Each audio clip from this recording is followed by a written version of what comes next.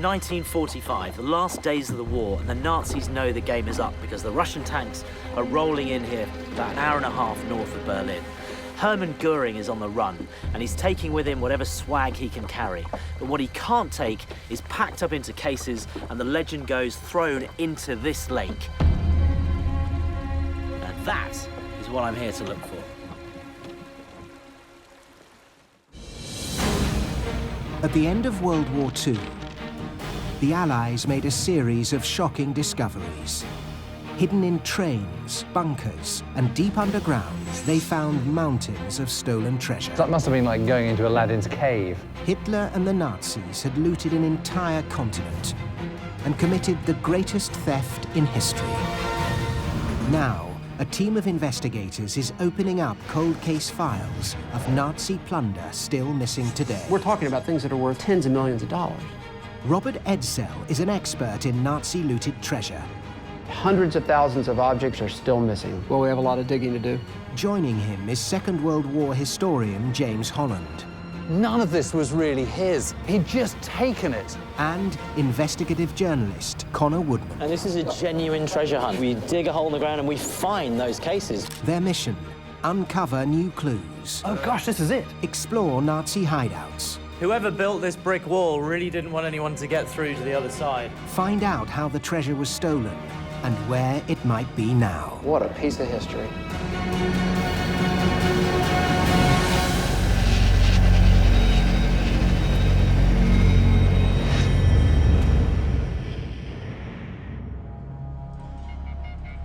The team is meeting at the headquarters of the Monuments Men Foundation, an organization that has found and returned dozens of looted Nazi treasures to their rightful owners.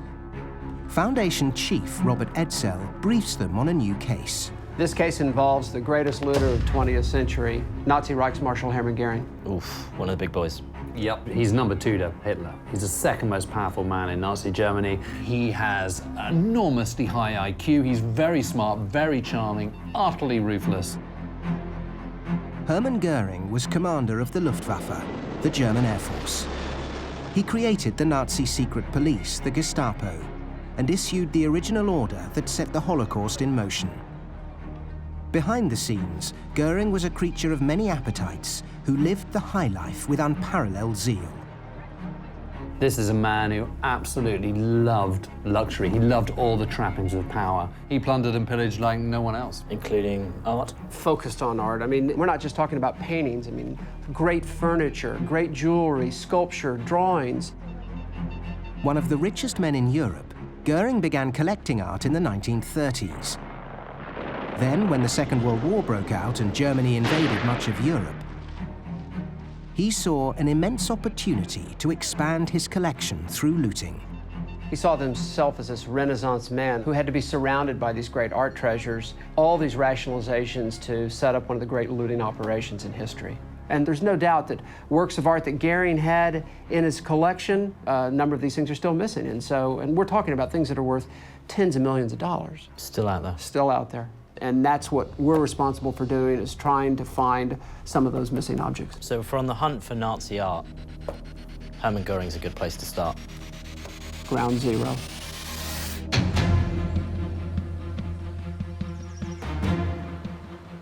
Connor Woodman is in Germany, on the trail of Hermann Göring's plunder. I'm about an hour and a half north of Berlin on my way to Carinhall, which was Göring's country retreat and hunting lodge. It was also the centre of his looting operation. There's a guy called Jeroen who describes himself as a treasure liberator, and I'm hoping he's going to be able to shine a bit of light into what happened to Göring's art at the end of the war. Connor's here to uncover any clues pointing to the missing treasures Göring looted, 70 years after they disappeared. Carinhall is a hard place to find. The structure is long gone, and authorities discourage exposure of the site for fear it will become a neo-Nazi shrine. But Connor's meeting Jaron Savore, who knows where the last remnants of Carinhall can be found. Jaron. How are you doing? Oh, good. Careful not to slip. I've already slipped and hit my head. Is it bleeding? Let me see. Oh, yeah, you have a little bit of a cut there. That's a good beginning. So You're bleeding for us. Jaron has found Nazi treasure before. In 1999, he recovered 40 uncut diamonds believed stolen from Jewish victims of the Holocaust and buried in a forest in France. Now he's turned his attention to the lost treasures of Carinhall. I would think it's about at least another 10 or 20 meters. Not much of Göring's country estate survives. Look, we got something over here. That's man-made, brick, some sort of construction, isn't it? Look. Yeah, definitely. That's man-made. That's an old part of Carinhall. That's a bit old part of Carinhall. That's what's left. When you said to me, let's meet at Carinhall, yeah, this isn't what I was expecting.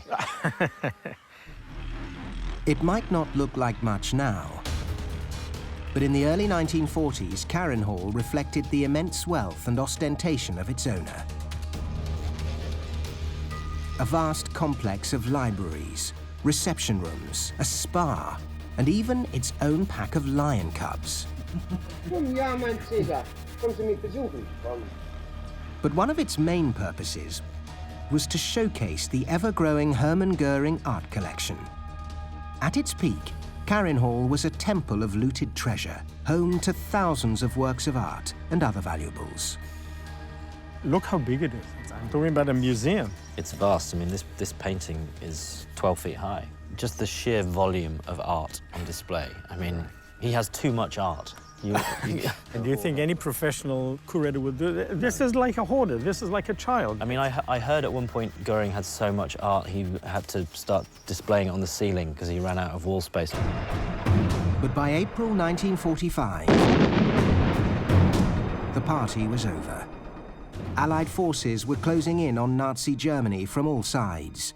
Göring couldn't stand the idea of Carinhall falling into the hands of the Red Army.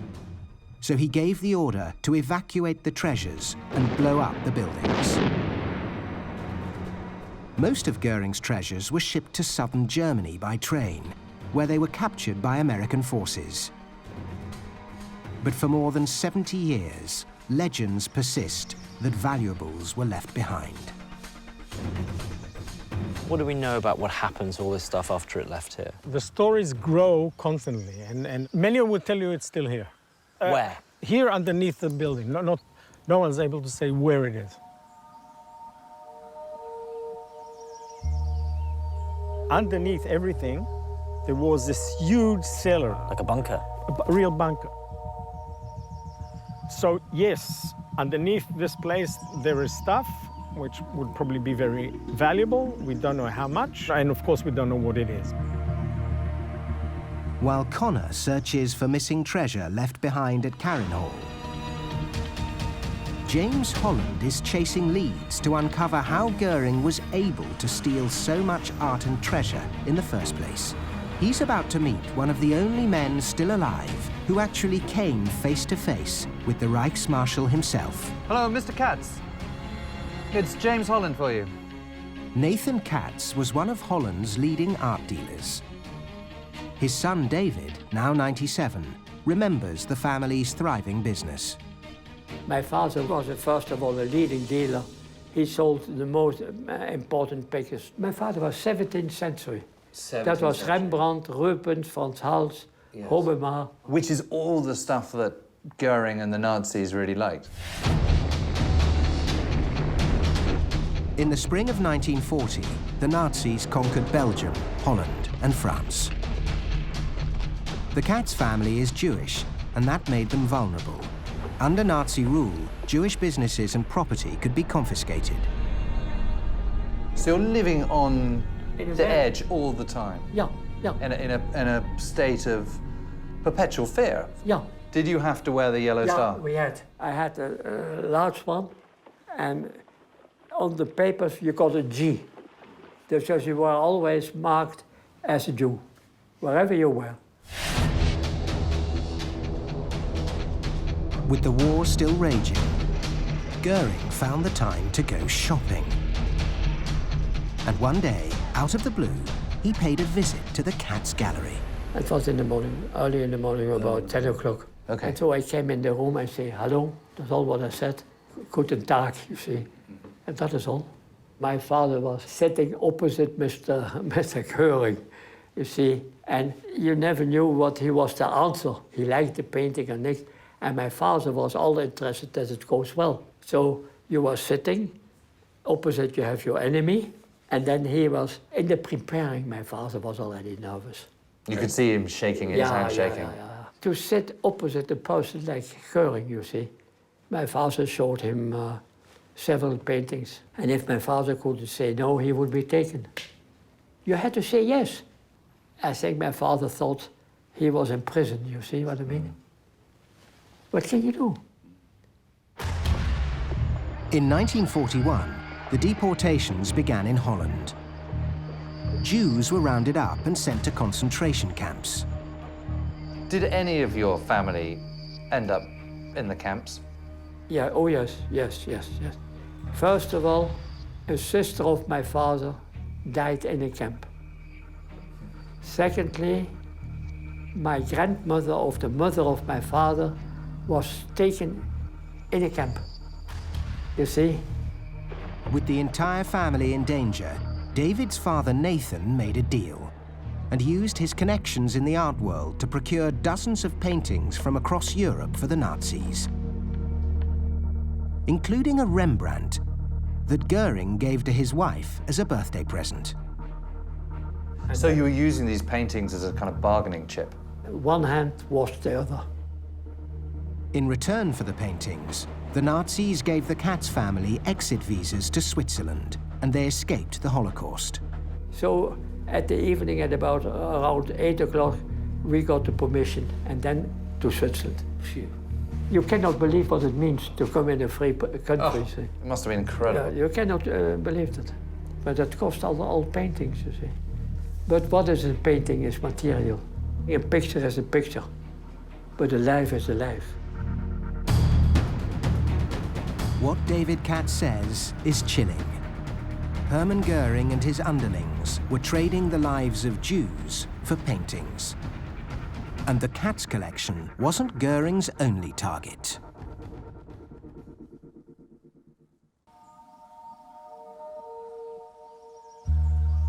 The team is on the hunt for artwork looted by Field Marshal Hermann Göring, the second most powerful man in Nazi Germany. Now we're looking for an entrance to the underground bunker, which is either a bunker or a living museum, but we need an entrance. Investigative journalist Connor Woodman has teamed up with Nazi looting expert Jaron Savore to comb the ruins of Göring's once lavish estate in search of any remaining traces of his looted treasures. Before the end of the war, Hermann Göring crammed this vast complex with mountains of treasure. Paintings by masters like Botticelli and Rembrandt, hundreds of sculptures and tapestries, collections of gold, silver, and precious gems, a hoard that would be worth billions today. This is interesting, Jaron. What's this? This would have been one of the chimneys. One of the chimneys coming up from the bunker. As you see, it's totally imploded. Not much is left of Carinhall because Göring ordered it blown up at the end of the war. I mean, there's debris everywhere, isn't there, of evidence of a construction. But Jaron believes sections of the bunker may have survived. Underground rooms that could have housed parts of Göring's looted collection. What I know is he built Carinhall where the two lakes meet on the spit of land between the two. Right. So the fact that we can see one lake over here and the other lake over there, right. we're in the right spot. Exactly. There's a little hole there. Right. And there's another small hole there. That's a really small hole. I get in, I get stuck like Winnie the Pooh, you won't be able to get me out. Plus, So it's me then. listen, I'm not scared of Germans, not scared of Nazis. This will kill me. You think this goes all the way under Carinhall? Yes. Right, I'm gonna keep my phone because it's got a torch on it. Better you than me, my friend.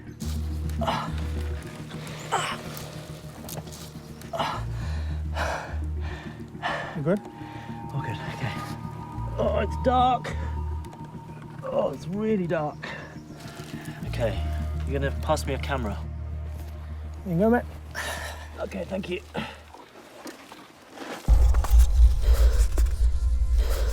Okay, so I'm wriggling down this hole. I've still got the ceiling pretty close to my face, and it's starting to open up a little bit. Okay, I'm in. How big? Can you stand? No, I can't stand, but I can crouch, maybe. I can see a huge tyre down here you're on. Again? A huge tyre, like a big truck tyre. I guess something used for transporting stuff, maybe.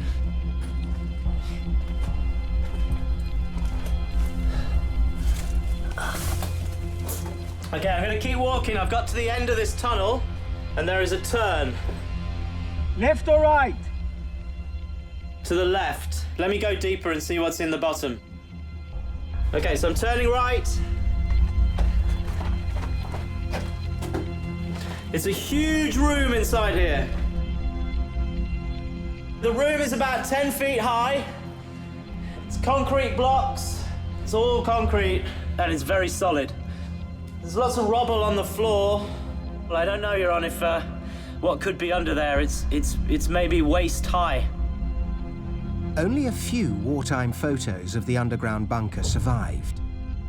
They show the Reichsmarshal Göring operating his elaborate model train set, complete with elevated tracks, mountain artillery, and Stuka dive bombers. It was also somewhere in this bunker that Göring kept his lion cubs. What is this? This is like it's like a small door. I don't know what would have been kept in there.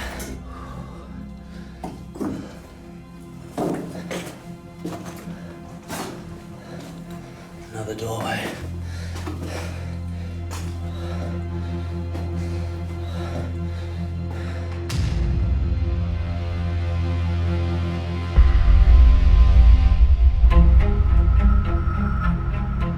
James Holland has followed the trail of Göring's looting spree to Amsterdam. He's meeting historian Gerard Alders outside a building that once housed the priceless collection of one of the nation's most famous art dealers, Jacques Houdsticker. So Gerard Göring is coming here really soon after the Dutch surrender. Yeah, about 5 days after the Dutch surrender, he is here to have a look at the Houdsticker collection. Göring had his art spies all over Europe, so he knew what was in stock here in this gallery. At the time of the war, the Houdsticker Gallery housed some 1,400 works of art that included masterpieces by Rembrandt, Rubens, and Hans Memling. For Göring, it was an irresistible target, even as the fate of Europe hung in the balance. You would have thought that, you know, as Commander-in-Chief of the Luftwaffe, with a major campaign still ongoing, that he's got slightly more important things to be thinking about. Things to do, yeah. But that's what he did all the time, actually. He always made detours to visit an art dealer or a depot where he could get his paintings. And he was very eager to get this collection. And I even have a picture here of Mr. Göring leaving the Houdsticker collection. With it's unmistakably the same place, isn't it? But he looks very, very satisfied, actually, knowing what is waiting for him. Yes. So satisfied. Yes, he looks like the cat Waiting who's that got he the is, cream. Yeah, absolutely. That's, yeah. The war was still in its early stages, yet Göring was already well on his way to building a private collection of historic proportions. Although he could simply take whatever he wanted at gunpoint, Göring often opted to pay at least a nominal fee, and sometimes more. He was obsessed with maintaining the public image of a wealthy connoisseur, and not a common thief. As the war went on, he enlisted a network of European agents to assist in finding collections to plunder. One of the most notorious was former German banker Alois Miedel. Miedel was a German citizen who lived here in the Netherlands since 1932. He had a bank in Amsterdam. He had mines in the Dutch East Indies, and very much interested in the art business. Miedel saw a great opportunity in the chaos of war. He coerced the Houdstickers to sell their entire estate to him for a knockdown price, threatening they would be deported and their property confiscated if they did not agree. So while Göring walked in and purchased the paintings for a ridiculously low price, Miedl in turn bought both the Woodsticker Gallery and the rest of the family properties for a pittance. Oh gosh, this is it? Of this. So there is a formal contract written out? Yeah, the collection was worth about 6 million guilders at the time, and he got it in the end for 2 million, so that's a third of the price. What kind of pictures are we talking about here? Cranach's. Yes, because Cranach is Göring's favourite, isn't it? Yes, the old master paintings he was very fond of. Altogether, it were, I think it were about 1,300 pieces in the Goldsticker collection. He bought, I think, maybe 600 or 800. But that still leaves Miedl with a good old load of amazing paintings. Yes. In today's art market, the value of the Woodsticker collection stolen by Göring and Miedl would be worth hundreds of millions. So Göring's happy, Miedl's happy. The only ones that aren't happy is the Woodsticker family. Their entire collection and estate effectively fleeced from them. Their collection was sold, so no, they were absolutely not happy. And there's also an entire paper trail here. I mean, it's legitimizing something that's not really legitimate at all.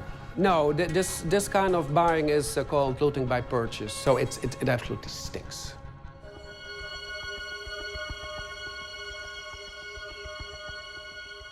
Jaron and Connor have gone underground in their search for Göring's loot. This mysterious bunker somehow survived the demolition in 1945.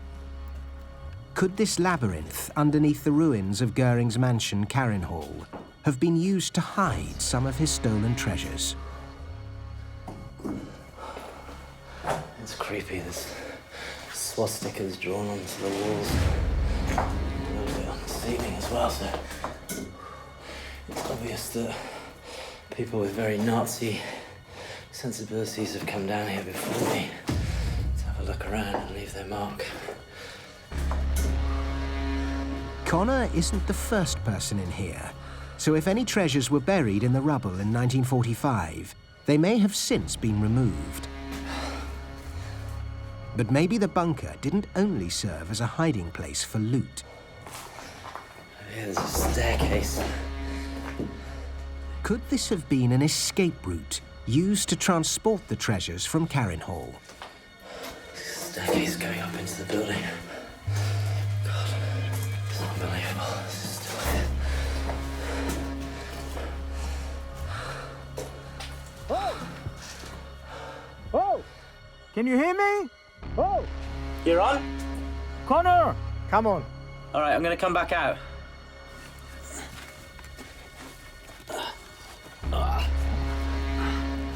Oh my God. Oh, it's good to see you. It's good to see you. You good? I'm good.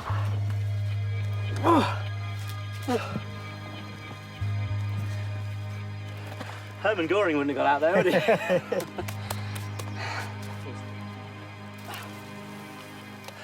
Good day's work, yes? And you're clean and nice. A good day's work, yeah. So I mean, drink? it's fascinating to see that because I thought it was all gone. So the corridor as you go down is maybe this wide. And where were the steps? You go through a big room first. The big room is... Big as how big? It's 10 meters across, maybe 15 meters Ooh, long. it's huge. It's a big room. Huge, and the So it's a hall? Yeah, it's like a hall. And then through that door, then turns left, then turns right again, then a staircase coming up. Might be a hole. So you found the staircase into our friend Göring's hidden place. That's well done.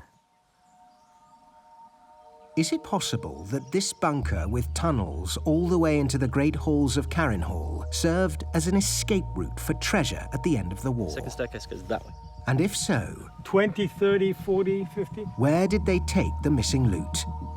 The answer may lie in a local legend about Nazi treasure lying at the bottom of a lake.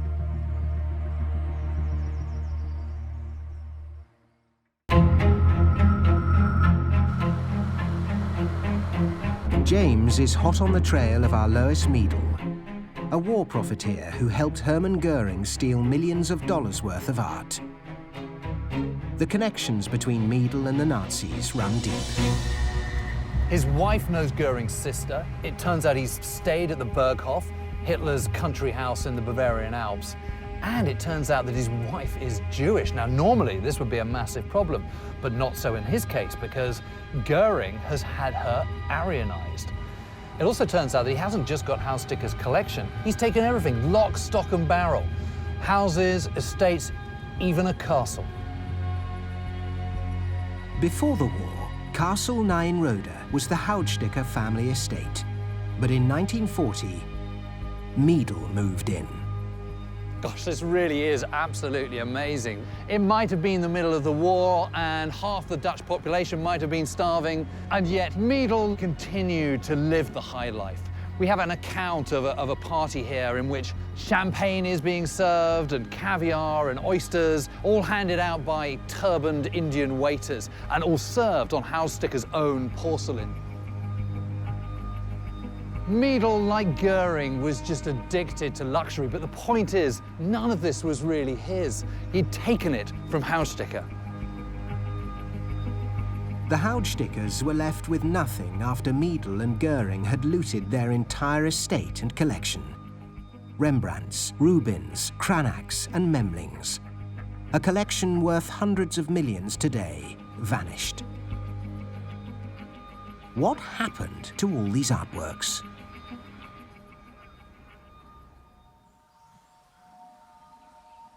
We have to actually travel, I would say, in that direction. Connor is on the hunt for priceless treasures possibly smuggled out of Göring's lavish country estate at the end of the war. Treasure hunter Jaron Savore has brought him 45 kilometers away to the shores of Lake Stalpsearch. It was here in the 1980s that the East German secret police conducted a top-secret recovery operation based on reports that boxes of gold from Carinhall were dumped in the lake. The legend was that Hermann Göring sent his treasure to be dropped in the lake. And the story is that on the 3rd of April, 1945, a truck arrived in the early evening hours. The truck, driven by an SS officer, stopped on the shores of the lake, and 3 prisoners were ordered to load a rowing boat. They load one of these boxes on the rubber boat, and they start rowing. They get to a certain point, then he orders them to drop it into the lake, and they do it 3 times. 1 box, 2 boxes, 3. When they come back on the 3rd time, the officer kills all the 3 men.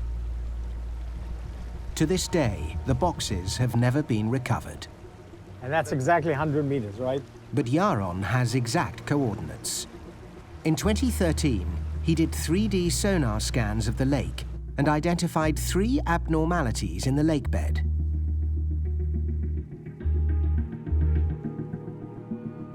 Connor is going to dive to find out whether these are connected to the lost boxes. I mean, realistically, what am I looking for? 3 boxes the size of a coffin, about 2 or 3 meters in the sediment. But since the sediment is very light, it'll probably come up. If you hit the right spot, immediately.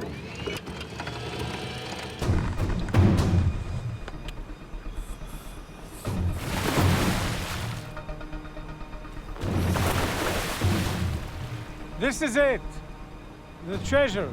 Good luck.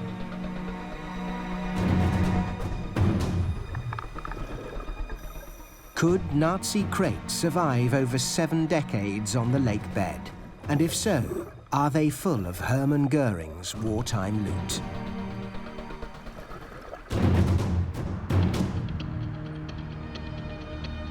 To dig up more clues about the missing artwork stolen by Göring, Robert Edsel has tracked down the heir to the Hausssticker collection. In 1940, facing persecution as Jews, Jacques Hausssticker and his wife Daisy abandoned their massive art collection and fled Holland with their 2-year-old son. Today, that boy's widow, Marie von Seyer, lives in Manhattan. The story of how the Haussstickers escaped still haunts her. They made the last ship, the Bodenkrat, on the way to England and then America. Refugees, it was packed. They had to turn off all the lights because they were afraid that the ship would be bombed. So Jacques decided to leave his wife and son to get some fresh air, went up on deck and fell into a hole, broke his neck and died. Daisy, of course, didn't know it for hours. She was getting frantic, and they searched and searched. So it was horrible. Jacques Houdsticker was just 43 when he died aboard the ship. And as James learned in Amsterdam, Göring's partner in crime, Alois Miedel, took full advantage of his tragic death. He certainly was one of the bad ones. Tell me about what you know about him. He sold Jacques' paintings and made a lot of money.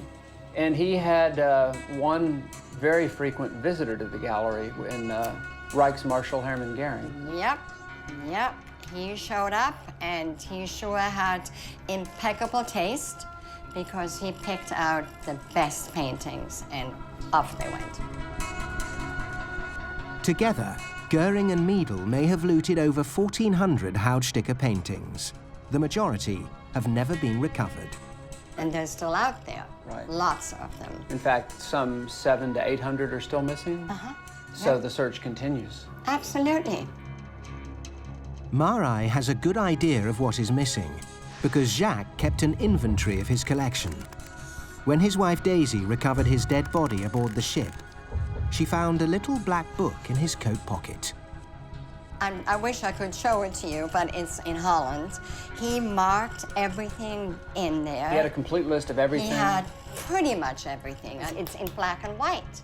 It's right there. Is there one work in particular that you'd like to recover more than any other? There are a couple of Rubens out there and a Rembrandt. But you know, even the little ones that have our provenance, that have our seal, the Houdsticker seal, they have to come back.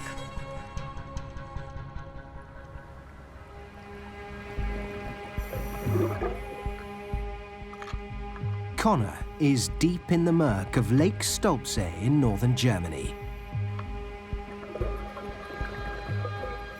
searching for 3 crates that could contain looted treasure from the Second World War.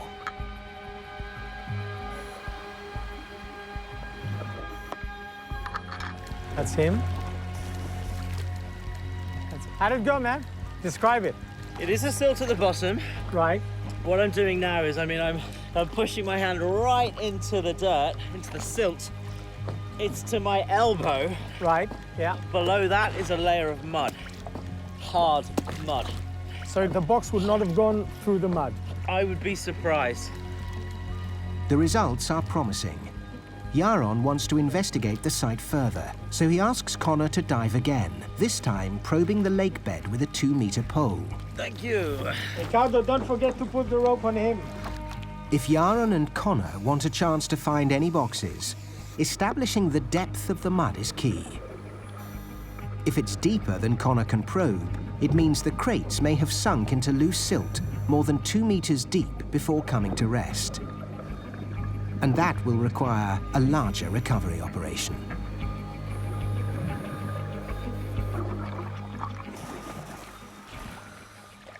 So? How did it go? How did it go? I am sorry, Your Honor. Deeper? All the way in. All the... You can see the crap on the bottom of the pole. Now I'm thinking, if a box has gone in there, yeah, it could have gone deeper, especially if it's heavy, if it's full of something heavy like gold, and it's a heavy box, over time it could sink and sink and sink. I agree.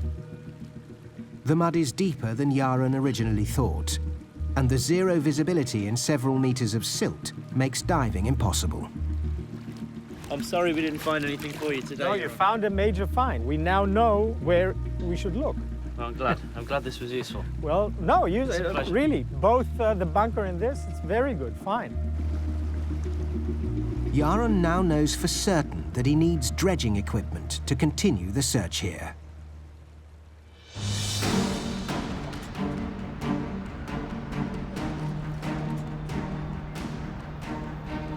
James Holland is on the trail of the stolen Houdsticker art and has come to inspect the black book that was discovered on Jacques Houdsticker's dead body in May 1940.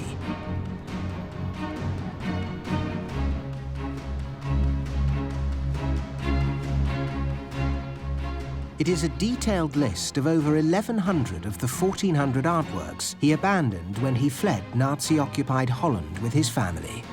Well, this is amazing. I mean, when you see this and you just see page after page of amazing works of art from world-renowned artists, I mean, it really sort of rams it home just how extensive his collection was. Goering's absolute #1 favourite artist was Cranach the Elder, and oh my gosh, here it is. 1, 2, 3, 4, 5, 6, 7, 8, 9, over the page, 10, 11 Cranach the Elders. If you're Goering, you can just see why his tongue is literally dropping out of his mouth at this. I mean, this is just about as exciting as it gets. And the interesting thing is, this isn't just a record of Haussticker's collection. This book is really a record of theft on a grand scale by Goering and Meadle. Now, I remember that there was a missing Rembrandt. Let's see. Oh, yeah, here we are. Here's Rembrandt. Here it is. 2286-2506. Heraclitus and Democritus. You know, it's sort of written down in black and white. This incredible work of art that has just been lost to the world. One of our jobs is to try and track them down and try and bring them back. If these paintings came on the market today, they would be worth millions of dollars. Where could Goering and Meadle have stashed so many priceless treasures? In June 1944, the Allies landed on the beaches of Normandy, and the invasion of occupied Europe in the West began. For Nazi top brass like Hermann Göring, the writing was on the wall.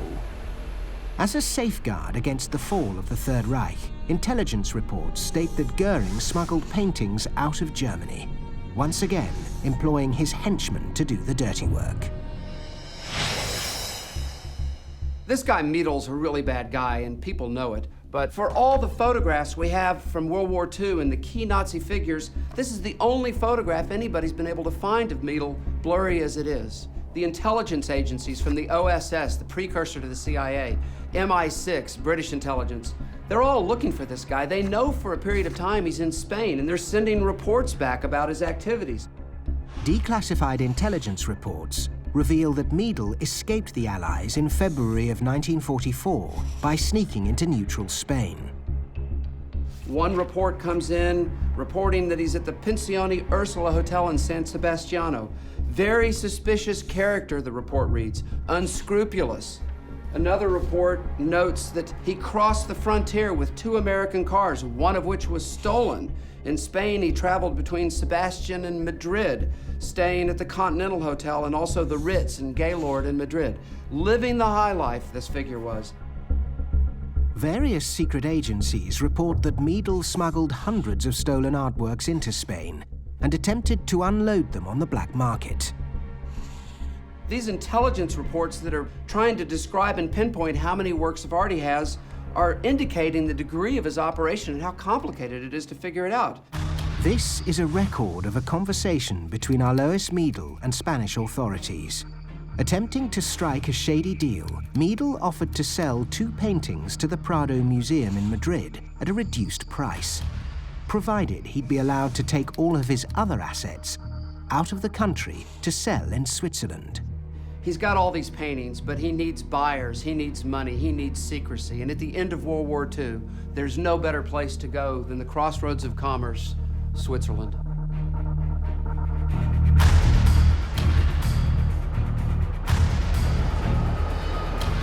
Connor is in Switzerland, chasing Alois Meadle, hoping to uncover whether or not he stashed looted art here at the end of the war. Thomas, hi. He's meeting with Swiss historian Thomas Baumberger. Do we have a sense of how many paintings were passing through Switzerland? Well, it must have been thousands. Switzerland was certainly the most important art market in Europe during the war. If there was a large number of paintings passing through Germany and ending up in Switzerland, where were they being stored while they were in Switzerland? Well, certainly some of the paintings were stored in bank vaults, some were stored with lawyers, some with the art dealers. I mean, after the war, the Allies suspected that the banks, some banks were hiding paintings, and they pressed with authorities to make an investigation, but it has never been done. It's possible that there are still the safe deposit boxes in banks that have not been opened for decades. Right, so we're on the trail of Meadle and the Hausssticker collection. Do we have any evidence that Meadle was doing dealings through the Swiss banks as well?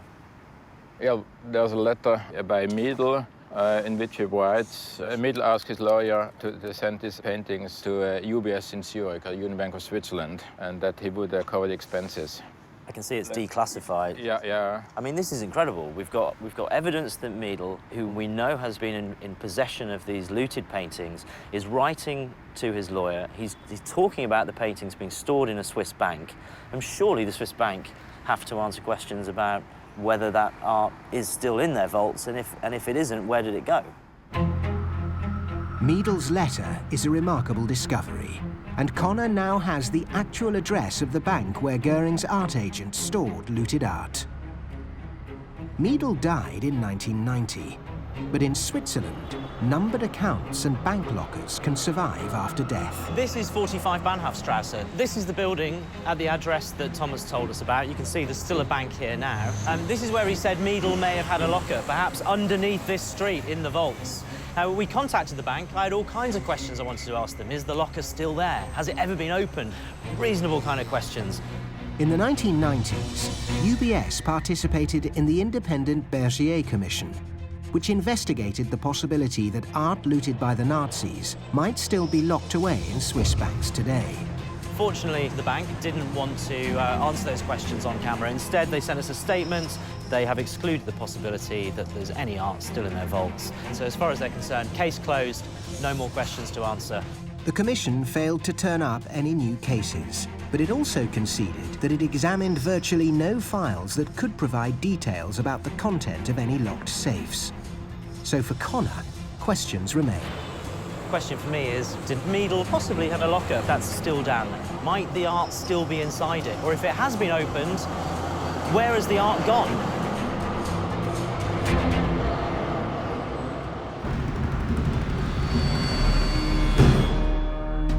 We know Miedl was doing business in Switzerland. He tried to sell paintings in Zurich. And it's entirely possible that some of his loot lies hidden inside some Swiss safety deposit box or vault somewhere. But according to Swiss law, 60 years have to pass from the time of his death before officials can make that determination. And he didn't die until 1990, so that's 2050. That's a long time to wait. In fact, it's too long. Hundreds of the Houtsticker's stolen artworks are still to be found. But recently, there was an extraordinary breakthrough, and Robert's in New York to find out more. Jacques Houtsticker's daughter-in-law, Marie von Seyer, has something new on her wall. Well, this whole wall I call my angel wall. I love it. These are the 4 angel paintings by Hans Memling. Hermann Göring looted them in 1940 and gave them to his wife, Emmy.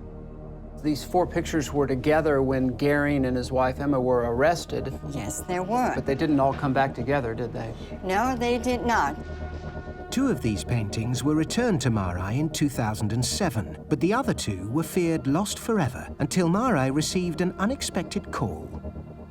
We received a phone call at an auction in Portland, Maine. These 2 were discovered, and sure enough, they were part of the Hautsticker collection, part of the 4 that disappeared. And the people that owned these 2 and brought them to the auction house returned them to us without any issue. This is the first time all 4 paintings have been shown on camera. 4 paintings that epitomize the dramatic journey taken by so much art stolen by Göring and the Nazis. Wow. A remarkable moment, this picture that went through Jacques Houtsticker's gallery into the hands of Hermann Göring, number 2 man in the Nazi Party, to his wife, into the hands of American soldiers, and now, all these years later, back home. Back home, I know, I could cry.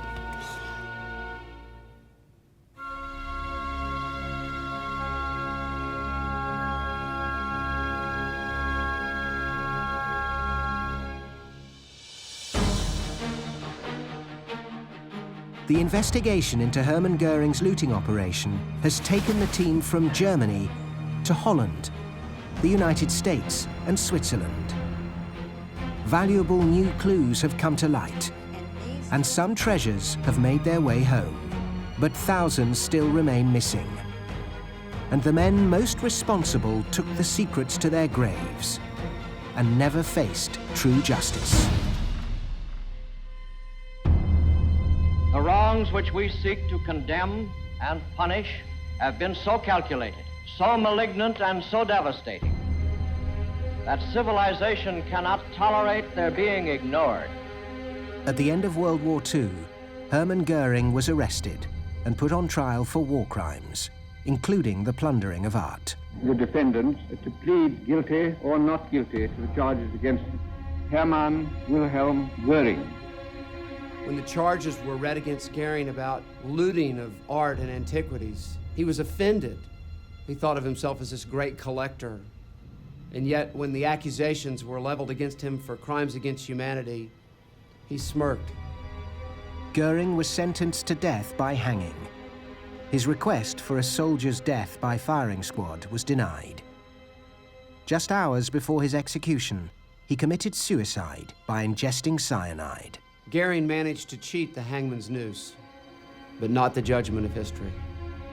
Thousands of his looted art treasures were found in caves, castles, and bunkers, but the majority of the Hauptstücke collection remains missing. A 70-year cold case now has new leads. We're working hard to pursue those leads and contribute to the recovery of these works of art and get them back to their rightful owners. The hunt continues.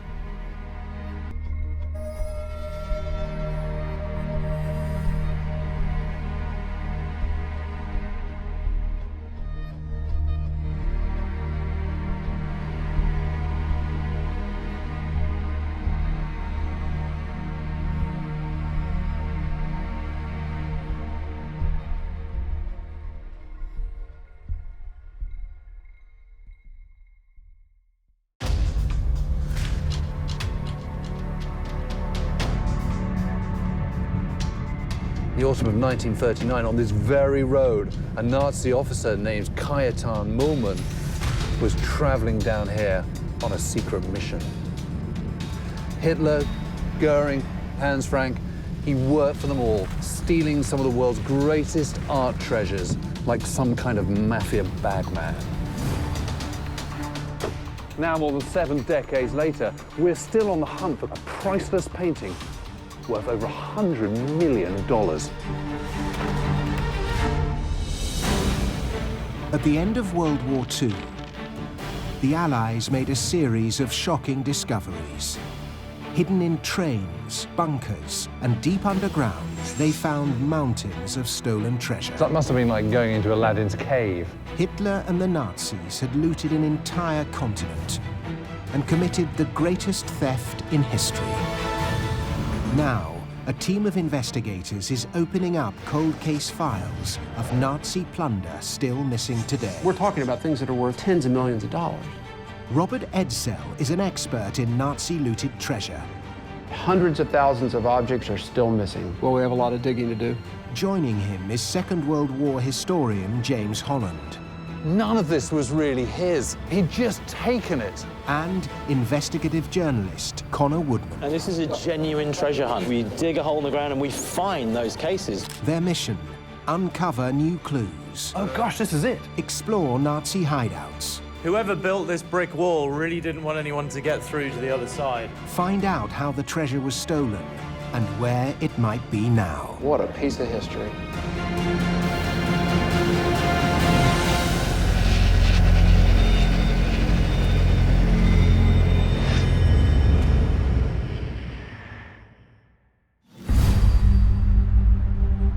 At the headquarters of the Monuments Men Foundation, an organization that has found and returned many Nazi-looted treasures to their rightful owners, founder Robert Edsel and art and restitution expert Dorothee Schneider reopen a cold case from the outbreak of the Second World War. So this is what we have on Poland, Robert. At the heart of the investigation is the Nazis' systematic pillaging of Poland. Ich liebe Deutschland! I think like 90% of their cultural treasures stolen. I mean, I don't think any country in Europe was looted more extensively than Poland. On September 1st, 1939, German troops invaded Poland. Hitler's plans were brutal. Seize Poland's territory. enslave its people, destroy its culture, and plunder its treasures. Within days of the country's surrender, the Nazis stole one of Poland's most valuable works of art. Portrait of a Young Man by Italian Renaissance master Raphael. It is still missing today. And it's the focus of our investigation to find the most important painting missing since World War II. To solve this 70-year-old case, historian James Holland heads to Krakow in southern Poland. This city was the home of the Raphael when the Germans invaded Poland. I've never been to Krakow before, but as a historian, I associate this place with Nazi oppression, with the ghetto, of course, and the Holocaust. Yet this place was also the cultural center of Poland, and as such was a prime target for the Nazis for the systematic pillage of art. And right at the very top of the list was the Czartoryski collection. At the start of World War II, the Czartoryski Museum boasted one of Poland's most important private collections of art. So, Agatha, this is an amazing place. When was it created? It was formed at the end of 18th century by Princess Isabella Czartoryska. The crown jewels of the Czartoryski Museum were known as the Big Three: a Rembrandt, a Leonardo da Vinci, and a Raphael. Today, these rare masterpieces are valued at approximately $500 million. Now, Agatha, I know that of the big three, the one that's still here is the Rembrandt. Yes, it is. Is it possible to see that? Yes, please follow me. Thank you. Oh, gosh, it's just here. Yes. Landscape with a Good Samaritan by the Dutch master Rembrandt was stolen by the Nazis during the war. It's stunning, isn't it? That's beautiful. Lucky that he survived in this state of preservation. The Rembrandt and the Leonardo were recovered in 1945, but not the Raphael. And here you've got the print of the portrait of the young man. Yes, probably the famous missing young man in the world. So in 1939, the actual painting would have been in this frame? Yes, the pictures were taken from their frames. Yes. Packed carefully and taken to their property in the countryside. With war on the horizon, the Czartoryski family evacuated the paintings to a secret location in rural Poland. This would be the beginning of an extraordinary wartime journey for the Raphael. You're Polish, and this belongs in Poland. What would it mean to you to have this back? Enormous joy, pride. I think in a symbolic way, recompensation for the victims of the war in the area of culture. To discover where the painting might be today, the team must retrace the Raphael's wartime journey. James sets off to the Polish countryside. In Dallas, Robert and Dorothée gather information on the Nazi chosen to spearhead the theft. There they are, the big three of the Czartoryski collection. Hitler wants them, Hermann Göring wants them, and they make the decision to send in this SS officer, Kajetan Mollmann. The Nazis dispatched SS officer and art historian Kajetan Mollmann to Poland. His mission? Plunder the nation and ship the finest works of art back to Hitler and his greedy deputy, Hermann Göring.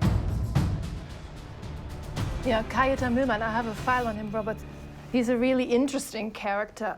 There's a great quote here. It's from a Dutch report from after the war. Kajetan Mollmann is obstinate. He has no conscience and does not care about art. He's a liar and a vile person. October 1939, days after Poland fell. Kajetan Mollmann learned the big three were hidden in the Czartoryski family's country estate. I'm about 2 hours east of Krakow at the moment, driving through a pretty bleak and snowy Polish landscape. I'm looking for a place called Perkinie, which was the country estate of the Czartoryski family.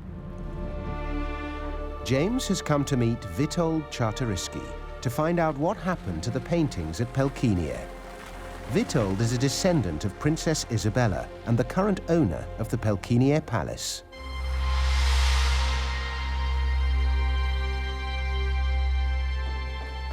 Witold, this is a wonderful place. So what's the story of this house?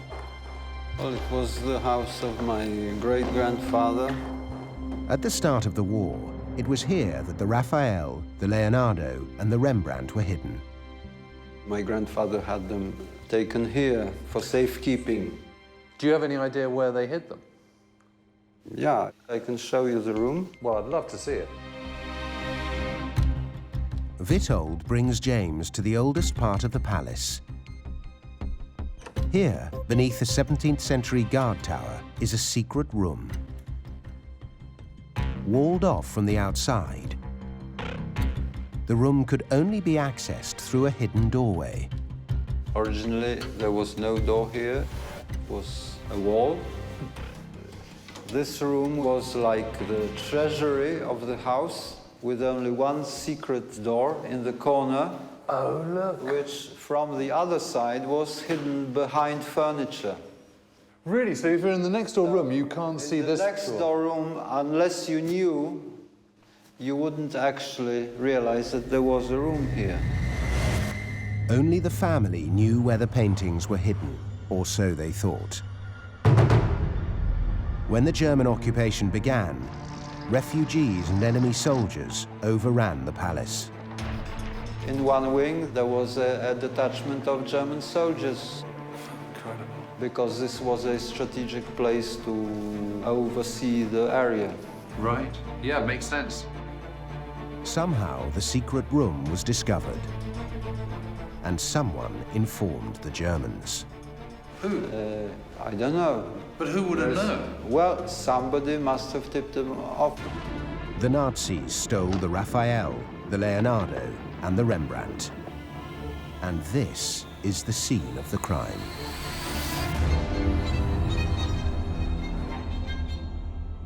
The Raphael. Do you think it's still out there? I'm sure it is.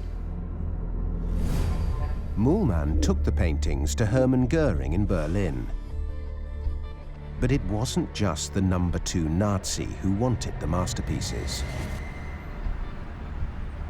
Hans Frank, the Governor General in Krakow, wants the paintings back there and orders that Muhlmann bring them back down to Krakow. It doesn't end there because Hermann Göring wants them back in Berlin. Frank gets livid and orders them brought back to Krakow. Back and forth like little boys fighting over marbles, all spending time away from the war effort, all focused on these 3 pictures. And it really goes to show, I mean, the power and magnetic appeal of these paintings. For more than 2 years, top Nazis bickered over the masterpieces. In 1943, Hitler finally sent the paintings back to Poland. James returns to Krakow to meet the son of a top Nazi who held on to the paintings for the rest of the war. Hans Frank's youngest son, Nicholas. My father could be very funny. He was really entertaining, but he was also a big coward. He was a mass murderer.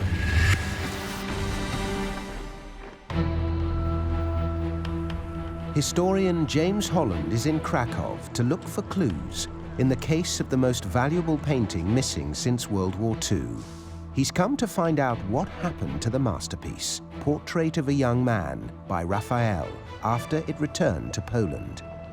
This is the mighty Wawel Castle, which until the end of the 16th century was home to the kings of Poland.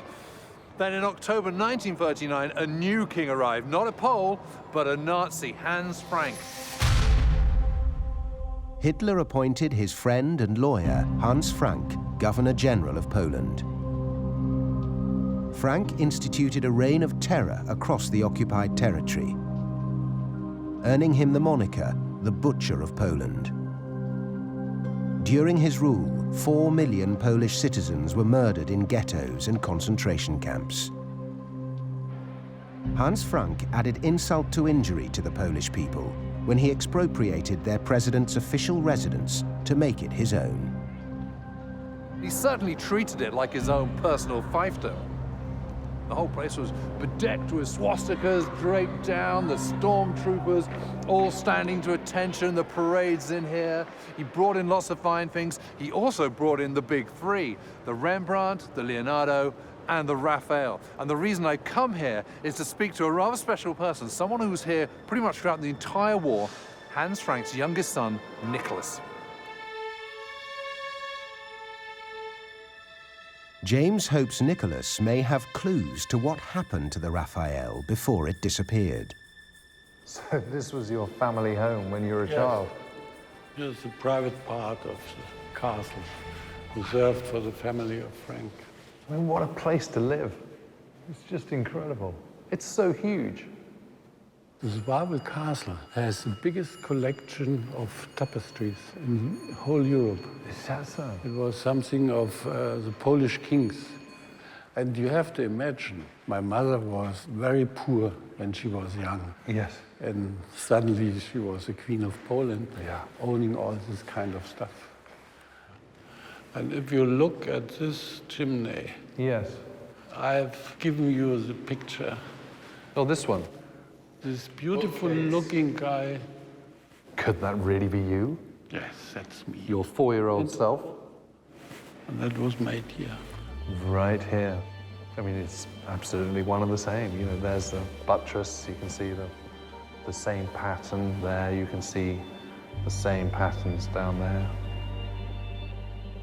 My mother ordered to have this picture to send it to Hitler, because my father wanted the divorce.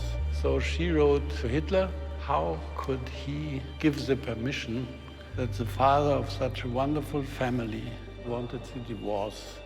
And Hitler said, I will not give the permission for the divorce. Bridget and Hans Frank surrounded themselves with luxury and fine art, while outside the castle walls, the Polish people lived in fear and deprivation. He killed his conscience with luxury. One of Hans Frank's favorite works of art was Leonardo da Vinci's Lady with an Ermine. Frank hung the masterpiece in his private apartments above a hot radiator. This boorish gesture elicited a serious reprimand from Cajetan Mühlmann. Gosh, look at that. I think that's just perfection. Absolutely magnificent. I feel like I'm standing before greatness. Look, it's just perfect. Completed at the end of the 15th century, Lady with an Ermine is one of the rare female portraits by da Vinci. I mean, it's one of the greatest works of art I've ever seen. Not for me. I nearly hated this painting. Why? Because it's a mixture of dealing at the same time with the behavior of my father and knowing that he was a mass murderer. He was a cultured killer.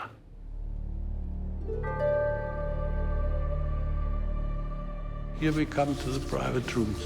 This was his bedroom? Yes. As far as I know, I'm not sure, but I'm sure of his bathroom. So you remember this room? Yes, because it was the only close scene which happened between my father and me. He was shaving, and I was coming in, pop, pop, pop, pop, pop, and he took a little spot of his foam and put it on my nose. That was the happiest scene I ever had with my father. Really? It happened here. And I always think, what did he think? Shaving himself in the morning, knowing that the Jews had been driven to the concentration camps.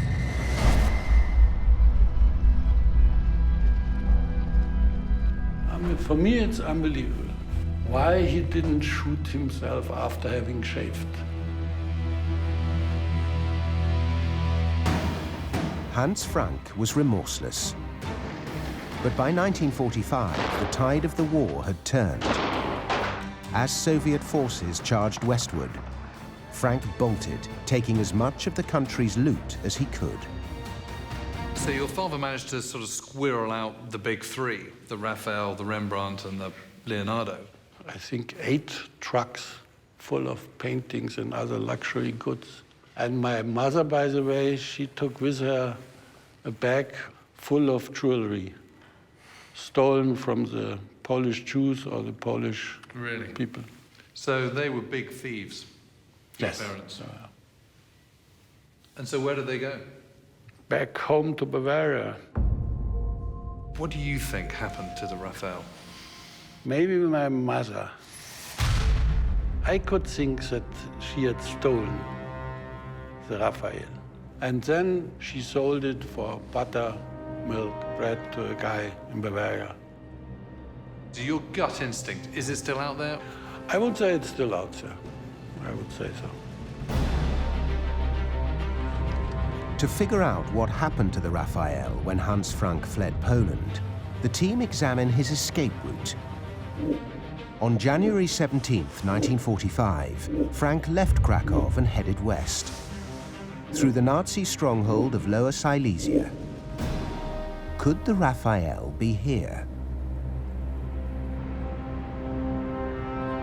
So Lower Silesia is right about here, north of Krakow. I mean, today it's Poland, but at that point in time it was Germany. Yeah, according to this post-war report on Dr. Günther Grundmann, he was the provincial curator for Lower Silesia and responsible for finding storage for all the looted art that the Nazis took. During the war, Grundmann requisitioned more than 80 castles, monasteries and residences across Lower Silesia for the Nazis to store their looted art. The team learns of an archaeological dig at one of those sites, Grodno Castle.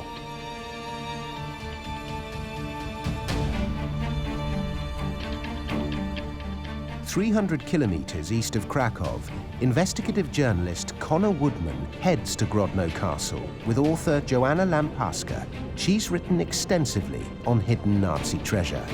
It is said that we have almost over 100,000 of treasure hunters in Poland today. Wow. Why do you think this part of Poland, Lower Silesia, is so popular for treasure hunters?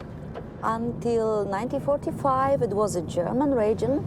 Germans, they stored a lot of beautiful things from museums, from churches, private collections here, because they believe it's gonna be safe and it stay in German hands forever. I know a guy who found a small gold bar in an oven in his palace. It was a year ago. And so do you think there is still treasure buried underneath Grodno Castle? Of course, I believe it. Okay. And a lot of treasure hunters want to find this treasure. Grodno Castle is a 700-year-old fortress steeped in legend.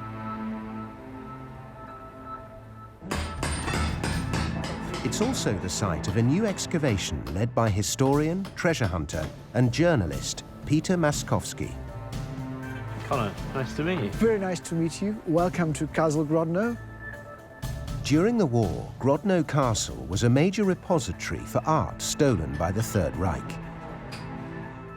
Peter and his crew of archaeologists, historians, and treasure hunters have started to excavate the cellar, looking for Nazi loot. What are you hoping that we'll find in this spot? The tunnel. A tunnel. The tunnel, yes. Since the Second World War, stories have circulated about a secret tunnel beneath Grodno Castle filled with Nazi treasure, gold, art, and perhaps even the Raphael. There is, of course, some witnesses. Witnesses that say they actually saw a tunnel? Some even seen this tunnel or even enter into this tunnel. Wow. Were you thinking this is a tunnel that maybe the Nazis could have used? I think this is a medieval tunnel used by Nazis by the end of the war. Peter and his team know they're onto something.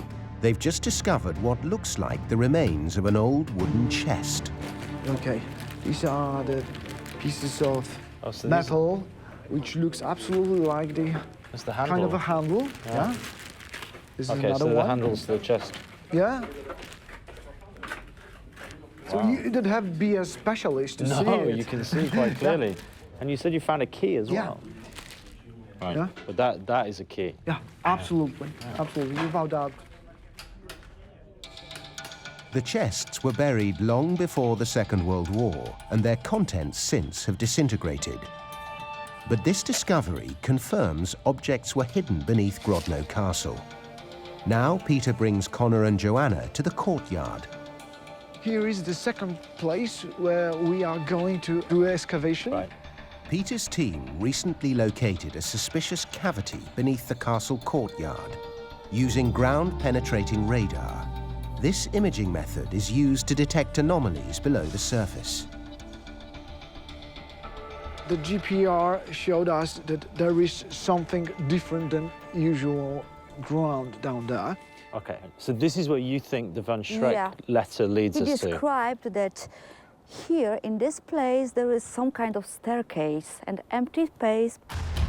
What's more, the existence of a tunnel is corroborated by a former German officer named Leonard von Schreck.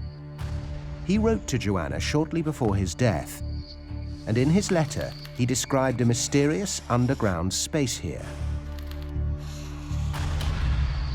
And they put two chests somewhere in this place, and he secured with explosives.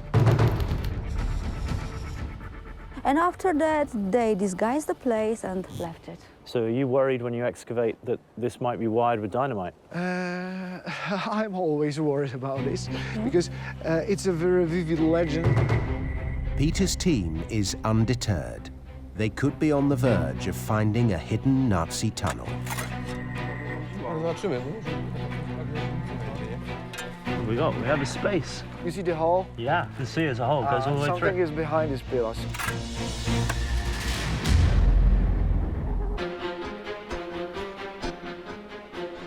In the hunt for the missing Raphael, investigative journalist Connor Woodman joins Peter Maskovsky's treasure hunting team to look for a tunnel below Grodno Castle used by the Nazis to stash stolen treasure. Here is the paths of the GPR. There are a few anomalies. Peter's team is encouraged by the data from the ground-penetrating radar. It shows a suspicious cavity in this spot. So we are digging pretty close to where that anomaly there is, this spot. Exactly.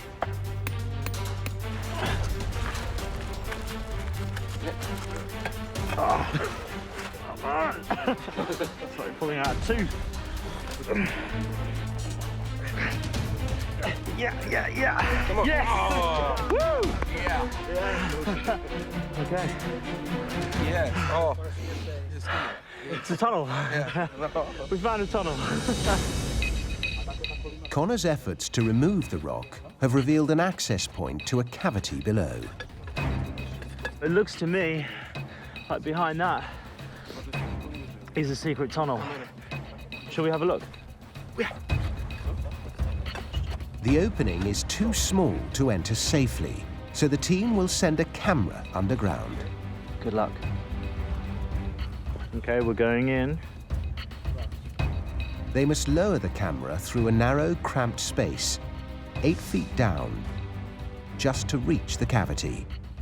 Then, the camera has to be angled to get inside the tunnel and reveal its contents. Wow, it goes all the way down. The camera has reached the top of the tunnel. So much concrete. But the sheer amount of concrete debris prevents it from getting a look inside. What about that crack there? Can you get through there? Connor and Peter adjust the angle of descent. There's a knack to this, isn't there? Yeah. No, it's blocked. But they hit a wall. Ah, it's frustrating! They just can't twist the camera far enough to peer inside the cavity. We can see it goes all the way down, but then it's hard to see where it goes. It's really hard to operate this camera. There is something behind there. Yeah, we will have to think how to break through. Peter's team isn't giving up. With the right equipment, they'll be able to clear all the rock and see what's inside the tunnel. 40 kilometers north of Grodno Castle, James is following an exciting new lead at Morava Palace, another residence where Dr. Gunther Grundmann stored looted art for the Nazis, including the Raphael. This place is absolutely crucial to our investigation.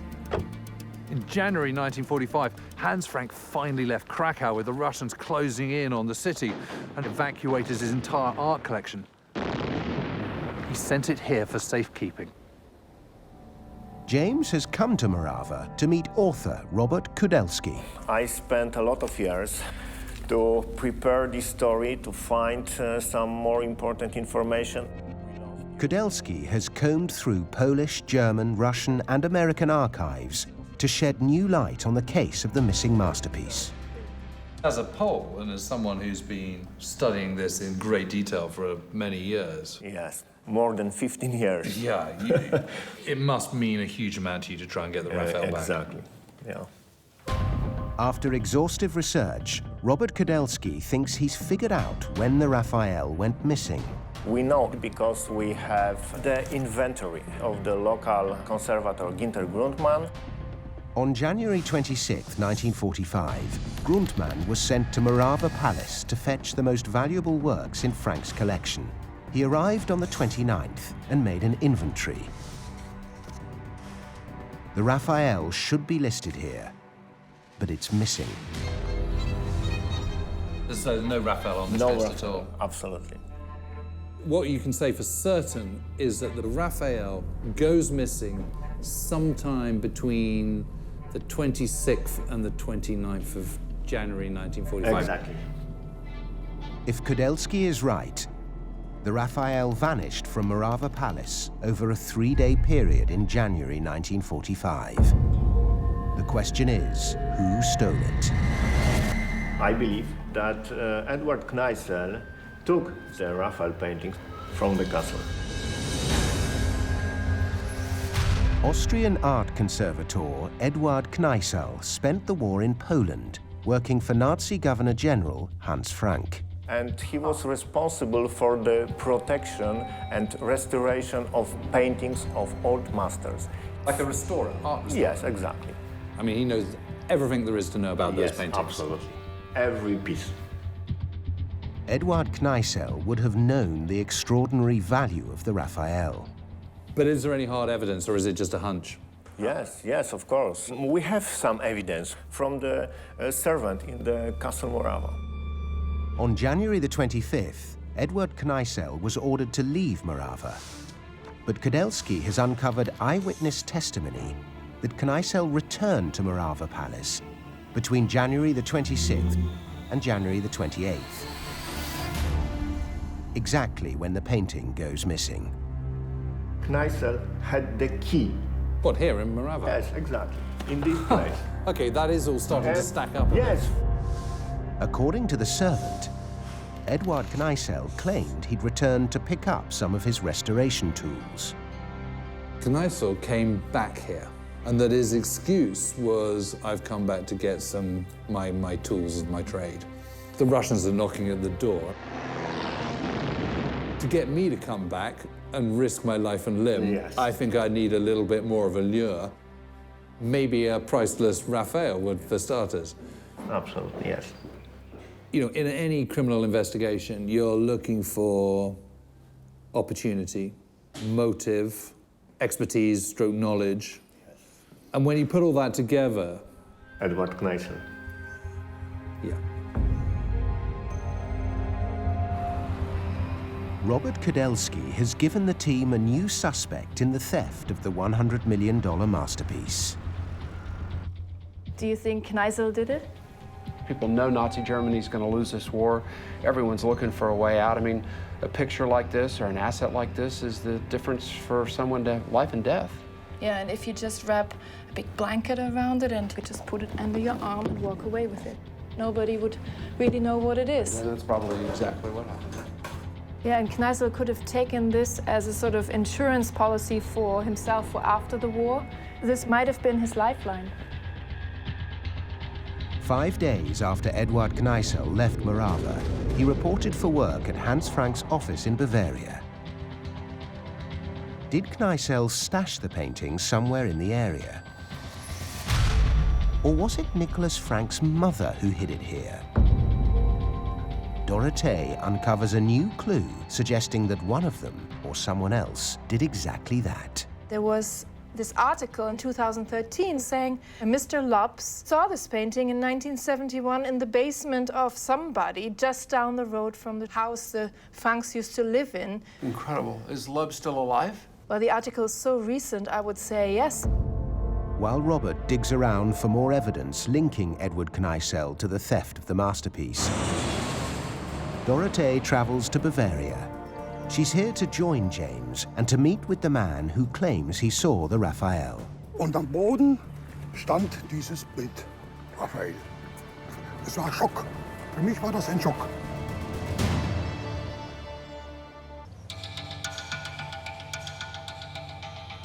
The search for the missing Raphael brings James to the mountains of Germany. After tracking the painting from Krakow to Morava, the team hones in on the small Bavarian town of Schliersee.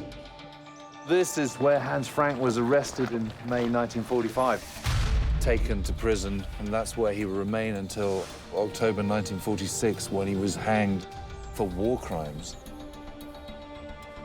When the Americans got here, they also found a number of those amazing paintings of Rembrandt, the Leonardo, but not the Raphael. At the end of the war, the US Army discovered large caches of Nazi-looted art around the Bavarian Alps. And all the evidence the team has gathered leads here, to the very same region. Bavaria is where Nicholas Frank suspects his mother could have sold the painting after the war. And then she sold it for buttermilk bread to a guy in Bavaria. It's also where Eduard Kneißl might have secreted the Raphael as an insurance policy for his family. Eduard Kneißl. After the war, he spent a few years in Bavaria. Whether it was Edward Kneißl or Brigitte Frank who smuggled the painting back to Bavaria, one of them likely sold the masterpiece just to survive the desperate conditions at the close of the war. And now, the team has a solid lead that the painting is still somewhere here. I'm on my way to meet Dorothy. She's found a gentleman called Mr. Lopes, who reckons he saw the Raphael in a basement somewhere very near here. In 1971, 26-year-old gun enthusiast Reinhard Lubs came here to sell some antique rifles to a firearms collector. So, Herr Lubs, you've got the most amazing story. Dorothy's told me a little bit, but just start from the start. Ich hatte 2 Karabiner zu verkaufen. Sagte mir, ich kenne jemanden, wenn der Preis stimmt, dann würde die beiden Karabiner dann kaufen. So he had these carabiners, and then Mr. Lubs said, "Can I see your collection of arms and armor and guns?" The guy said, "Sure." And Mr. Lubs went to the basement with the 4-year-old son. So the two of them went downstairs. Und dann haben sie zusammen sich den Keller angeschaut. Ja. Und am Ende, auf der Stirnseite dieses Kellers, war ein Vorhang. Und der Vorhang war halb offen und da waren dahinter Orden, EK1, EK2 und am Boden stand dieses Bild, Raphael. So Mr. Lopes was standing right in front of the painting, went down to really have a good close look, and the little boy stood next to him. Dann habe ich gefragt, warum? Ja, weil er eine Wärmflasche auf dem Kopf hat. And the boy said, "He must really be freezing." And Mr. Lopes said, "Why?" "Yeah, he has this hot water bottle on his head." And of course, he's got that velvet sort of slouch beret on his head, hasn't he? Yeah, we have it here. Und das ist die Wärmflasche. Also. So that's the hot water bottle right there, sort of hanging Well, it does down. look a little bit like one. And this is absolutely what you saw. Ja. I mean, that's absolutely amazing. Vor allem, nachdem ich eben 35 Jahre später den Bayern-Teil der Schongauer Nachrichten. Amazing story. Amazing. There is no doubt in Reinhard Loop's mind that the painting he saw in the cellar was the masterpiece Portrait of a Young Man by Raphael. I mean, it's clearly over 40 years now. But if we were to get in the car and have a look, do you think we'd be able to find it? Das ist wie die Nadel im Heuhaufen. It's a little bit like a needle in the haystack, but let's try it. Is it possible that the Raphael is here in this small Bavarian town? Do you remember the houses, what they looked like? Ja, es war ein altes Haus, ich nehme an, aus den 40er Jahren. Nichts Besonderes. But sort of simple like this, or... Kommt Ihnen das hier oben bekannt vor? We should probably ring some doorbells, shouldn't we? Guten Tag, verzeihen Sie die Störung. Dorothee wonders if residents might remember a collector of historical firearms. She said maybe in the next street down. Oh, it's frustrating, isn't it? It's such a tantalizing lead, and yet we can't pinpoint the house. While Dorothee and James continue to look for clues to the Raphael's whereabouts in Bavaria, Robert arrives in Vienna, on the trail of one of the suspects in the case.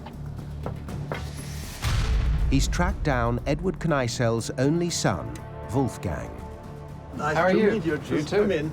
Robert is here to find out if Wolfgang Kneissel knows if his father, Edward, took the Raphael. Wolfgang, tell me how your father came to be in Poland. When Hitler came to Austria, all government employees were automatically member of the Nazi Party. But my father refused to go to certain demonstrations, and he was transferred as a punishment to Krakow. He was by special order, he had to go to Dr. Kajetan Mühlmann. Kajetan moment. Yeah. For much of the war, Edward Kneissel's job was to restore the art the Nazis had looted in Poland. This included all the paintings in Hans Frank's collection. Did your father ever do any work on the Leonardo or on the Raphael? Probably. I didn't ask him, but he was very aware of those paintings. Edward Kneissel knew the paintings well, and he knew the Raphael was left behind at Morava in January 1945. Raphael. Robert is here to corroborate the evidence. He packed it.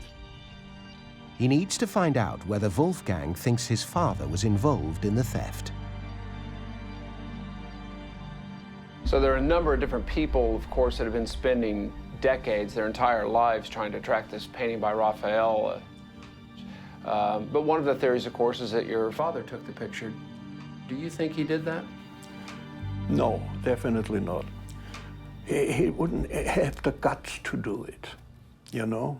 Probably if you have the intention to steal something like that, you wouldn't dare it with a Raphael or a Leonardo. My father always said, whenever you fake a painting, don't fake a Leonardo or a Raphael. Just fake some cheap Austrian painters, you know, because nobody will make a research in that case. So I don't think so. This is, no, it's impossible. Wolfgang Kneissel is adamant his father didn't steal the Raphael. He vividly remembers his father telling him how he helped the Allies track art stolen by the Nazis. When the war ended, he was driving around with the 4 soldiers in the jeep, a Russian soldier, English soldier, an American soldier, and a French soldier, trying to find some war criminals and so forth and so on. And sometimes, if it was concerning about art, you know, my father was driving with them just to say, okay, this man or that man, they can have a picture, a stolen picture or not. But if Edward Kneissel didn't take the masterpiece, then who did? Hans Frank's wife, Bridget? Either way, the team has a strong hunch someone snuck it into Bavaria at the end of the war. In Schliersee, James and Dorothee have searched most of the town, but have yet to find the house where Reinhard Lubs believes he saw the Raphael in the 1970s. Well, we should ask this chap. Guten Tag, darf ich Sie was fragen? Haben Sie hier schon in den 70er Jahren gelebt? Kennen Sie jemanden, der hier früher der eine Sammlung hatte mit Waffen? Unbekannt. Danke. Bitte. Alles Gute. No? Yeah, so he said he has never heard of anybody who collected guns in this area, and he has been living here since the 70s. It's very frustrating, isn't it? Because we feel we're kind of in the right neck of the woods, but... Bavaria was the Nazis' spiritual homeland and may still hold secrets from the Second World War. The team's best guess is that the masterpiece is still here, some 70 years after it was brazenly stolen from Poland. My gut instinct is that it's out here somewhere, still lying in some attic or some basement, just waiting to be recovered. In retracing the Raphael's incredible wartime journey, the team has gone from Pelkinie to Wawel Castle to a small lakeside town in Bavaria. There's so much pointing to this part of the world, isn't there? It must still be somewhere here. Along the way, the team have identified two potential suspects in the theft of the masterpiece. Edward Kneissl. Yeah. Maybe my mother. I could think that she had stolen the Raphael. And determined that all roads lead to Bavaria. Of all the paintings stolen by the Nazis and still missing today, Portrait of a Young Man by Raphael remains the most valuable. But the theft of this masterpiece goes far beyond its staggering price tag. It's emblematic of the pillaging of an entire nation's cultural treasures. For people in Poland, this painting by Raphael it's in a way kind of their Mona Lisa. If someone finds the Raphael, that's going to be on the front page of every newspaper and every website in the world for a 24-hour period. So I'm hopeful that we've stirred up a lot of interest in this painting now, and I hope lead us to the door of the Raphael.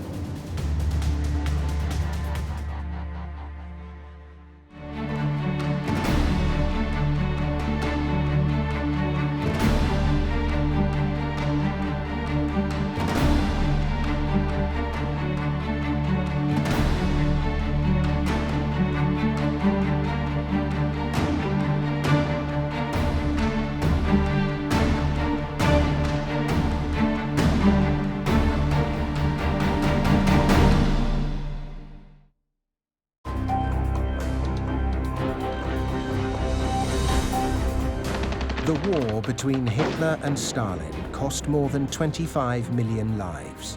It also saw the disappearance of vast amounts of treasure, including 400 masterpieces from Berlin. Fire in the Flak Tower destroys a huge amount of art. And a famous Russian room. Oh, wow. Made entirely of amber. This was the last place the amber room was seen? Yes. Two great mysteries and the hunt for missing treasure. At the end of World War II, the Allies made a series of shocking discoveries. Hidden in trains, bunkers, and deep underground, they found mountains of stolen treasure. That must have been like going into Aladdin's cave. Hitler and the Nazis had looted an entire continent and committed the greatest theft in history. Now, a team of investigators is opening up cold case files of Nazi plunder still missing today. We're talking about things that are worth tens of millions of dollars. Robert Edsel is an expert in Nazi-looted treasure. Hundreds of thousands of objects are still missing. Well, we have a lot of digging to do. Joining him is Second World War historian James Holland. none of this was really his. He'd just taken it. And investigative journalist Connor Woodman. And this is a genuine treasure hunt. We dig a hole in the ground and we find those cases. Their mission, uncover new clues. Oh gosh, this is it. Explore Nazi hideouts. Whoever built this brick wall really didn't want anyone to get through to the other side. Find out how the treasure was stolen and where it might be now. What a piece of history.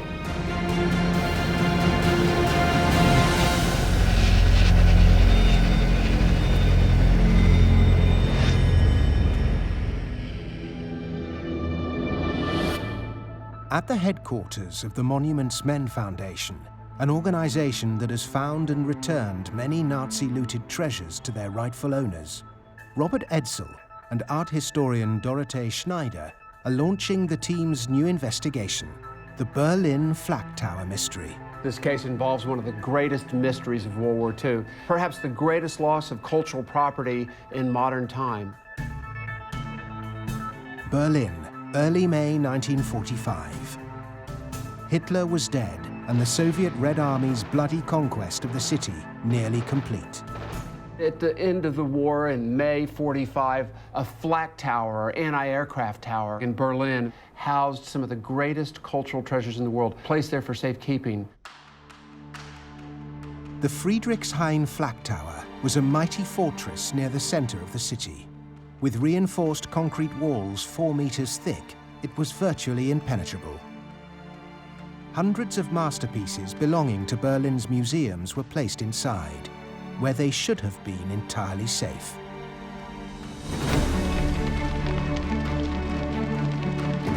But these eyewitness reports claim that not long after the German surrender, a series of fires ripped through the Flak Tower, likely burning its contents to ashes.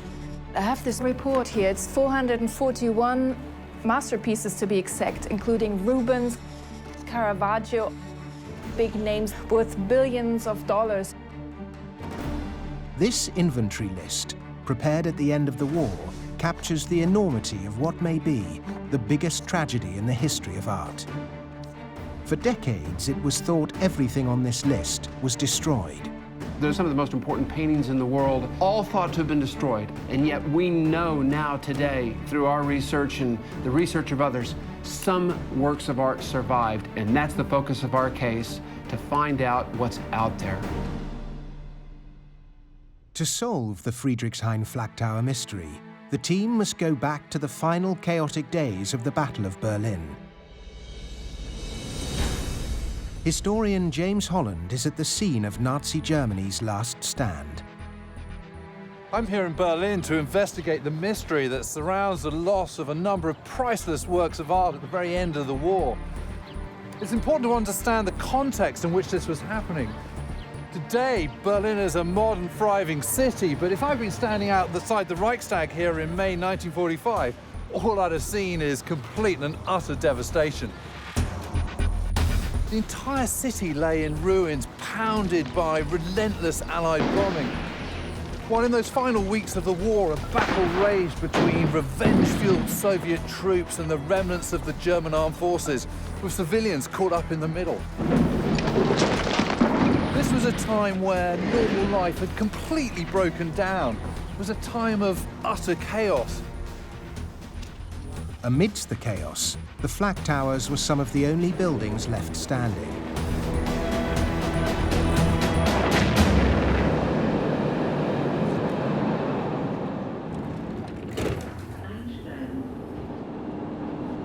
From really early on in the war, the RAF started bombing Berlin, and in response to this, the Germans decided to massively strengthen the city's anti-aircraft defenses. And centered to this were 3 enormous flak towers. And actually, you can see on this map really clearly, there was one here at Humboldthain, another one at Zoo, and a third one here at Friedrichshain, where I'm heading now to find out what happened to that art in May of 1945. The massive Friedrichshain Flak Tower complex comprised of 2 buildings. The gun tower, which stood over 220 feet high and was crowned with a battery of anti-aircraft cannons, and a nearby radar tower to detect approaching bombers. It was here that Berlin's museum curators brought their treasures for safe storage. James has come to Friedrichshain to meet Sascha Keil, a Berliner who has spent 2 decades finding and exploring the city's hidden wartime bunkers. Sascha, I know we're in Friedrichshain now, and I know there was a monstrous Flak Tower here, but where was it? See the hill? Yeah. Under this hillock is this. So that's just been buried, effectively? Yeah. Create a hill, cover it in soil, plant some grass, job done. Was there anything you can still see? Yeah, you can see some pieces on top. I can show you. This is one balcony, you can say. Well, it's amazing to see this little bit sticking up. It's just this one piece. How amazing. On May the 2nd, 1945, the Red Army seized Friedrichshain and its counterpart tower at Zoo and found the massive stockpiles of priceless treasure stored in both. But that is where the similarity between the two towers ends and the Friedrichshain mystery begins. So, Sascha, let me get this straight. So the Russians take over the Zoo Flak Tower at the beginning of May, and they do so in an orderly fashion. They put in guards. They know there's treasures there, and they're protected. But they don't do the same here at Friedrichshain. The art is still in the radar tower, unprotected. That is the first idea I would have as an officer, that they ignored everything. No guards were posted at the tower, and no protection was given to the treasures inside. Mobs of desperate Berliners now broke in on the hunt for food, shelter, and anything else they could lay their hands on. There's no guards. People are looting and coming in and out and taking away things. But responsible persons, generals, officers, and guards. Why did they ignore Friedrichshain and let it open to the public or anyone else? Over 3 days, from May the 2nd to the 5th, locals ransacked the tower, taking anything they could find. And then sometime between the night of the 5th of May and the morning of the 6th, there's a fire on the first floor. But this was just the beginning. Over the next 10 days, 2 more blazes erupted on the 2nd and 3rd floors, burning out of control. We're talking about incineration. We're talking about extreme heat, aren't we? Yeah, it burned for days, so hot.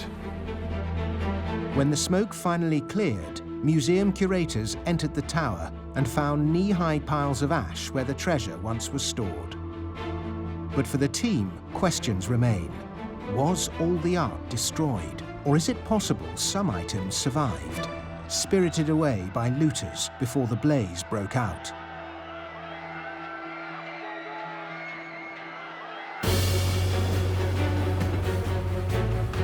The team is in Berlin to investigate the disappearance of $2 billion worth of treasure in 1945. There's a fire in the Flak Tower, and that destroys a huge amount of art. But evidence is now emerging that some of this treasure may have survived. But even earlier than that, people are looting and coming in and out and taking away things. Now Robert Edsel has come to Berlin to follow a new lead. He's meeting Brian Horney, the son of an American soldier who was stationed in the city after the war. Your father was working with Allied military government and civil affairs right at the end of the war and was in Berlin. Well, buildings still would have been practically smoldering. It was a disaster. There wasn't anything functional. They got food for people, housing for people. They got the place safe again. While helping with urgent relief work, Horney had a fateful encounter with a Berliner looking to exchange a rolled-up painting for water and food. He met a lady who was totally devastated, and he supplied her food and water and apparently saw the painting. It was not framed. He said, you know, what I saw was just a painting of a Madonna. So he paid her for the painting, What? I don't know. He didn't look at the value of it. He looked at the painting. And it's a beautiful painting. Brian's father returned to Pennsylvania with his treasure, and it remained in the family for nearly 70 years, until the day Brian took it to a nearby gallery to be reframed. So I took it in, and they said, "Do you know how valuable this is?" I said, "No, I have no idea."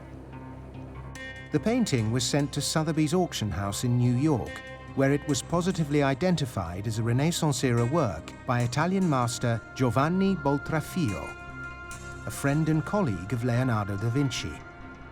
And there was other shocking news. We heard from Sotheby's that it was in one of the Flak Towers.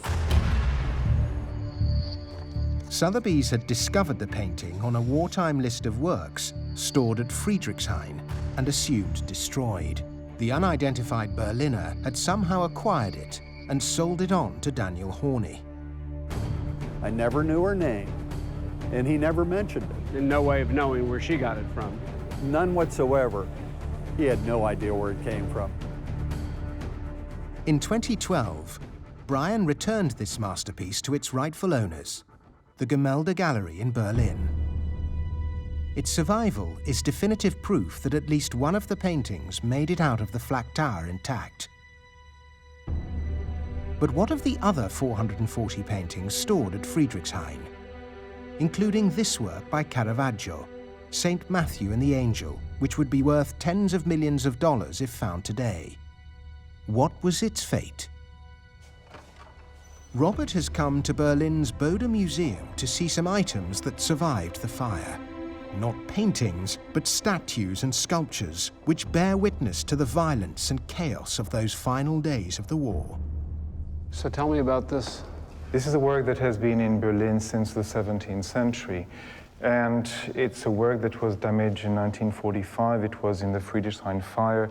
It also served as a target for soldiers. We don't know if they were Russian or German soldiers. There are two bullet holes that are visible in the back. There's one here that you can see, and another one here in the right shoulder. And the most disturbing is the one in the temple here. Every time I look at this sculpture, I see a child with a bullet in his head. It stands as a testament to part of history. Yes, absolutely.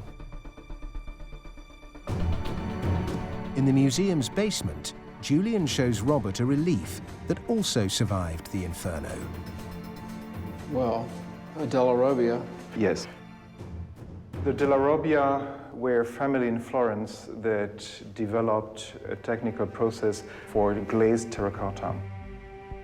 This relief is extremely useful to understand what happened physically in the Friedrichshain bunker.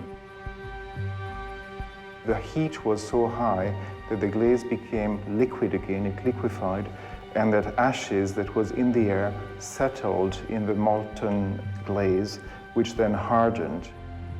This type of glaze first becomes liquid at temperatures above 1,000 degrees Celsius. And we know from documents that the second fire lasted for 2 or 3 days. So using this work of art as a way, kind of an autopsy of what took place in Friedrichshain as you described. Yes. So in effect, portions of the lost paintings and some of the other works of art there are evidenced here in fragments. Maybe there are relics of the Caravaggios in the dust that you see here, but we will never know. Extraordinary. Sadly. These damaged works of art are not only evidence of the intensity of the fires, but also lead Robert to the next stage of the investigation. It looks like an accident scene. You have 2 adolescents lying on stretchers. These 2 were returned in 1958 from the Soviet Union.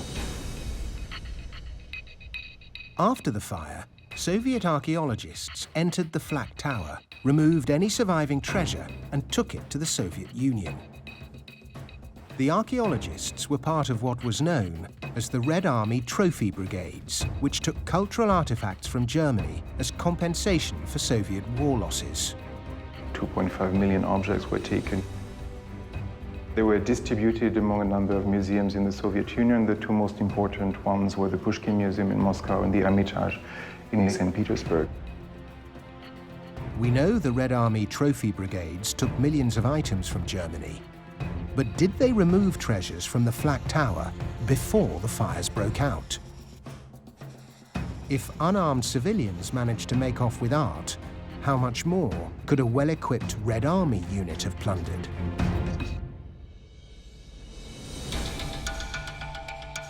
In Dallas, Robert and Dorothée are looking at the Soviets' motive. I think when we talk about Berlin in May 1945, we really have to go back to June 1941 with Nazi Germany's invasion into the Soviet Union. That's really when it all begins. Hitler's invasion of the Soviet Union was the biggest and deadliest act of aggression in history. He considered the Russians to be Untermensch, or subhuman. His relentless four-year war of annihilation claimed nearly 25 million Soviet lives through combat, starvation, and genocide. The losses are staggering, but it's not, of course, just the losses, it's the pillaging and the looting. As they advanced, the Nazis seized every possible opportunity to ransack the nation of its treasures. It was cultural warfare on an unprecedented scale. And the Nazis, they looted and pillaged so much in the Soviet Union. The museums that were looted, places of worship that were blown up. Exactly. I mean, when you get to 1944, the fall of 44, and the spring of 45, as Berlin's encircled by the Soviet Red Army forces, they're running the looting and the pillaging in reverse. They're out for revenge.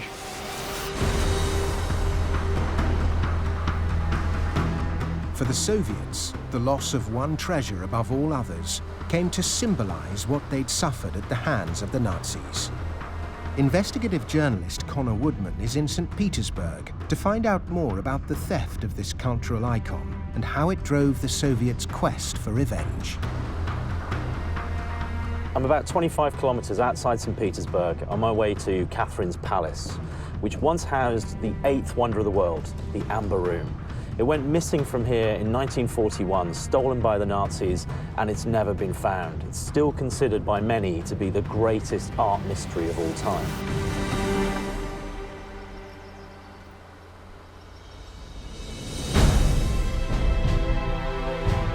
The Catherine Palace was conceived as a summer house for the Russian royal family, and no expense was spared in its construction. But for Hitler's looters, the real prize lay within.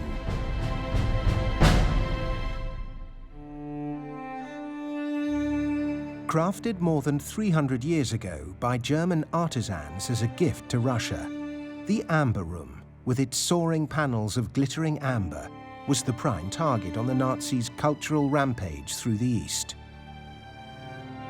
Oh, wow. Oh, wow. This is a meticulous reproduction of the original. Look at this. This is so much bigger than I thought it would be. I had no idea that it would be as vast as this. Когда началась эвакуация музейных предметов из нашего дворца, конечно, первое, что попытались сделать наши сотрудники, это снять наше знаменитое янтарное панно. Но, к сожалению, оказалось, что это невозможно, потому что по ряду причин панно стали осыпаться. Поэтому решено было оставить ее на месте. In a last-ditch effort to save the room, palace staff tried concealing the panels with wallpaper. But the conquering Germans saw through the ruse. In November 1941, a team of Nazi art experts arrived at the palace and quickly dismantled the room with surgical precision. So they obviously worked out a way to move it that the Russians hadn't been able to work out. Существовала целая кюнсткоманда, команда искусствоведов, которые этим занимались. Им удалось за 36 часов демонтировать эти панно. For the Germans to have turned up here with 20 curators who were amber experts, they must have come here specifically to take the Amber Room. Да, конечно, немцы, их командование, немецкие искусствоведы, они, конечно, понимали, какую ценность. Немецкие искусствоведы считали, что они возвращают свое. 2.5 years later, in January 1944, the Red Army liberated Leningrad, and palace staff returned to find their worst fears realized. The Amber Room was gone, and the rest of the palace had been burned and gutted. Конечно, состояние, ощущение от увиденного было очень тяжелое, потому что, когда они сюда вошли, они увидели полностью разрушенный дворец. The Catherine Palace has since been painstakingly restored to its former glory. But for Vika, it will never be complete without the original Amber Room. And what do you think? Do you think one day someone will find the original Amber Room? Мы надеемся и будем надеяться до последнего. As the Nazis sped away with the Amber Room, they could not have known their actions would stoke the fires of revenge and provoke the Soviets to blaze their own trail of plunder all the way to Berlin and the Friedrichshain Flak Tower.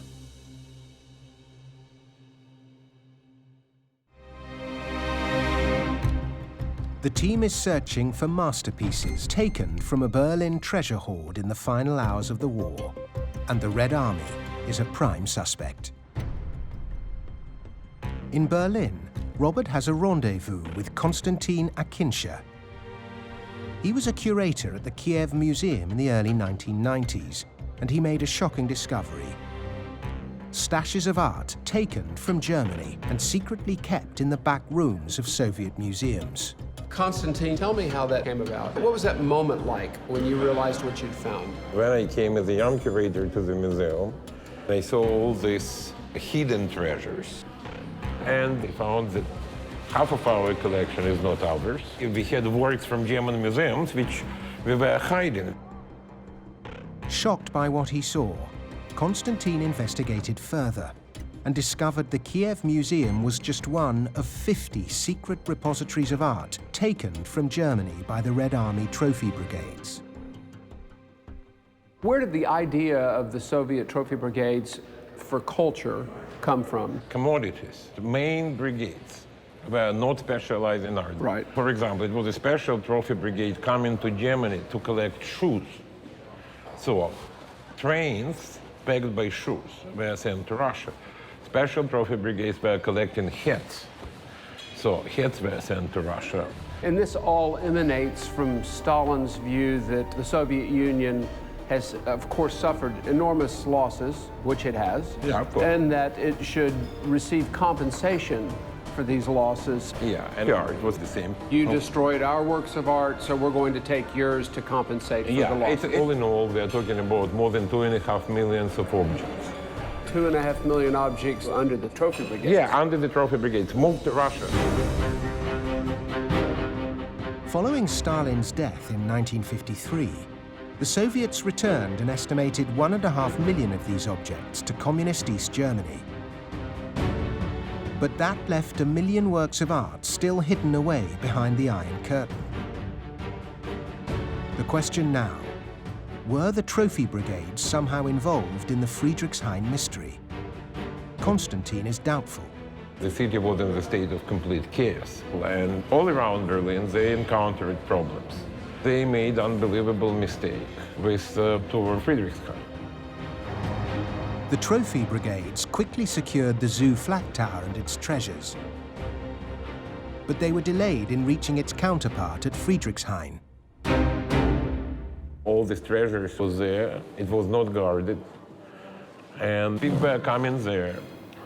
A lot of displaced persons, locals.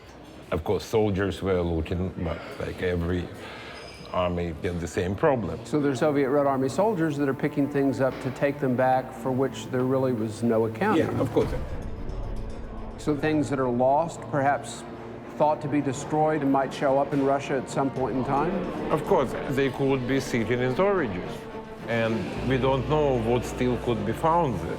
It seems like the best place to be looking for the missing objects is somewhere in Russia or the former Soviet republics. Of course, but for this you need one thing. You need access to the repositories of museums.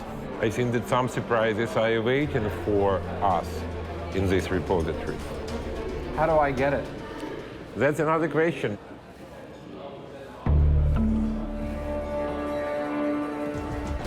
Connor has flown to the city of Kaliningrad in Russia. Before the war, it was the German city of Königsberg, home of Königsberg Castle, the last verified location of the Amber Room. This is all that remains of the structure today. Connor has come to meet with the castle's historian to find out more about the Amber Room's time here, and if the ruins might still hold any clues to its fate. Well, this is it. Wow. Rest of the Royal Königsberg Castle. This was the last place the Amber Room was seen? Yes. According to Nazi records, the room was transported here directly from the Catherine Palace in late fall 1941. Why Königsberg? Why was Königsberg so important to the Germans? In the propaganda, it was like a city fortress, you know. Right. But actually, the castle itself, it's not a fortress. It's more like a palace for the museum here. It's a big museum, big collection. The Nazis filled the castle museum with looted art, and it was here the Amber Room was reassembled and put on display.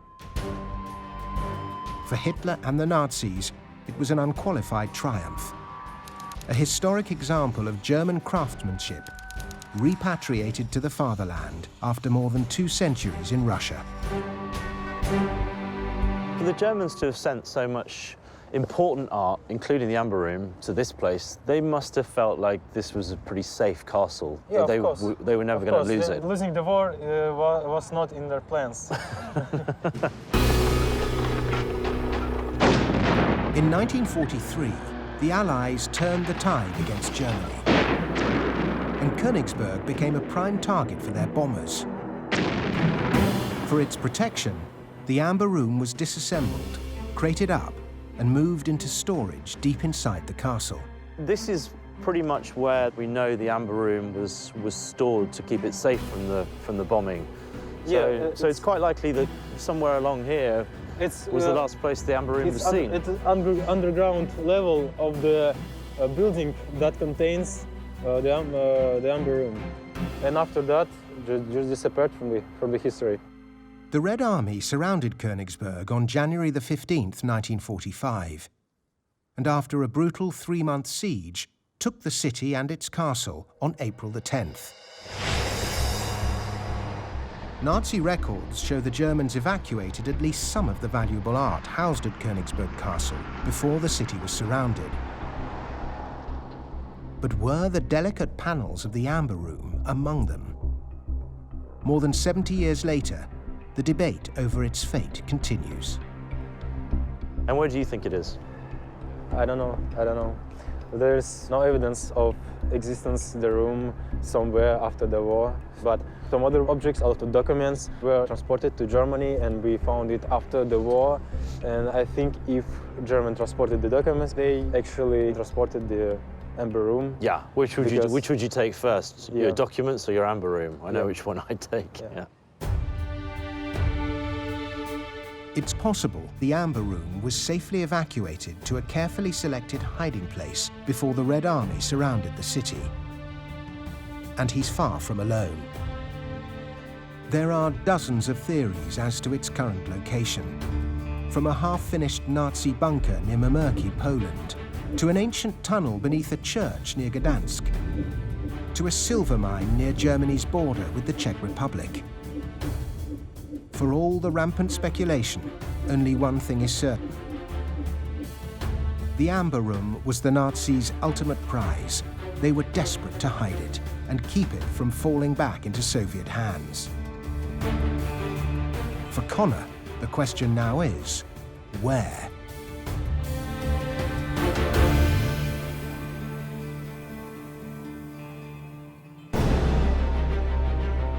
In the hunt for the Flak Tower treasures, Robert has learned that it wasn't only Soviet trophy brigades that took German cultural artifacts. Rogue Red Army soldiers were also guilty of looting thousands of works of art. He's in Russia, at St. Petersburg's legendary Hermitage Museum, to see if there is any chance works that survived the Friedrichshain fires might still be found in Russia's national galleries. We're here at the General Headquarters building at the Hermitage. It's an extraordinarily rich collection with works of art that were taken from Germany at the end of the war and brought to the Soviet Union, where they sat in archives for many, many decades. In 1995, 4 years after the fall of the Soviet Union, Russia's two greatest museums, the Hermitage and the Pushkin in Moscow, put more than 130 masterworks taken from Germany on public display. Many still hang in the Hermitage today. To see this remarkable painting by Degas in spectacular condition, the freshness and the crispness of it, and this great painting by Van Gogh, the White House at Night. These paintings have such vibrancy and energy to them, and it's just a joy to be able to be here and see these works of art and know that they've been preserved well. But before they were taken by the trophy brigades and shipped to the Soviet Union, these paintings had once belonged to Germans. They don't come from the Flak Tower, but other collections. Neither the Hermitage nor the Russian government has any intention of returning them. Mikhail Piotrovsky has been the museum's director since 1990 and oversaw the introduction of these contentious paintings. There's controversy about the pictures that are here at the Hermitage in Pushkin that came out of Germany. Yes, well, you know, it's not a problem. We have taken them, we deserve it. There was a war, we won the war, it's okay. But it must be seen by the people because art is above economics, art is above politics. Art is not an object of property and money. Art is very special. It really belongs to everybody, wherever it is. But what about the treasures at the heart of the Flak Tower mystery? Is there any chance some are hanging in Russia's great museums and galleries? You're a great student of history. What do you think happened in the fire at the Friedrichshain Flak Tower in Berlin? In the early years, the standard line was everything was destroyed in the fire, but we now know that wasn't true because there were some smaller format paintings that were found. Do you think some of these missing works of art might have also survived and might be in the museums? I don't think so. We would know if they're in the collections of the museums, and today they're not. So there's no hope that there'll be more paintings like that surface? You know, there must be hope, but still have to understand that a lot of things have been destroyed. Look, from time to time, people are finding things. We know that a lot of things have been taken also by the Soviet soldiers, even though it was considered to be illegal. So some of the work of arts could still be in Russia, in collections, private collections. So in the former Soviet countries, taken by Soviet soldiers? Oh, it's terrible, but it is how it is. Treasures from the Friedrichshain Flak Tower could be in the hands of private collectors in Russia today. But Robert needs to investigate further.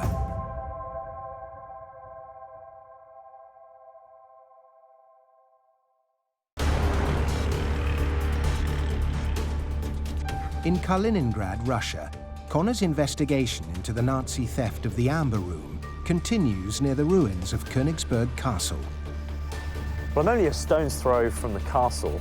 This is a bunker that's been excavated by the Museum of Kaliningrad, and I'm going to meet a guy here who's got a theory that this bunker and maybe other bunkers are connected by a system of tunnels, and even that the Amber Room might be inside one of them. Sergei Trifonov is a treasure hunter who has spent the last 3 decades searching for the Amber Room. Sergei, why do you think the Amber Room is in this spot? Я не думаю, я уверен. Я более 30 лет занимаюсь этой проблематикой и считаю, что янтарный кабинет находится под полом бункера. Мы сделали сверление и доказали это. So the Nazis took the Amber Room, they hid it in a bunker below this bunker, and then they sealed it so that to make it look as though there was no bunker there. Is that the theory? Да. Более того, у меня полная уверенность, что янтарная комната из Кенигсберга не вывозилась. Вот система подземных ходов, то, что я получил из Германии. Sergei obtained this map from a historian in Berlin. It revealed another bunker below that had not been entered in decades. Это старый город. И подземные ходы, которые идут от Королевского замка в сторону бункера. The Nazis used the city's old tunnels to link their bunkers. Sergei believes that as the Soviets surrounded the city, the Amber Room was secretly taken from the castle through these tunnels and sealed inside the secret bunker. In 2013, with the City Museum's permission, Sergei bored a new hole into the 1942 bunker. You had them make this hole? Мы попросили прорубить люк, вырезали люк. All right, let's have a look. Dark, creepy bunkers, just what we love.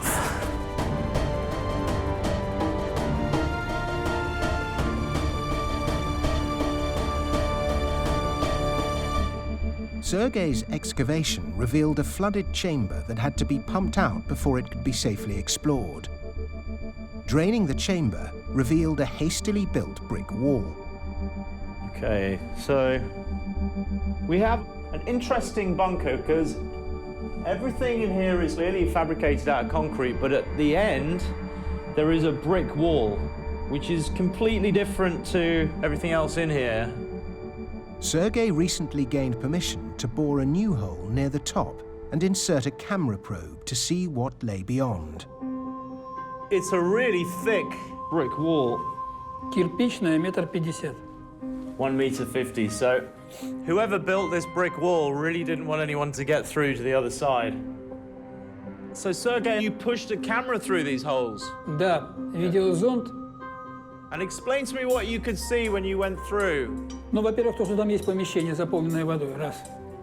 Второе, два крупных предмета мы увидели. Зеленоватого цвета с явно выраженными техническими особенностями.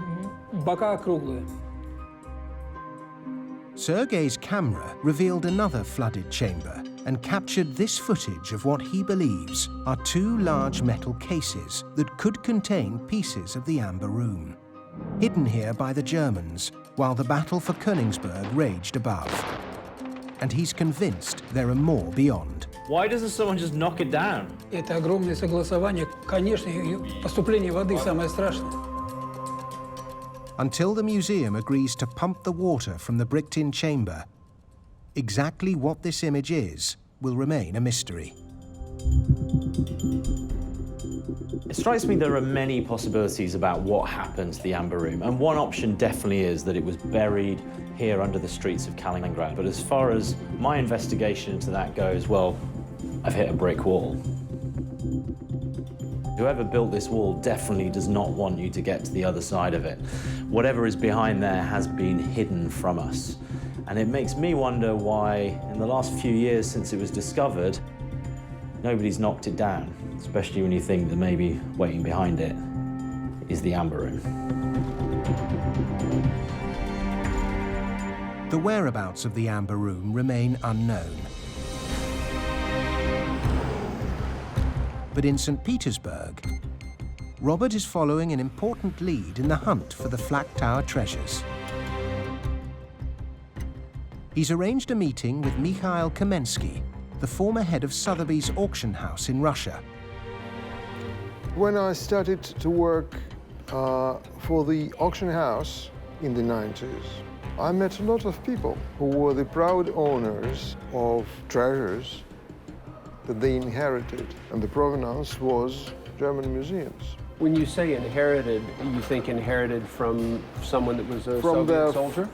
Yes, from soldiers who were in Berlin and who brought these trophies back to the Soviet Union. During the Soviet era, possession of looted art was illegal. But in modern Russia, the situation has changed. So I want to understand this because this is such an important point. If individuals here have these works of art that they've inherited from a Soviet Red Army soldier, they are however, the legal owners. They are the legal owners. Inside Russia, they are the legal owners. According to Mikhail, in the years after the collapse of the Communist bloc and the Soviet Union, Russian bankers began buying up and amassing large collections of art that once belonged to Germany. I won't ask you to name names of works of art, but have some of the works of art that you've seen in the course of time in these private collections, are they as important or more important than some of the works at the state collections by Van Gogh and Degas and others? Many of them are from museums, so of course they are of museum quality. But international law put a stop to the bankers' venture. You cannot officially sell anything at the auction or in the gallery and declare the fact that the original source is a museum collection in Germany. They're stuck inside Russia. Yes. These art objects cannot circulate on the art market. So in the case of the Friedrichshain Flak Tower, there were these enormous fires thought for the longest while to have consumed all of the works of art inside. And then over the course of time, some of the paintings have emerged. Do you think some could be in the former Soviet countries? Absolutely. But I can speak only about my personal experience. But I think this is an important search from the point of view of art history, the repatriation of the art treasures. It's like bringing it back to the world. These are our shared cultural heritage. It's a chance for the world to see these things. Yes.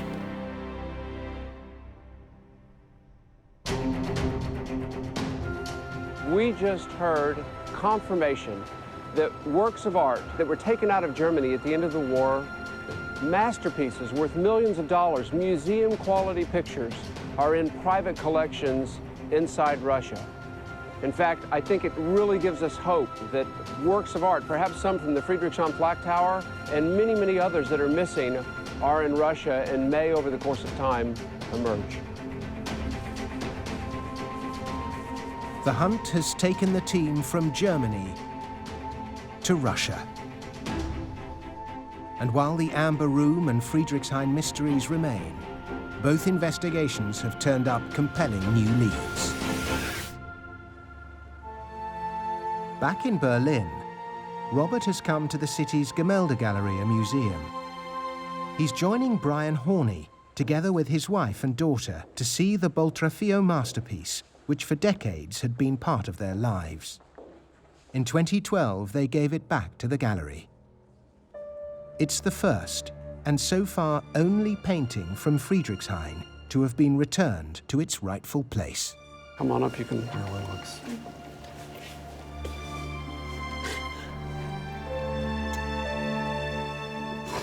I'm sorry. Looks great. How do you feel seeing it back where it once was? I'm sad, but I'm happy at the same time, because she's home. And you must be proud of your parents for making this decision to bring it back. Mm-hmm.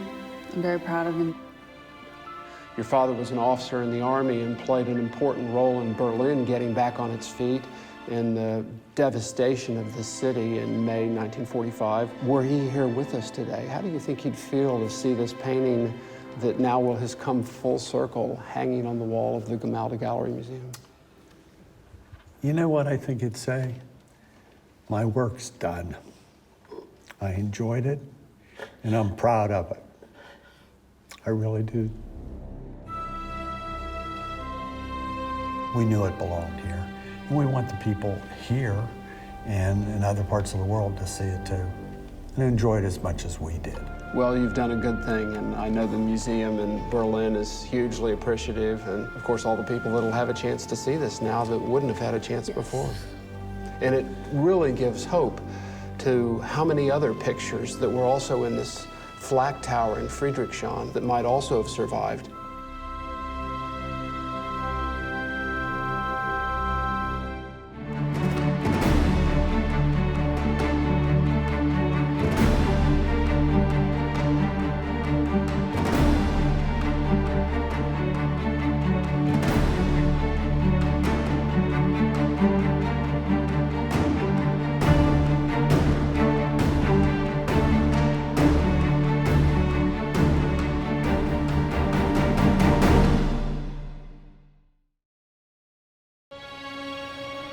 In June 1940, a triumphant Adolf Hitler arrived in Paris. He's standing here looking around. This is mine. I'm now in charge. I've done it. The Nazis had 4 years stripping Paris of its artistic treasure. Hitler and the Nazis sent 30,000 rail cars of loot back to Germany. Much remains missing, including artworks by Picasso, Renoir, and Matisse, worth millions today. It's not just art, is it? It's furniture, it's grand pianos, it's objects, it's anything that can be of use, can be of value. Clear that. At the end of World War II, the Allies made a series of shocking discoveries. Hidden in trains, bunkers, and deep underground, they found mountains of stolen treasure. That must have been like going into Aladdin's cave. Hitler and the Nazis had looted an entire continent and committed the greatest theft in history. Now, a team of investigators is opening up cold case files of Nazi plunder still missing today. We're talking about things that are worth tens of millions of dollars. Robert Edsel is an expert in Nazi-looted treasure. Hundreds of thousands of objects are still missing. Well, we have a lot of digging to do. Joining him is Second World War historian James Holland. None of this was really his. He'd just taken it. And investigative journalist Connor Woodman. And this is a genuine treasure hunt. We dig a hole in the ground and we find those cases. Their mission, uncover new clues. Oh gosh, this is it. Explore Nazi hideouts. Whoever built this brick wall really didn't want anyone to get through to the other side. Find out how the treasure was stolen and where it might be now. What a piece of history.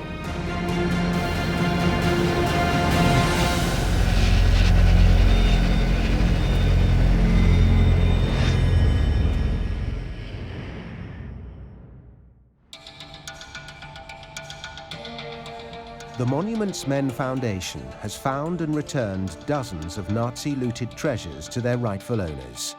At its Dallas HQ, Foundation President Robert Edsel briefs art restitution expert Dorothee Schneider on a new case. Paris, treasure chest of the Nazis. They arrive in June 1940, and it begins the most premeditated looting operation. They know where these works of art are. Yep, they emptied the galleries and art collections, private ones as well as public ones, of masterpieces, furniture, anything. They've got trains coming into France empty and leaving loaded with billions of dollars worth of stolen objects. And so many things are still missing. And that's our focus. In May 1940, Hitler unleashed the Blitzkrieg on Western Europe. In just 6 weeks, his armies conquered the Netherlands, Belgium, France, and the city he considered the ultimate prize, Paris.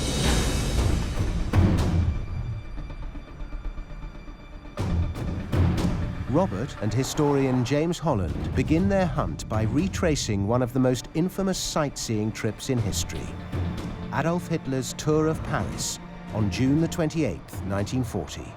Here we are driving in the footsteps of Hitler on that famous, infamous tour of Paris. It's amazing looking at that film footage. Paris is so quiet. 80% of the population have already evacuated. He's almost got a ghost town. And it's here that he stands up, wanting to have a look for himself. I mean, the idea, there's no security, there's the perfect chance for someone to take a shot at him, but he's just oblivious to those kinds of risks. I think he's so mesmerized and lost in the moment of what this visit is all about. Yeah, and I'm still so struck by the idea that Hitler's come not with his military commanders, but with Arne Breker. Yeah, a great sculptor, someone who generates good art in Hitler's view. Yeah. He's got Speer with him, his favorite architect. You know, it just says, this is not a victory tour, this is an art and architecture tour.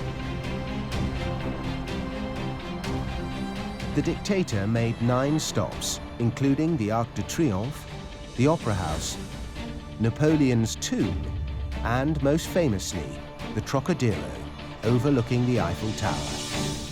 Pretty amazing thing, huh? Oh yeah, really just dominates the city, doesn't it?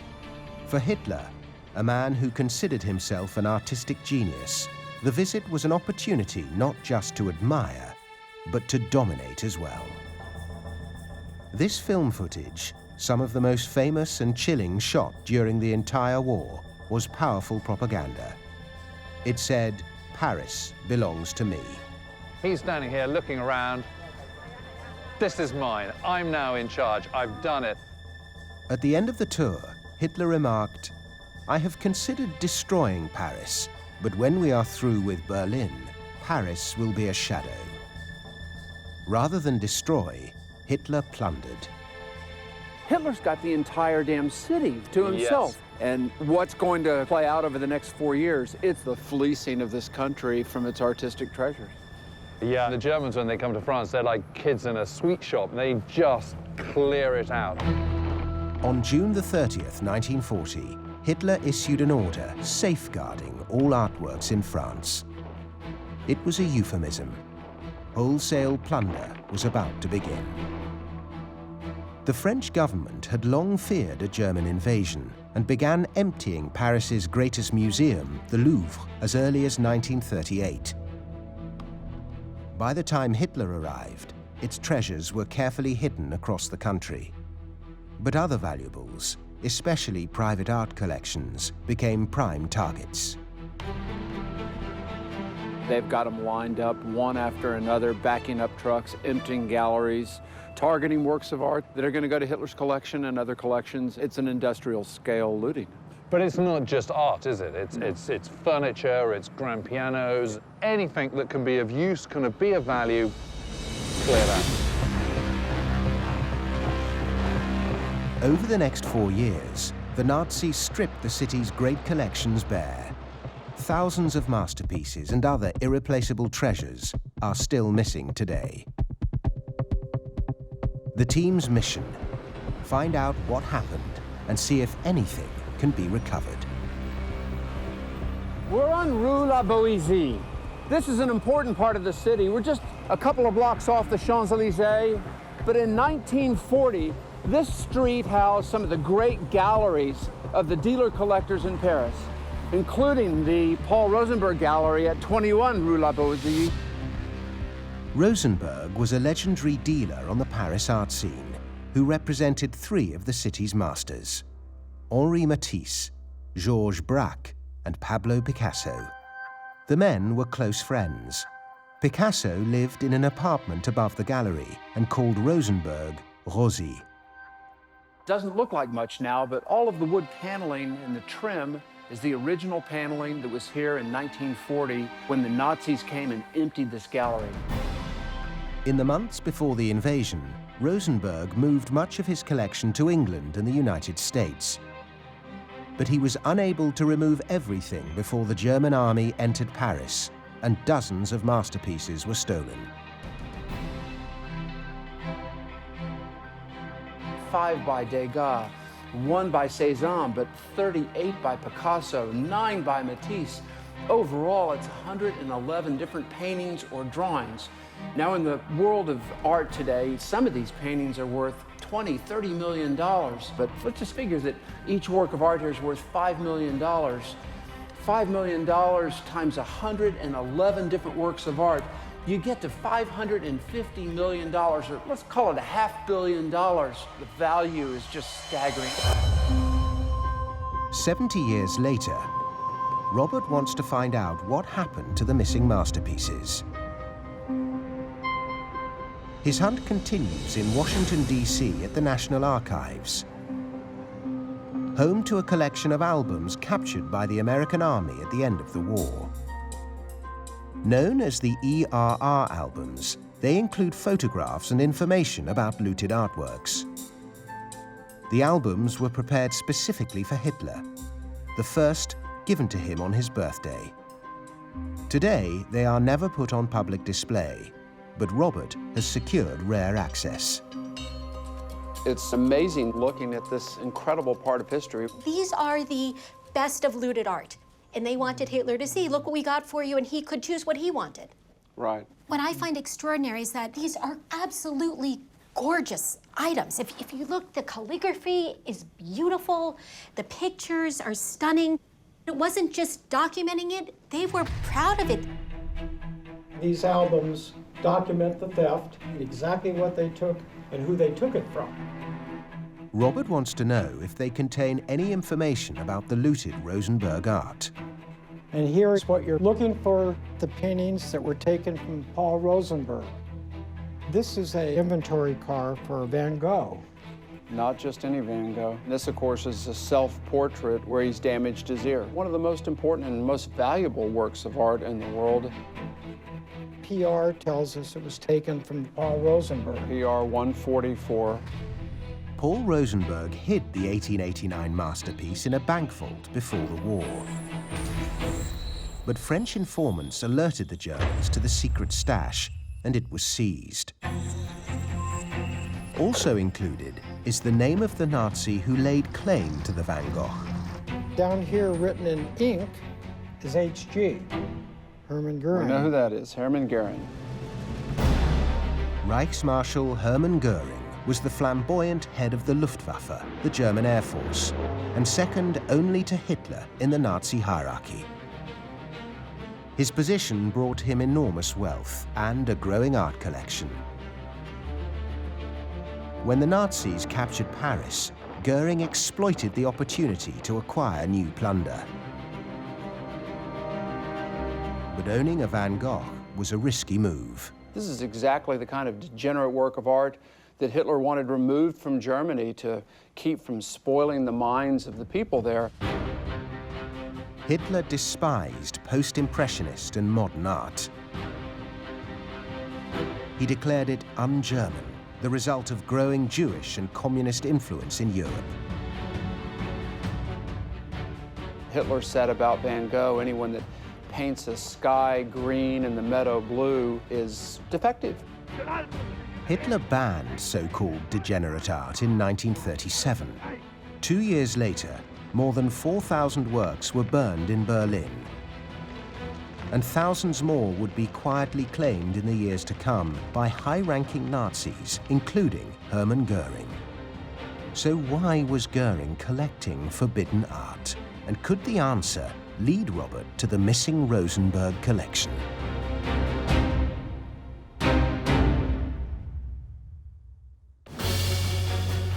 The team is investigating treasures looted from Paris during the 4-year Nazi occupation.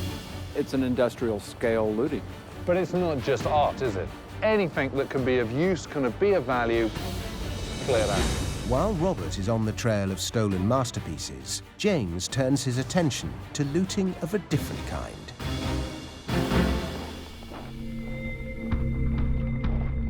In March 1942, the Nazis began rounding up and deporting the city's Jewish population to concentration camps. The mass expulsions triggered another looting operation, one that dwarfed their art gallery thefts. To find out more, James Holland is meeting with Sarah Gensberger, a historian shining new light on a dark and forgotten chapter of the occupation. So, Sarah, I'm looking at this, and I'm seeing a piano being taken in or out of a truck, and there's a German panzer soldier there. What's going on here? So here it's a very normal scene during the war in Paris. They are moving from the truck some pianos taken at Jewish apartments. In 1942, they decided that because the final solution had started, they will take all the stuff left by the Jews who were deported or the Jews escaping deportation. The final solution was the Nazi plan to exterminate the Jewish people. Across Paris, thousands of Jewish homes were left wide open to the Nazis, who turned looting them into an industry. Truckloads of art, furniture, valuables, and even housewares were seized. How many apartments and houses are we talking about? Almost 40,000 apartments in Paris. And they just cleared them all out? They cleared them out. Originally, the Nazis planned to give these possessions to German settlers in conquered territories. But when the tide of war turned and the Allies began bombing German cities, the plunder from Paris had a new function. After the bombing, it was also a way to compensate people in German cities with new things to settle their home. I'm a German family. I live in Hamburg, and my house has been blown up, and I haven't got any furniture. Well, that's not a problem, because we've got some furniture coming from France. Exactly. Once sorted, the looted goods were crated up for shipment to Germany. This looks like something out of Raiders of the Lost Ark, doesn't it? I mean, these huge stacks of crates. It's sorted by use, so all these crates are kitchen utensils. That's amazing. And look at these, so toys. I mean, it's heartbreaking, isn't it, to see this, but it does underline the fact that the Germans are taking absolutely everything from these properties. The apartments were empty, but I mean empty, empty, empty. I've got a report here on furniture and household goods looted from Jewish properties, just up to the end of 1943, and I've got to say the figures are staggering. They managed to steal the best part of 1 million cubic meters worth of furniture and household goods. And then this was shipped out on nearly 23,500 wagons, which equated to 589 freight trains. So that's well over more than one a day, disappearing out of Paris, stuffed full of stolen furniture. The next stop was Germany. All looted items were meticulously recorded by the Nazis. Among the thousands of Jewish households victimized by looting was that of Jean-Pierre Hahn, a prominent local diamond merchant. Investigative journalist Connor Woodman has come to Paris to meet his granddaughter Elizabeth and hear her family's story. Elizabeth, hi.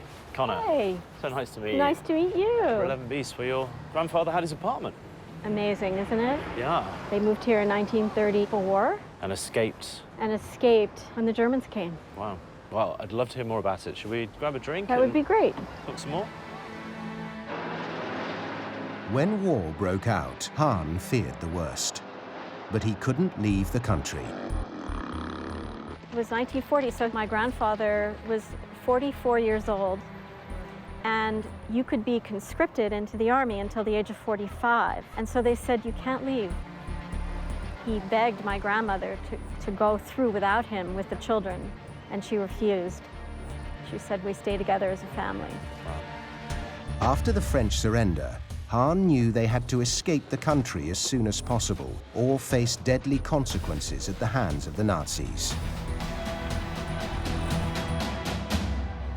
So how did your family eventually escape from France? They went through Spain, and they got out. So they get out to Spain, board a boat, head to New York, presumably traveling light. Yeah. So a lot of stuff gets left behind. Yes. I think they definitely assumed that they would be coming back for everything.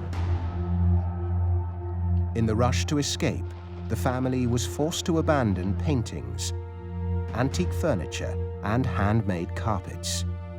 And Hahn was also compelled to leave behind the lifeblood of the family business. What about the diamonds? He's a diamond merchant, he's going to have diamonds. Right. There's this very famous story in our family about this bag of diamonds that he didn't want to take with him because they could be taken when they got to the border. Of course. Hahn couldn't take the bag of diamonds into exile for fear they would be confiscated at the Spanish border, but he refused to simply leave them behind to be seized by the Nazis. Out of time and out of options, he rolled the dice on an ingenious plan to save the family fortune.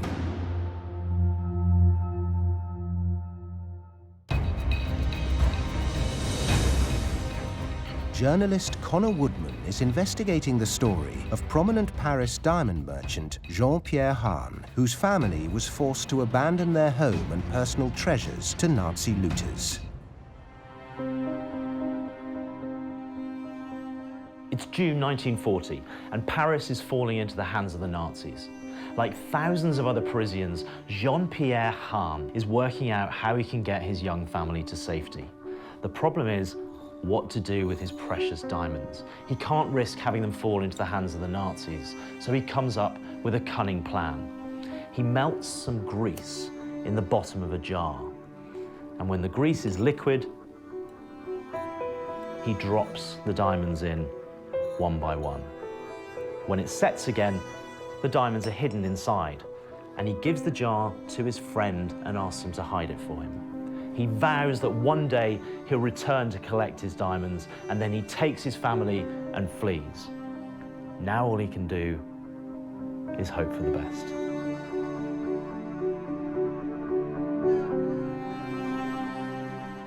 Hans' granddaughter Elizabeth recalls what happened next. After the war, my grandfather did come back to see this friend, and he said, you know, you by any chance have that bottle that I asked you to hold for me during the war? And he said, oh yes, I think it's somewhere, and dug it up out of the back of a cupboard, and my grandfather melted it, and there were all the diamonds. He washed off the grease and told his friend, take a few. Thank you for keeping these for me. It's an amazing story. Wow, it's a little glimmer of humanity. Absolutely. You know, when I guess you could have lost all faith in humanity, having been through what he went through. Hans' quick thinking saved a fortune in diamonds from falling into Nazi hands. But the family had been forced to leave many other valuables behind in their home, easy pickings for the Nazis' well-oiled looting operation. When they did finally come back to their apartment in Paris, it was pretty much emptied out. They stole any silver they could, all of the religious artifacts, the menorah, paintings and carpets, furniture as well. In the 1950s, the Hahn family recovered these two artworks when they were spotted at an auction by her great-uncle. But other treasures remain missing, and Elizabeth is continuing the search. She's tracked down the original Nazi records detailing what items were stolen from her family. That's your family name up there in the corner. This is the inventory number, the HAH, and then a number. So we know from these cards that there were 13 paintings, 3 carpets taken from your grandparents' from that apartment. possession. Yeah. It's quite possible then that a lot of that stuff is just still out there, circulating in I guess so. flea markets and... I hope not. More than 70 years after they were seized. Well, with all the records and corresponding artwork, we know what we're looking for. Connor is going to search for the Hahn family's stolen treasures. As Connor begins his investigation, Robert Edsel continues his hunt for masterpieces looted from the Paul Rosenberg collection. He's come to the Jeu de Paume Museum, which the Nazis used as a clearinghouse for the greatest artworks looted from France. A frequent visitor was Hermann Göring, who came to select pieces for his own collection. The Nazis brazenly photographed these visits, and those photos are now the property of the National Library of France. These photographs are amazing. You can imagine Göring walking in and seeing hundreds of paintings that have been hastily hung on the wall. His eyes must have been bulging out of his head, thinking about the possibilities of adding to his collection. He was so greedy for works of art.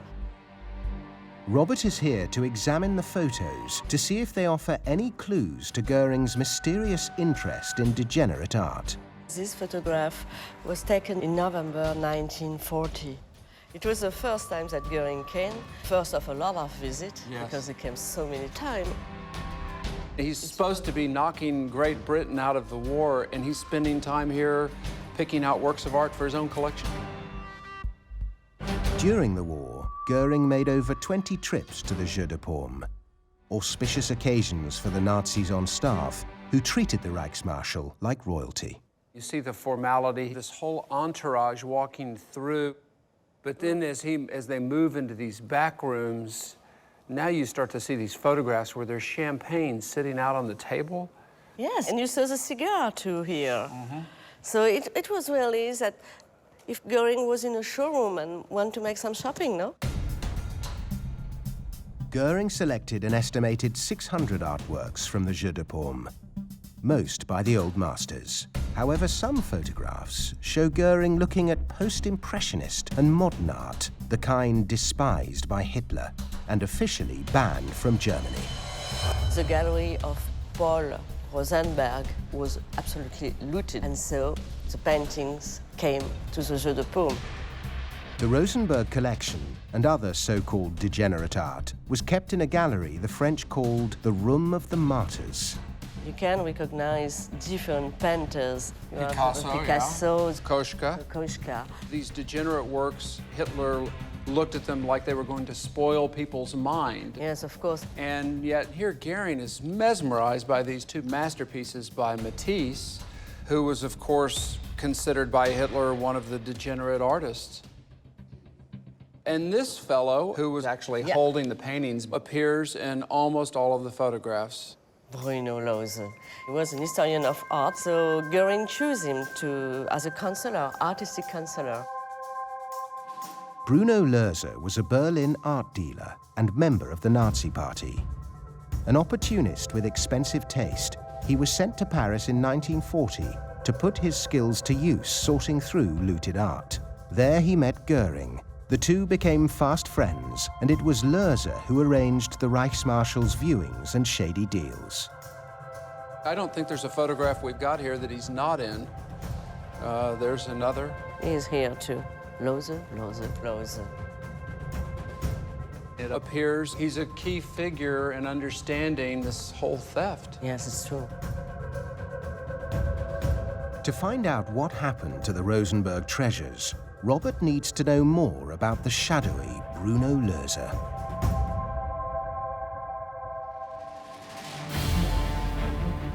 Fine art was not the only target of the Nazis. During 4 years of occupation, they seized thousands of cars, millions of tons of fuel, and even food. They did it all while treating Paris like a holiday playground.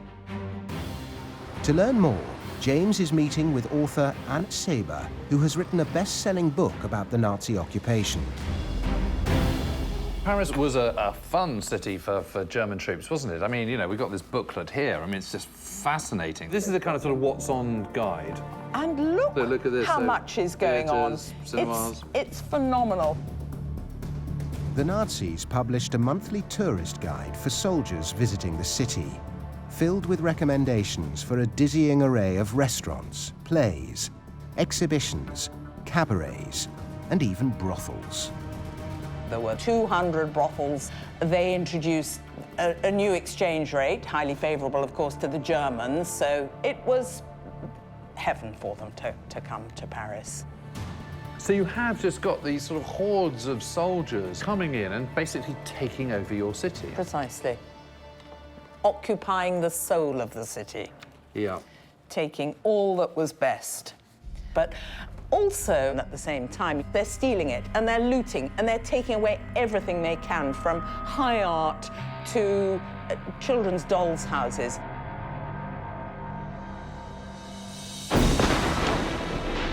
In 1942, the tide of war turned. And Nazi motives for stealing turned from greed to necessity. Vast amounts of fuel, food, and other resources were needed to keep up the fight.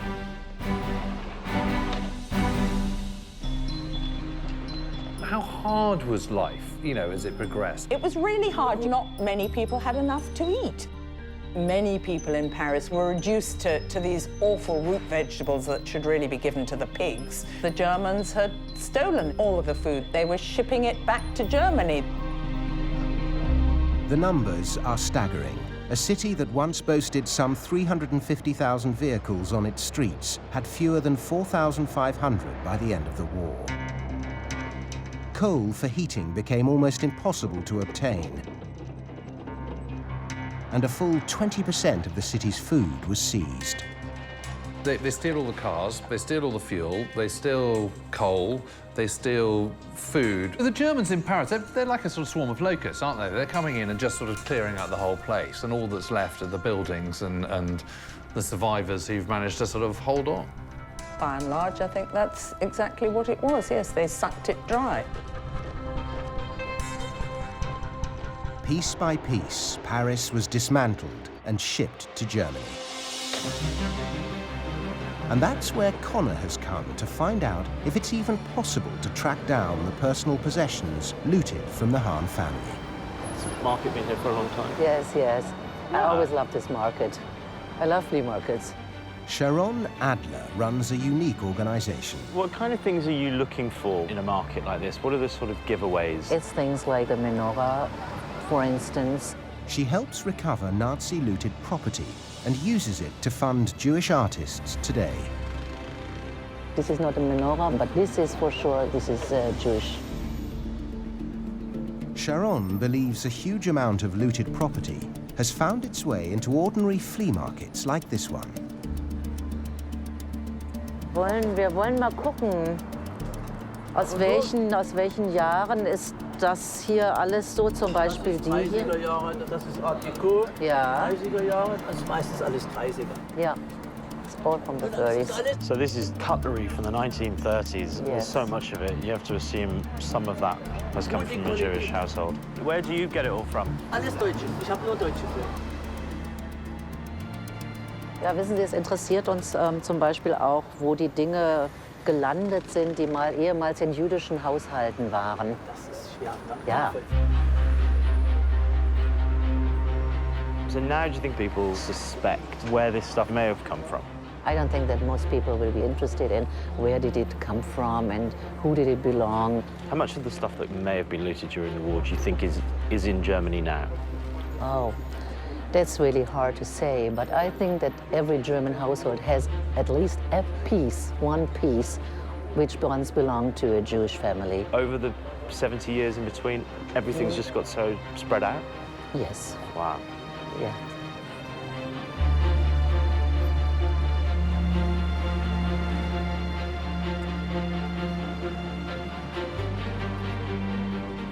I see something in there. Oh, yes, wow. The Hahn family in Paris, they were missing a menorah. That is unmistakably a menorah, right? Yes. It says something. So I wonder if that was the family marking it. Wow. I mean, that is chilling. Nazia. There is all the evidence that you need. That Yeah. there is stuff on this market from Jewish households. Right, there's no doubt. And no Jewish family would sell it on the market. No, you would inherit it, you would give it from family to family. So the poor thing came from a Jewish family, yes. Yeah, 100%. If Sharon is right, random Nazi plunder can be found in flea markets like this all over Germany.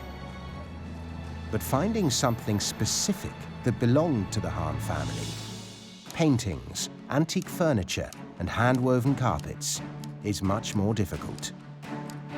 The hunt will next take Connor into an extraordinary storage facility.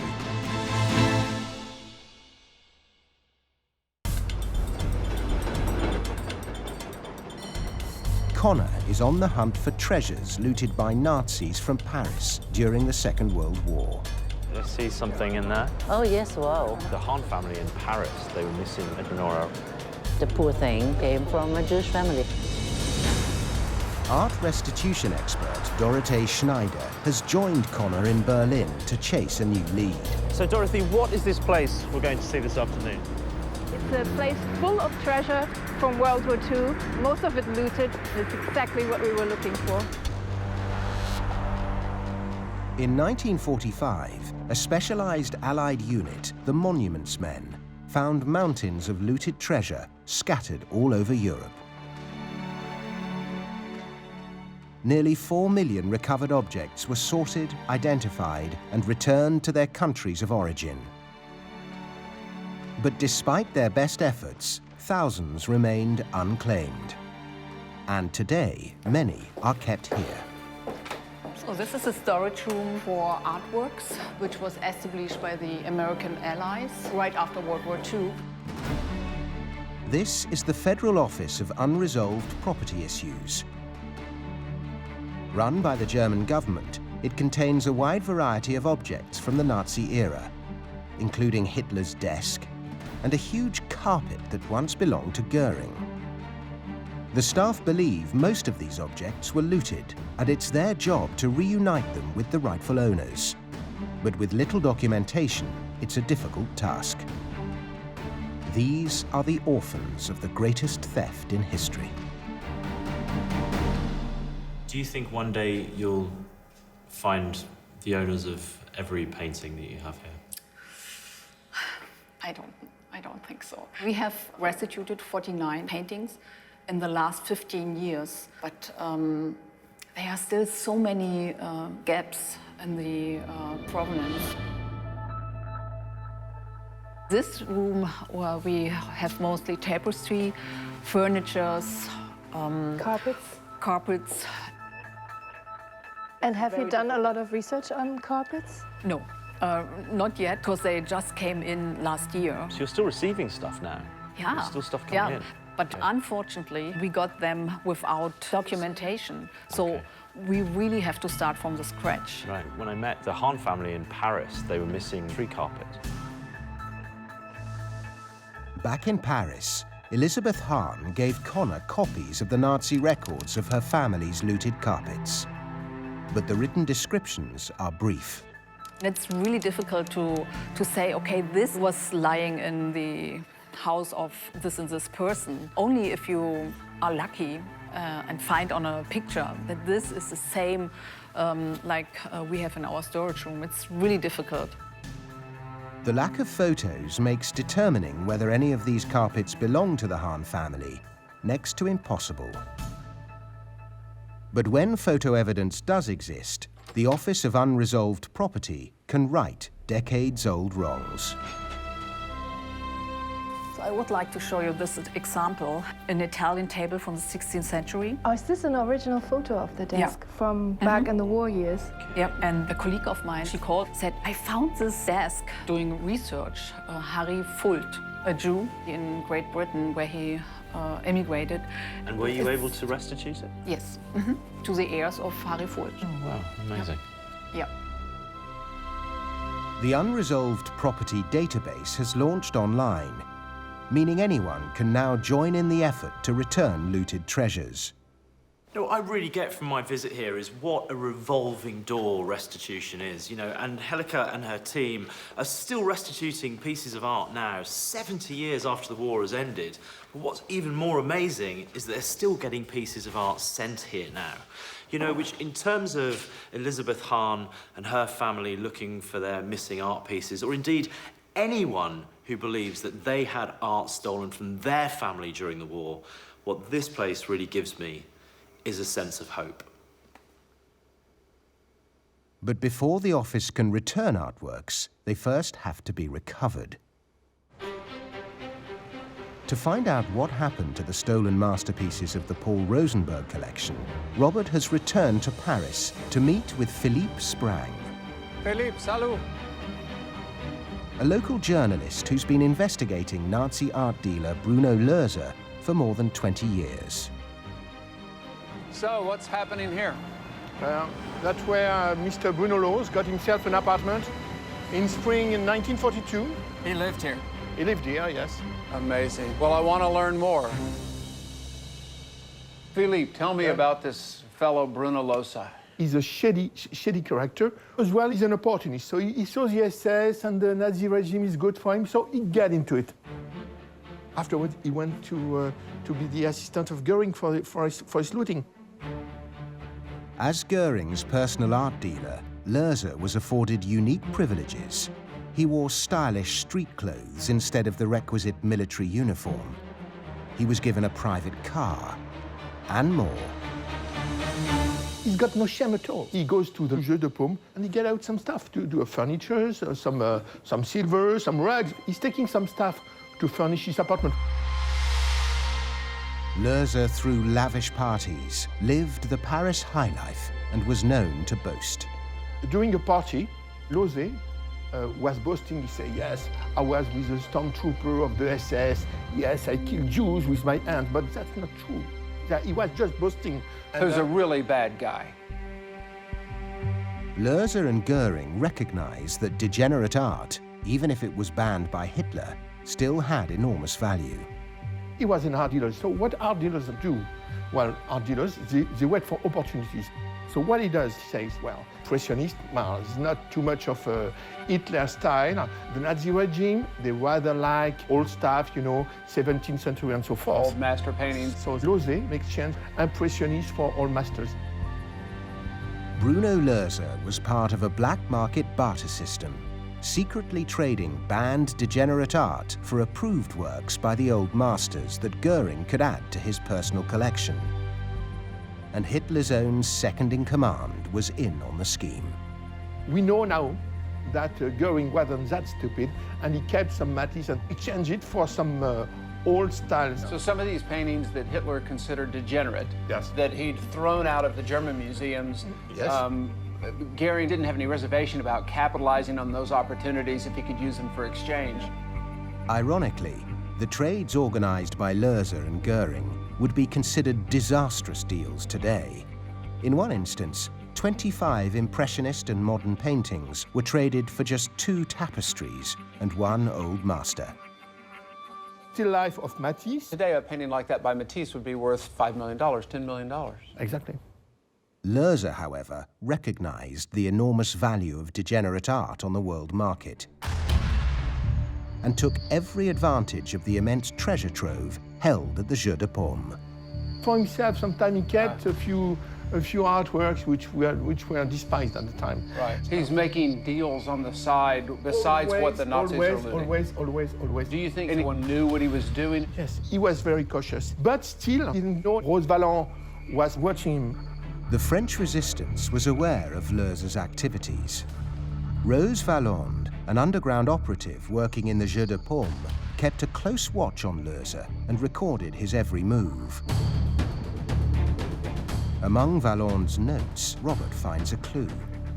She talks here about Rosenberg. Yes, he took some paintings from the collection Rosenberg, yeah. It's compelling evidence that Bruno Lohse seized paintings from the Paul Rosenberg collection. The question is, what did he do with them? She notes it was taken out by Lohse, but they were not brought back, and she's wondering where they're sold, where they're exchanged. Where did he put it afterwards? She doesn't know. After the war, Lohse was captured by the Allies in Germany. He testified against Göring at Nuremberg in exchange for clemency. Afterwards, he was extradited to France to face justice for his part in the Jeu de Paume operation. There is an investigation, so he's locked up and did 5 years in prison in France. On his release in 1950, he returned to Germany, where the unthinkable happened. Normally, when you've done that, you should be the black sheep of the market, but him, no. I mean, he had some experience, he had some connection. He managed to get back into his business in Germany. Incredible. Yeah. Lohse settled in Munich and began working as an art advisor to wealthy collectors, including a number of his old Nazi colleagues. He was, until he died, very much involved in his collection. He was an important operator, yes. Bruno Lohse remained a quiet fixture on the European art scene for the next 50 years, but was always pursued by rumors of stacks of stolen art from the war he had stashed away as a pension plan. He died in 2007 at the age of 96, perhaps taking with him the secret of what happened to the masterpieces looted from the Paul Rosenberg collection. You've been investigating this for so many years now. Do you think that there's still paintings that he looted out there? Well, we know that he had some stuff, but where did he put it afterwards? Who knows?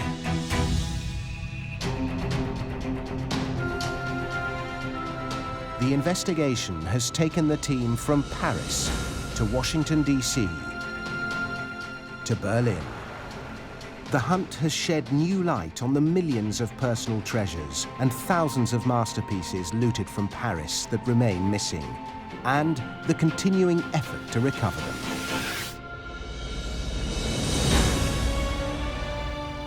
There's still tens of thousands of works floating around out there today. And in case you need any proof, take a look at this. An article from 2007 announcing the discovery of a safety deposit box in Switzerland that contained 14 priceless Impressionist paintings, including this painting by Camille Pissarro. one of the great post-impressionist painters. This painting worth millions of dollars. The owner of the safety deposit box? None other than Bruno Lohse, the art advisor to Hermann Göring, who had these paintings in this box for we don't know how long. In addition to the Pizarro, Swiss authorities recovered 13 other paintings, including masterpieces by Renoir and Monet. But there was no sign of any artworks from the Paul Rosenberg collection. More alarming, investigators found evidence the locker had contained as many as 47 artworks, most removed and sold before the locker's discovery, and perhaps still circulating on the black market today. This whole discovery just reinforces the fact that these works of art are surfacing, and our efforts and those of others are going to continue until we find the missing works of art from World War II.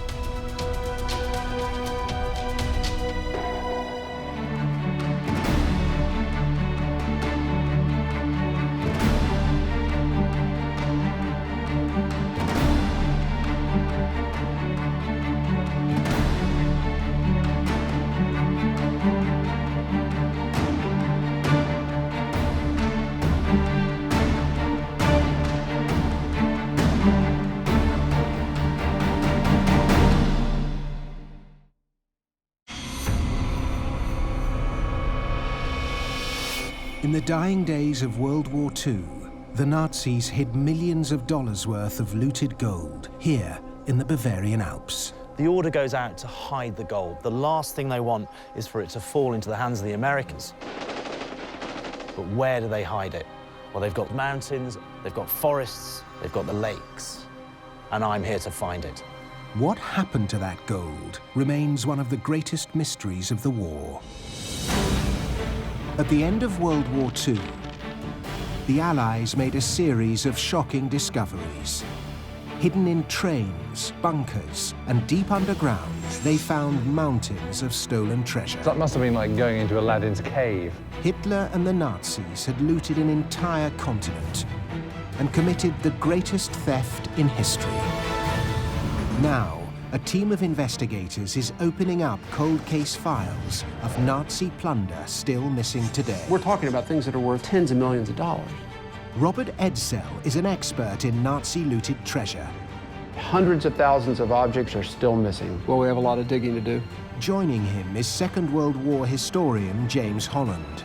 None of this was really his. He'd just taken it. And investigative journalist Connor Woodman. And this is a genuine treasure hunt. We dig a hole in the ground and we find those cases. Their mission, uncover new clues. Oh gosh, this is it. Explore Nazi hideouts. Whoever built this brick wall really didn't want anyone to get through to the other side. Find out how the treasure was stolen and where it might be now. What a piece of history.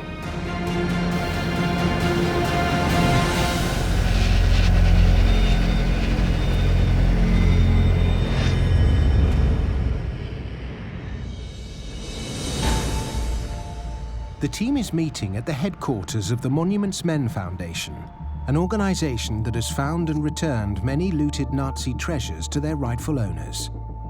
Foundation President Robert Edsel briefs art and restitution expert Dorothee Schneider on a new investigation. The Nazis were incredibly prodigious looters of gold. I mean, armies have always stolen gold. It's been part of war since it was invented, but no army and no country ever stole gold on such an industrial scale as Nazi Germany. Yeah, and in this American report outlines how much gold was taken from all these different countries. I mean, it's a staggering amount. In today's money, over $20 billion of gold was plundered by the Nazis from the occupied countries. This is just the hit list. I mean, Belgium, Holland, looting Greece, Albania, Yugoslavia, Italy, Poland. They didn't miss any countries. The Nazis stored their gold at the central bank in Berlin, the Deutsche Reichsbank. But by the war's end, the bullion had vanished. After the war, much of the gold that was stolen by the Nazis was found, but there's still millions of dollars of gold missing, and that's the focus of our investigation. And I think we need to get on the ground and begin our investigation right here in Germany.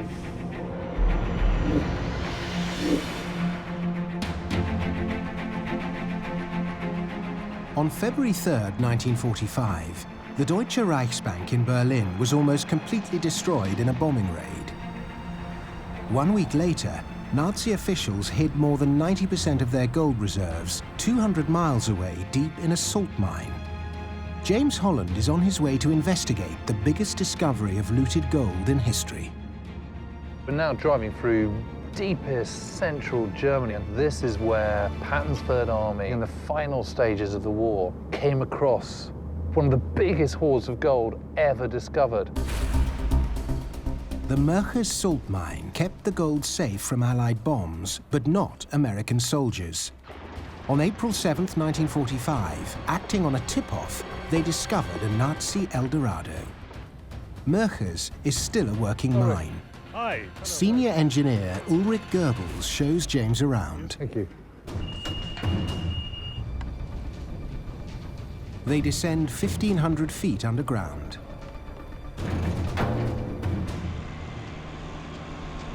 I really cannot get over the scale of this place. Over 2,500 miles of tunnels with hundreds of chambers made Merkers an ideal hiding place for the looted gold.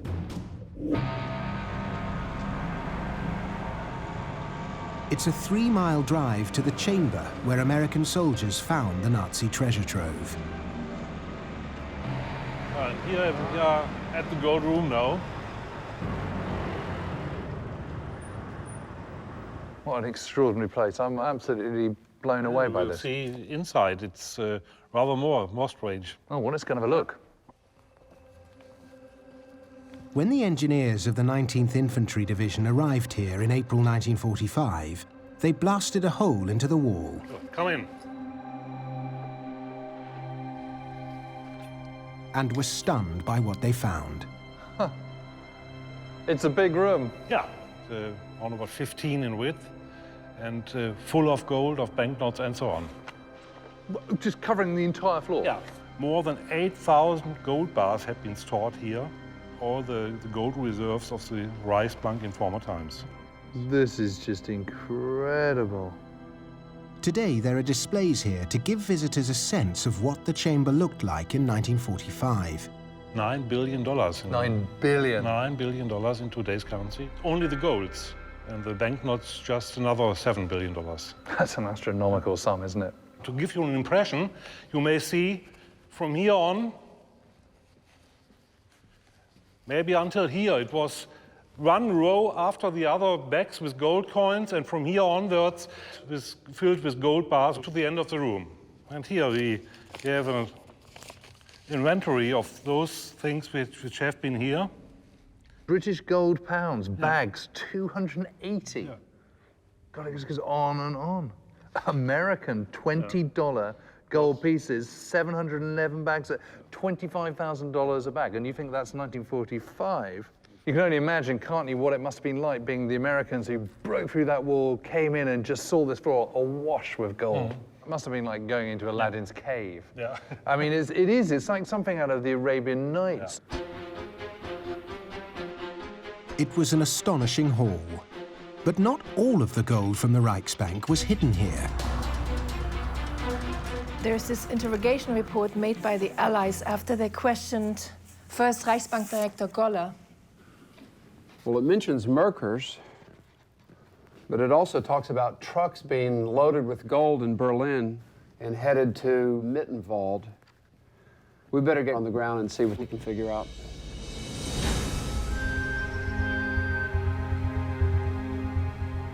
Over $300 million worth of looted gold in today's money was spirited off to the Bavarian Alps.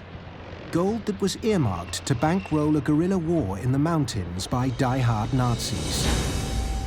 The dreaded last stand never happened, but elite German troops hid the gold all over these mountains, and Connor Woodman is trying to locate it. He's meeting Jürgen Prusker and Andreas Kaiser, who've spent 10 years hunting the missing Nazi gold. Hi, Connor. Hi, Jürgen. Hi, Andy. May I introduce you, Connor? Hi. Hi, Connor. Nice to meet you. This is the command center. This is the command center. Here we were planning our expedition using aerial photographs or old maps. And what kind of things have you already found?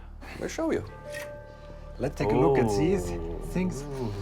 These are gold coins. Wow. Oh, that's real gold. Yeah, that's real gold. It wasn't just the Nazi state hiding bullion. As the US, British and Russian armies closed in, Germany was reduced to anarchy. Officers, soldiers and even civilians, fearful of the future, hid whatever gold they could get their hands on, like these coins that Jürgen and Andreas have found. There are a lot of different small caches also hidden down there at the Walchensee from persons who'd like to hide it and wait for the end of the war and recover it and start a new life. But it's the Nazi bullion from the Reichsbank that is their prime target. That's what we are looking for. This is not a real bullion, but it's exactly like the original, which were transported in those bags from Berlin. The Americans found a lot of gold, but there still remains, we are sure about this. Yeah? This, for example, is from Prague. This is silver and silver coins. In 2007, Jürgen found this stash of silver hidden in the mountains. It's from what is today the Czech Republic, and was most probably looted by German soldiers. So maybe this was stolen from somebody. Yeah, of course. Yeah, of course. Connor is joining Jürgen and Andreas to help hunt for the missing gold. Is this the kind of terrain that we're going to be looking in? This kind of lots of trees, dense vegetation?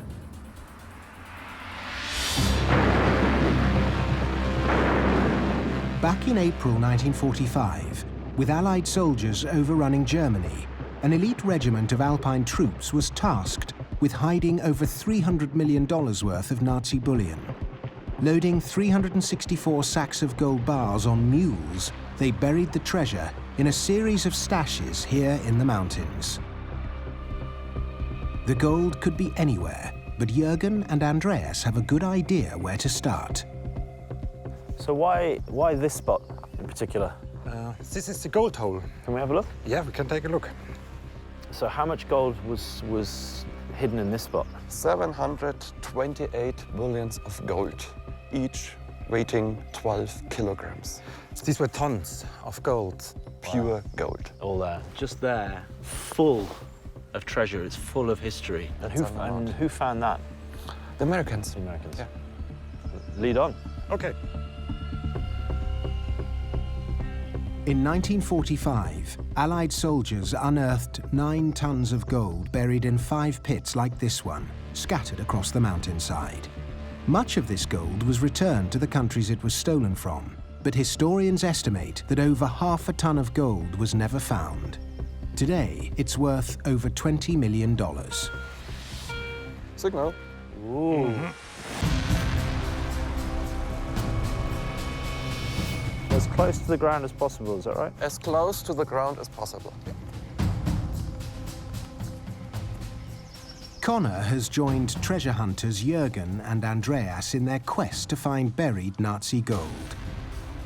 They're searching this area because in 1945, the Allies unearthed around 9 tons of bullion in a series of pits on this mountainside. Keep it moving all the time. It's estimated that at least half a ton was never found, worth some $20 million in today's money. Why was a German soldier hiding my gold? Where would I go? Signal. Non-ferrous. Nicht Eisen. Okay, that sounds good. It's not iron.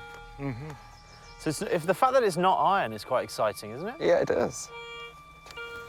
The Nazis' hunger for gold was driven by more than mere greed. It was gold that bankrolled their vast war effort. To find out more, historian James Holland is in the UK. God, look at that. That's just amazing. Thank you. He's here to meet engineer John Phillips. And you completely restored this, John? More or less on my own, yes.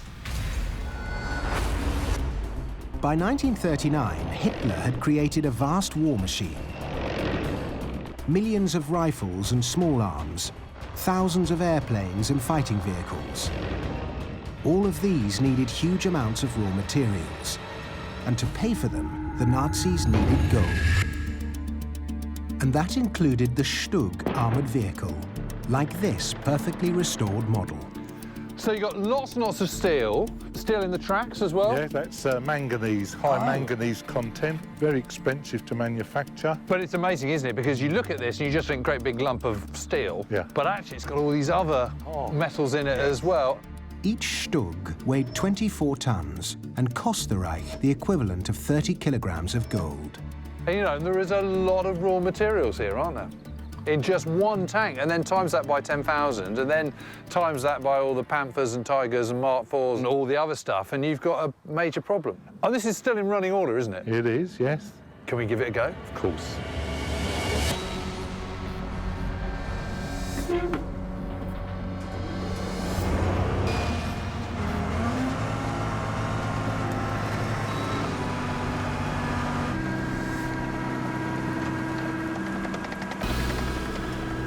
To build weapons like the Stug, the Nazis needed far more natural resources than could be found in Germany. So they had to buy these resources from neutral countries and pay with gold. And when they ran down their gold reserves, they began looting the gold of others. What an experience. Thank you. Connor, Andreas and Jürgen are searching for gold buried by an elite unit of Alpine troops. Seems quite big. And they think that they may have found something. Wow! That's for the Carabiner 98. It's for ammunition. You see, it still works. It still works, huh? This ammunition clip loaded the Carabiner 98, the standard issue infantry rifle for German soldiers. That's pretty cool. I mean, it's amazing. The clip still works.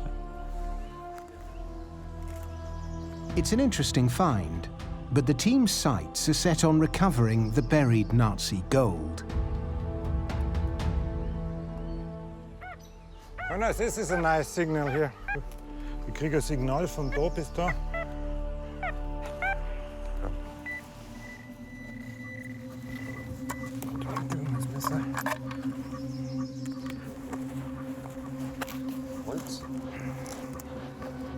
Ah, jetzt kriege ich wieder Schatzsucherfieber.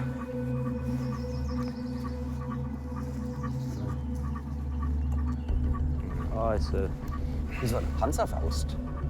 Das war das Rohr von der Panzerfaust. Das war das Rohr von der Panzerfaust. That's a pipe of a Panzerfaust. Jetzt müssten wir dann... And that's part of a weapon? Yeah, that's a part of the weapon. That was the you know, you put it on your shoulder like this, yeah, like a bazooka. The Panzerfaust was a German anti-tank weapon. Over 6 million were manufactured, and handheld, it could knock out an Allied tank from 60 yards.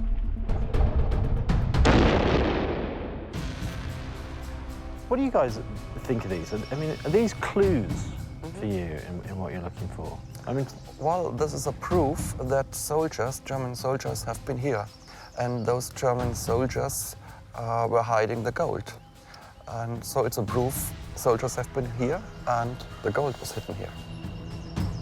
I mean, this is evidence, isn't it? Yeah. I mean, and you can tell from the dates on the Yeah. bullets that, you know, That's this is Second World War. Yeah. We know that these are Nazi bullets. There were Nazi soldiers standing where we're standing. The team has uncovered some fascinating war material, but there's hundreds of square miles to search. Andreas and Jürgen's quest for the looted gold will likely continue for many months. In Dallas, the team turns their attention to another potential hoard of Nazi gold, an extraordinary discovery 100 miles north of Bavaria. Robert, I just sent you a link to a recent article I found about a large stash of gold coins that were found in northern Germany. Yeah, let's check this out. This looks like it's a good prospect.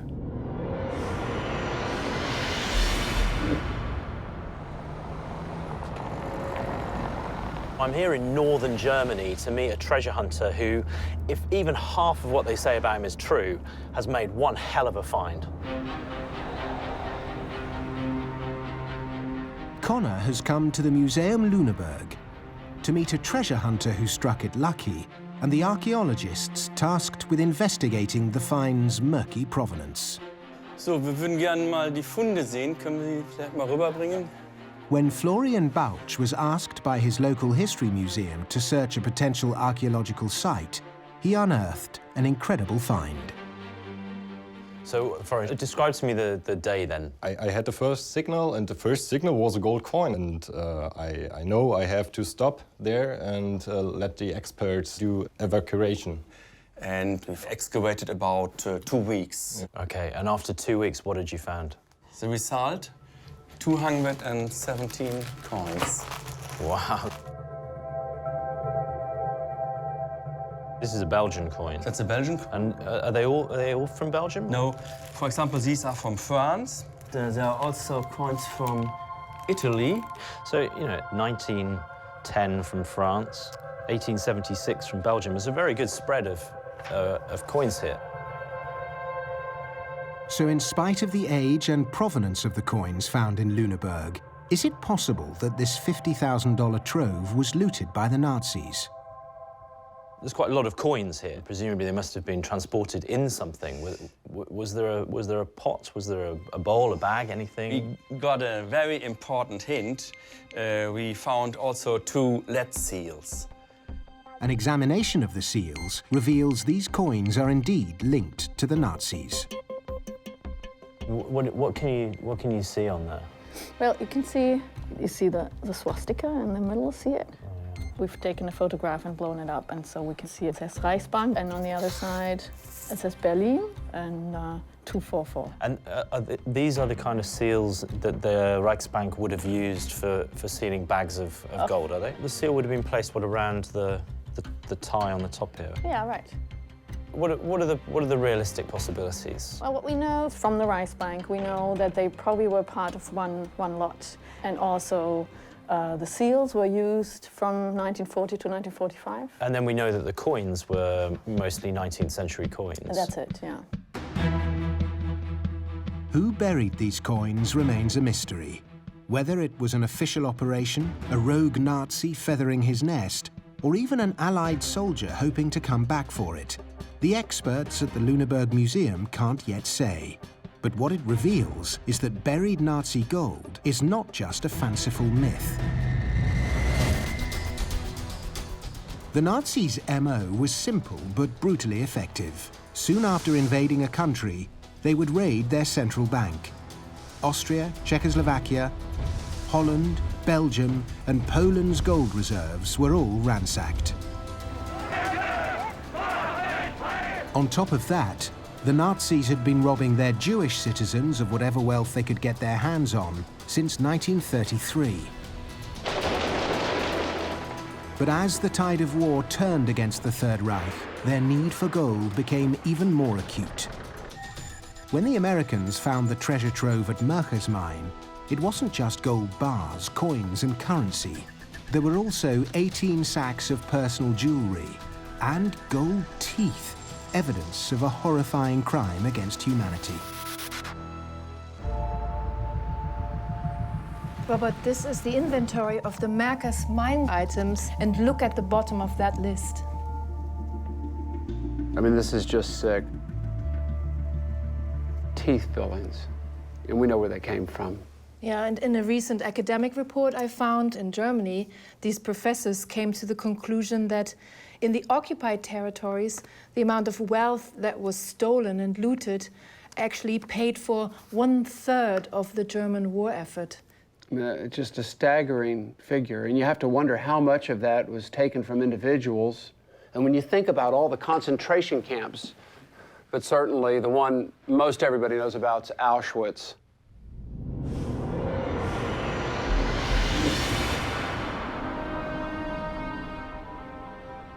James has traveled to the Nazis' most notorious death camp to learn how it was used as a macabre gold mine. The majority of people brought here were foreign Jews who arrived bewildered, a little frightened, but with no real idea of the fate that awaited them. Each person was allowed to bring up to 50 kilograms of personal belongings, and the moment they arrived, they'd be ushered off the trains, told to put down their luggage, and then the fit and able would have been siphoned off as slave labor. The rest, the vast majority, around 75%, would be taken straight to the gas chambers. The left luggage was then rifled through and collected up by the SS guards, and all the gold, all the treasures and trinkets would have been stolen and taken off to line the coffers of the Reich. The Nazi lust for gold, along with their perverted racist ideology, were about to plunge mankind into its darkest moment of modern times.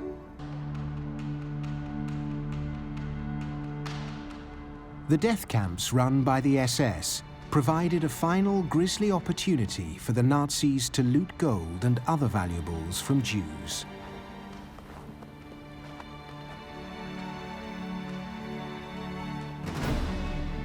Amongst the vastness of Auschwitz, 30 huts, now demolished, were set aside for the processing of items stolen from the camp's victims. The area was given the name Canada, because in the eyes of the inmates, Canada represented a land of plenty. Prisoners who were selected by the Nazis to sort through the tons of possessions here were dubbed Canada Commandos. Only a handful are still living, but Robert has come to the United States Holocaust Memorial Museum to meet Irene Weiss. Irene was just 13 years old when she arrived at Auschwitz. You've brought some photos here for us to take a look at today. Yes, there were pictures taken by Nazi soldiers of trains arriving, the separation and processing of the prisoners. They're documenting the Holocaust. They're documenting the Holocaust. And These are the men being separated? These are the men separated. These are the women and children on their way to the gas chambers. And these are all of the objects that are piled up being loaded into the trunk? Well, yes, they're throwing everything out of the train, and then they were brought to this place where later I ended up working and sorting the stuff out. These photographs are a unique record of how the Nazis systematically robbed and executed Europe's Jewish community. And for Irene, their importance is greater still, because by a grim coincidence, they were taken on the same day she and her family arrived at Auschwitz. And I looked at it with magnifying glass, and there I am. This is when my family was separated. These are my two little brothers. This face here, the profile, this is our mother. This is my mother. She is among the many women and children sitting in a wooded area next to one of the gas chambers, waiting to enter. They were sent straight to the gas chambers? Yes. Irene's mother, father, and 4 of her siblings were all exterminated. And so we were in Auschwitz for about a month, and from then on, we were assigned to work in this Canada section, which was just divided by an electrified fence from crematorium gas chamber number 4.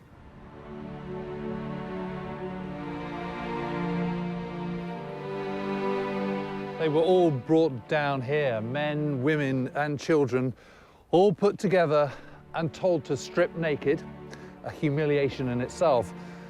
The reason was they were told was that they were about to have a shower, but in fact, having put their clothes and shoes and final possessions in a neat pile, they were then ushered round that corner into the gas chamber where they're about to be murdered. Special Sonderkommando then finally went through those clothes and picked out any valuables. Those working in Canada doing this work, somewhere in there, presumably someone was working on an area with valuables, with whatever jewelry they would have found or gold items. We were told that if we find any gold valuables, on pain of death, you must hand it over. So we knew that they wanted it badly. What a truly awful place. This is a gas chamber. Of course, they'd all been herded in, still believing they were going to be given a shower, and then through apertures like this, the Zyklon B, the gas would be dropped. It wasn't a quick death, necessarily. It could take up to 25 minutes, and it certainly wasn't painless. Zyklon B would make you suffocate. I mean, can you imagine how painful and horrible that must have been? Once dead, the bodies would have had teeth extracted and gold teeth fillings all removed.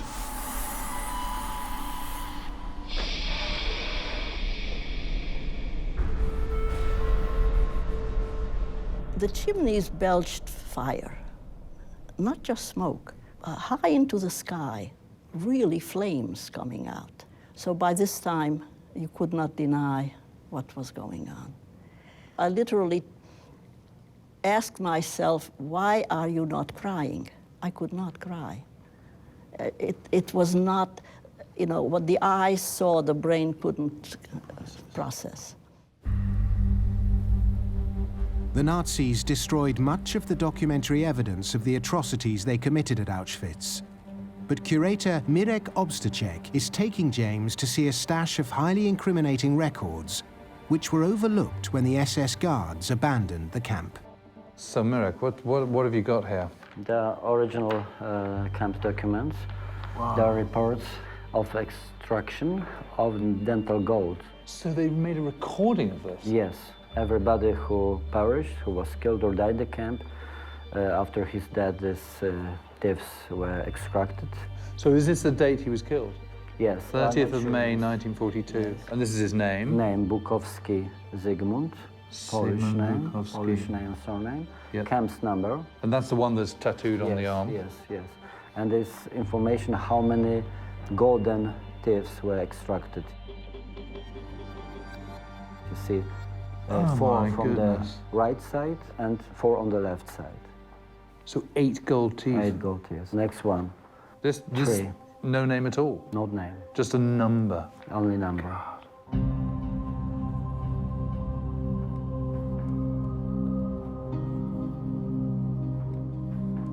So here's someone with 2 gold teeth, and it's just amazing to think that they're itemizing every piece of gold. I mean, there it is, written in bold, gold. It's itemizing the theft that they're carrying out. It's just unbelievable. After the war, Allied soldiers discovered a rare audio recording of SS leader Heinrich Himmler. Halfway through his speech to SS officers, he boasts about the looting of Jewish people. Ich meine die Judenevakuierung, die Ausrottung des jüdischen Volkes. Von euch werden die meisten wissen, was es heißt, wenn 100 Leichen beisammen liegen. Wenn 500 da liegen oder wenn 1000 da liegen.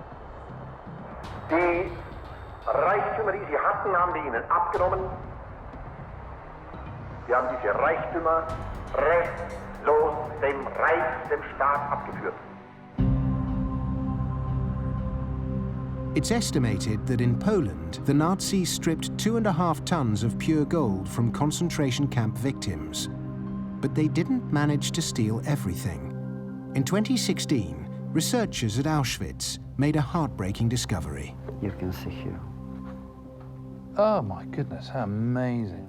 We've got golden, a ring. Yes, golden ring. Look at that. And what looks like a gold bracelet. Yes. Sort of wrapped up in a little bit of cloth. An X-ray of an inmate's tin cup revealed hidden treasures belonging to an unknown inmate who most likely died in the camp. Oh.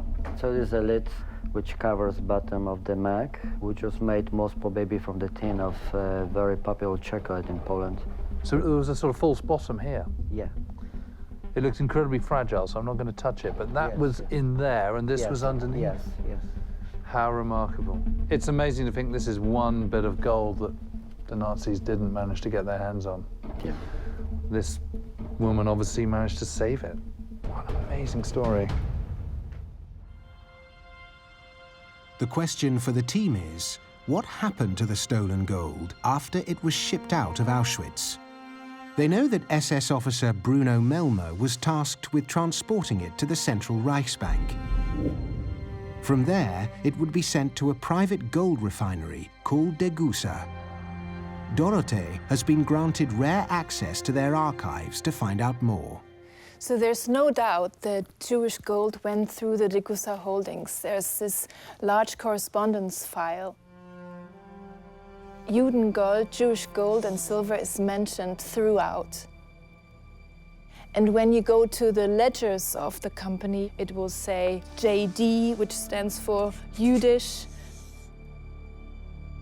This Juden gold was smelted down with other gold to form new bars of bullion. But what happened to it then? What is interesting is the gold then went from here, from the reserves, and I found a chart. It talks in percentage how much gold went where. 51% into export, which means it went to countries like Sweden, Portugal, from where Nazi Germany had to buy resources. It's damning evidence that some of the gold pillaged from the bodies of concentration camp victims made its way to the so-called neutral countries. Now the team switch their investigation to the way in which the Nazis in these states did business, and all trails lead to one country, Switzerland. Under here, if you're looking for Nazi loot, that's where it could be.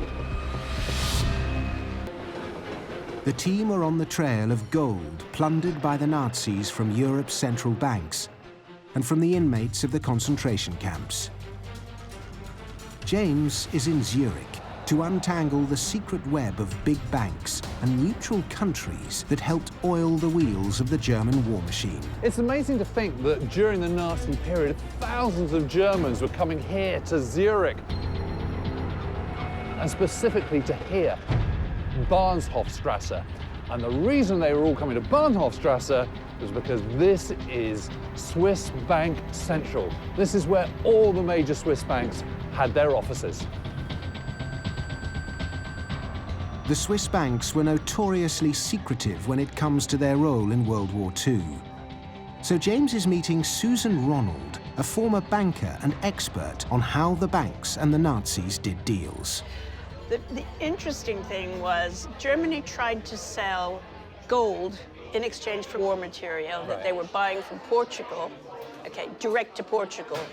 And Portugal refused. What, resources like bauxite? Portugal absolutely, totally refused. And they actually wrote, they didn't write to Germany, they wrote to the Swiss Banking Association, and they said, we cannot take gold anymore directly from Germany. What we can do is take gold from Switzerland. Countries like Portugal did not want to be seen openly accepting plundered gold, so the Nazis desperately needed a country that could wash away its dark provenance. So what happened was the Swiss came up with a system of cloaking the gold. They would take in the gold, rebrand it in some way, and send it on to Portugal in payment. And then they were fine. Then they were fine. They must have known it was still as Of course they did. So it's not through moral scruples, it's just through covering their backs. No, it was more a question of, we think the Allies are going to win the war. We do not want to be punished. Just how complicit the Swiss were in dealing Nazi gold is still a hotly debated issue. In 1998, the Swiss banks made reparations of over $1 billion to the victims and descendants of the Holocaust. But some, like Susan, believe that to this day there may be Nazi plunder hidden away in the numerous bank vaults deep beneath Bahnhofstrasse. So, I mean, what are we talking about? How extensive? The vaults start at probably at this intersection here, and then go about another half a mile further north. Under here, if you're looking for Nazi loot, that's where it could be.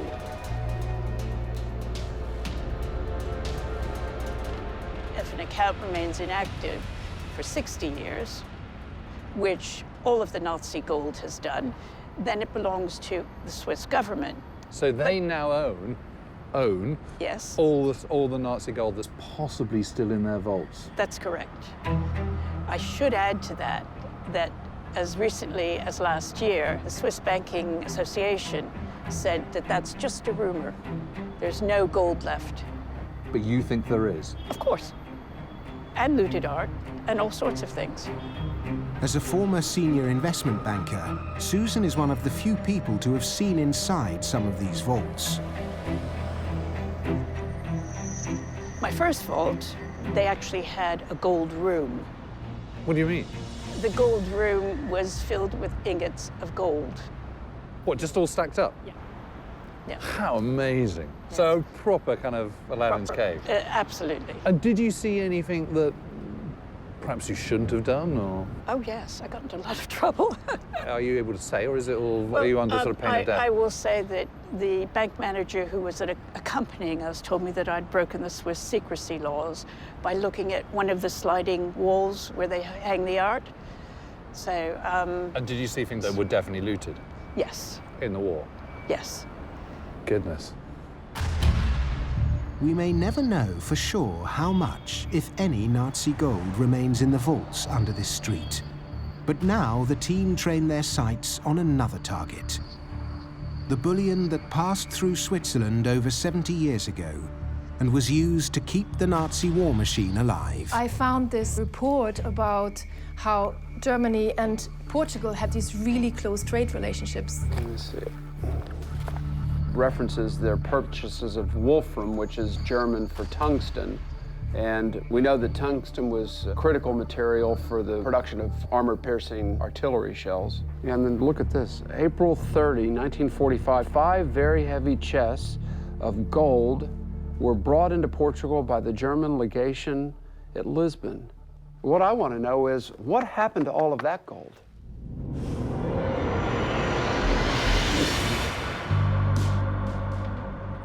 Connor has flown to Lisbon to investigate the Portuguese connection.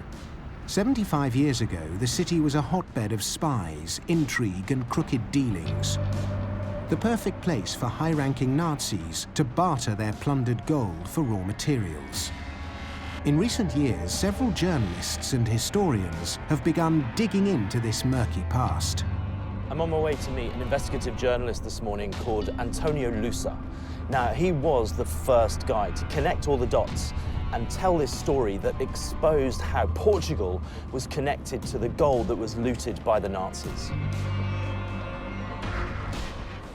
Okay, so what we know for sure, this triangle was set up with Switzerland to facilitate the Nazis buying things from Portugal, using looted gold, without it being obvious to the rest of the world.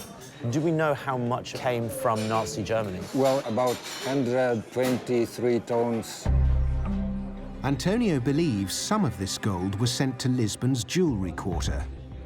They sold it to small jewelry and gold shops that you see here in the old part of Lisbon.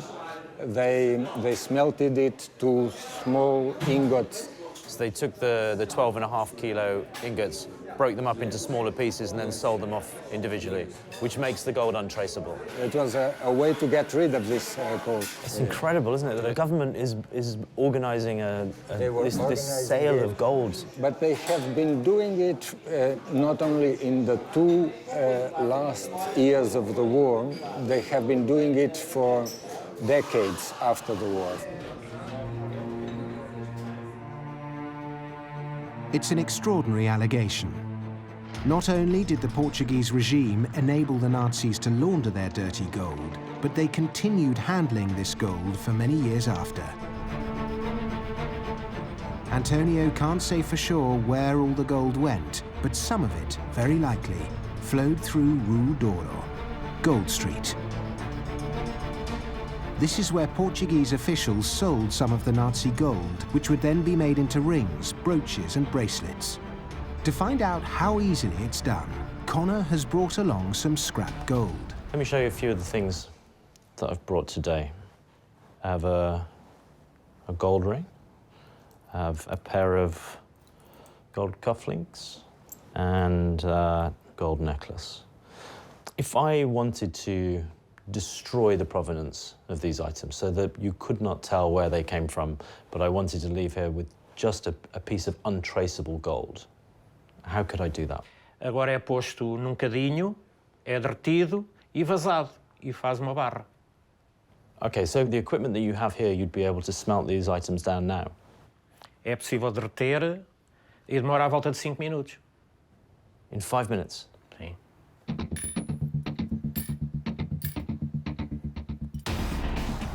He looted the national gold reserves from the occupied countries. He stole the wedding rings, jewelry, and gold teeth from concentration camp victims. For Hitler, gold never lost its luster. It was the currency that would pay for his 1,000-year Reich. But of all the looted Nazi treasure that went missing during the war, gold has proved to be the most difficult to track down. There's no way now of telling where that came from. Sim, o ouro é fácil, depois de derreter, ninguém sabe o que lá estava.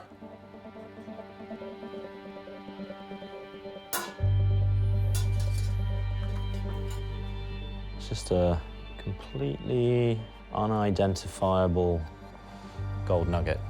Could have come from anywhere. You start with a bunch of jewelry, you end up with something that's just worth hard, easily transportable currency. It's the perfect material. The hunt for Hitler's gold has taken the team from mine shafts. This is just incredible. To the mountainside. Wow! I mean, this is evidence, isn't it? To a survivor of the Holocaust who witnessed firsthand the Nazis' greed and inhumanity. These are my two little brothers. They were sent straight to the gas chamber. Yes. Of all the looted Nazi treasure, gold was the most precious. It was the lifeblood of the Third Reich, an element so vital they would do anything to get their hands on it. The majority of gold that was looted by the Nazis was probably smelted down and sold and scattered to the four corners of the globe. We just don't know anymore where that gold ended up. It could be in the jewelry you're wearing today. It could even be in your wedding ring. Fact is, it could be anywhere.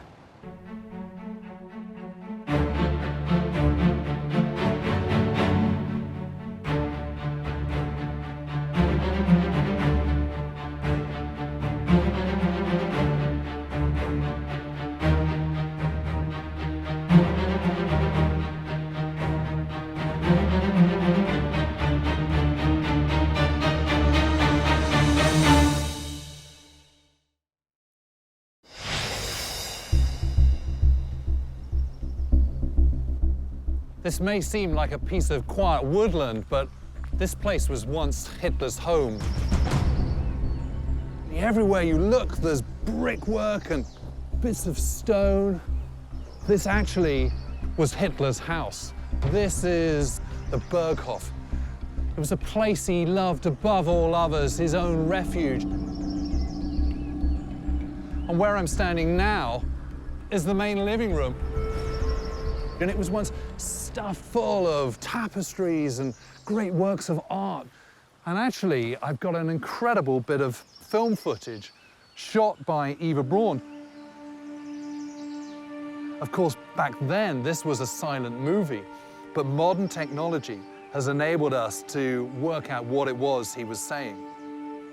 And what he says is really fascinating. When the people see that I support art, they will do so too. That's why I've been collecting so many pieces of art. Yes, one day these will all belong to the German people. And then he turns, pauses, looks back and says, I am merely the curator. Hitler had a dream to create the world's most spectacular art collection. It was a dream that would become Europe's nightmare. At the end of World War II, the Allies made a series of shocking discoveries. Hidden in trains, bunkers, and deep underground, they found mountains of stolen treasure. That must have been like going into Aladdin's cave. Hitler and the Nazis had looted an entire continent. and committed the greatest theft in history. Now, a team of investigators is opening up cold case files of Nazi plunder still missing today. We're talking about things that are worth tens of millions of dollars. Robert Edsel is an expert in Nazi looted treasure. Hundreds of thousands of objects are still missing. Well, we have a lot of digging to do. Joining him is Second World War historian James Holland. None of this was really his. He'd just taken it. And investigative journalist Connor Woodman. And this is a genuine treasure hunt. We dig a hole in the ground and we find those cases. Their mission, uncover new clues. Oh gosh, this is it. Explore Nazi hideouts. Whoever built this brick wall really didn't want anyone to get through to the other side. Find out how the treasure was stolen and where it might be now. What a piece of history.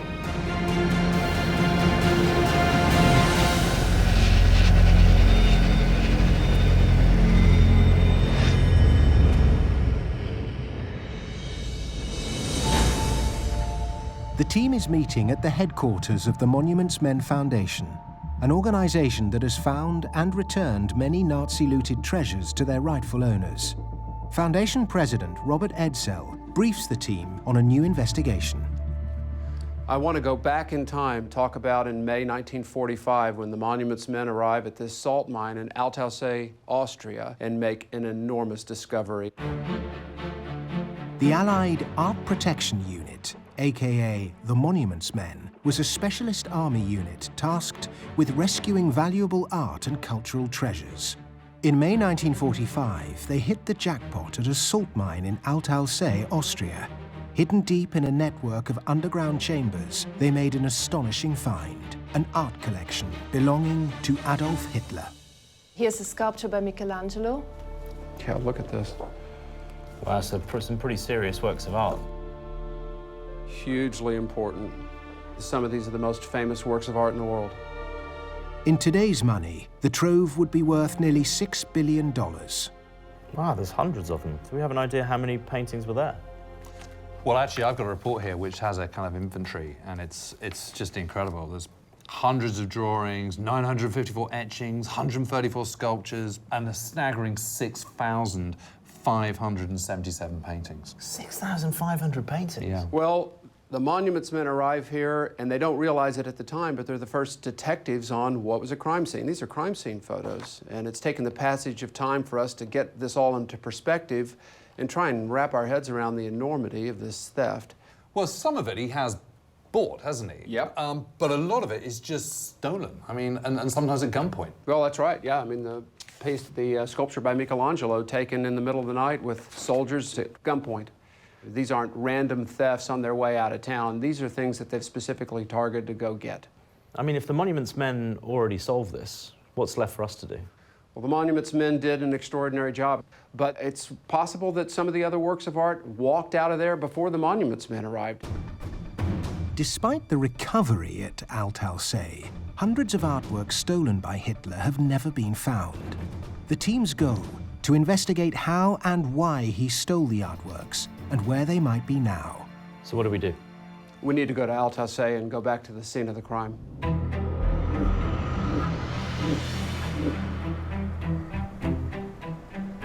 Connor and art historian Dorothee Schneider fly into Austria to investigate the location where the looted artworks were discovered. Althausen is still a working salt mine, but those areas which stored Hitler's art collection have been preserved for posterity.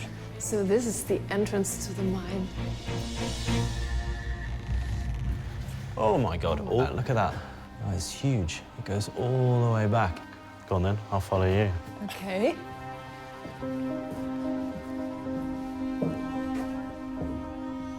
It just goes on and on and on. Salt has been carved out of these mountains for nearly 900 years. They're honeycombed by hundreds of subterranean chambers, linked by nearly 70 kilometers of tunnels. Look at this place. For the Nazis, it was the perfect place to hide a treasure trove. So look, this is the first chamber of the chambers where arts were stored. Oh, so there was there were paintings stored in this room? Yes. 6,577 paintings, sculptures, books, everything was stored in here.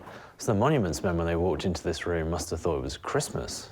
Yeah, especially because they'd been looking for these things for months. So let me show you this photo. Oh, wow. Yeah, that's exactly... See? It looks exactly like... Yeah, that's the shelving. Here's one of the paintings, and it's right here. Oh, my God, yeah. Oh, suddenly you can just imagine all of those paintings just all stacked up. Mm-hmm. So do you think a lot of the art that was in this room and in this mine was actually personally selected by Hitler? Well, we know that for his own collection, yes, absolutely. Every single piece was what he wanted and what he thought was wonderful and was his own taste. Sometimes people think that he might have even gotten so much strength and enjoyment out of this collection that that was the main thing that kept him going. The artwork found by the Allies was stored in 8 separate underground chambers, but recent research has revealed there are other caverns packed with art treasures. What happened to this artwork remains a mystery, but we do know that the mountain contains numerous entrances that were likely known only to local salt miners. Is it possible there are still people in the area who know where the booty is? Connor and Dorothee are meeting local treasure hunter Gerhard Zauner. For nearly 60 years, he's been following every lead he can in his quest to find looted treasure. Grüß Gott, Herr Zauner, Dorothee Schneider. In 1959, Zauner hit the headlines with an incredible discovery. Diving in nearby Lake Toplitz, he and some friends found £72 million in counterfeit British currency, dating back to the Nazi era. He takes Connor and Dorothee to see some of his other finds in his own private museum. Wow, look at all this. Is this all stuff that you have found yourself? It's also a lake. Wow. These are huge. Are these from tanks? This is from the tank. That's from the tank, yeah. Okay. As the Allied armies closed in, German soldiers flung their weapons into lakes around here in a desperate attempt to hide their Nazi past. What are these from here with the swastika? Das hatten sie. Yeah, everybody would have had something like that on their writing desks. It was a real cult. It was almost like a crucifix. People had one of those at home. Right, so these just would have been everywhere all over Germany at the time. It isn't just Nazi weapons that Zauner has pulled out of the water. What's your most prized find ever? Ich habe einen Ring gefunden von einem SS-Offizier. Werde ich Ihnen dann zeigen. He found this ring by an SS officer, and he would love to show it to you. An SS officer's ring? I'd love to see it, yeah, I'd love to see that.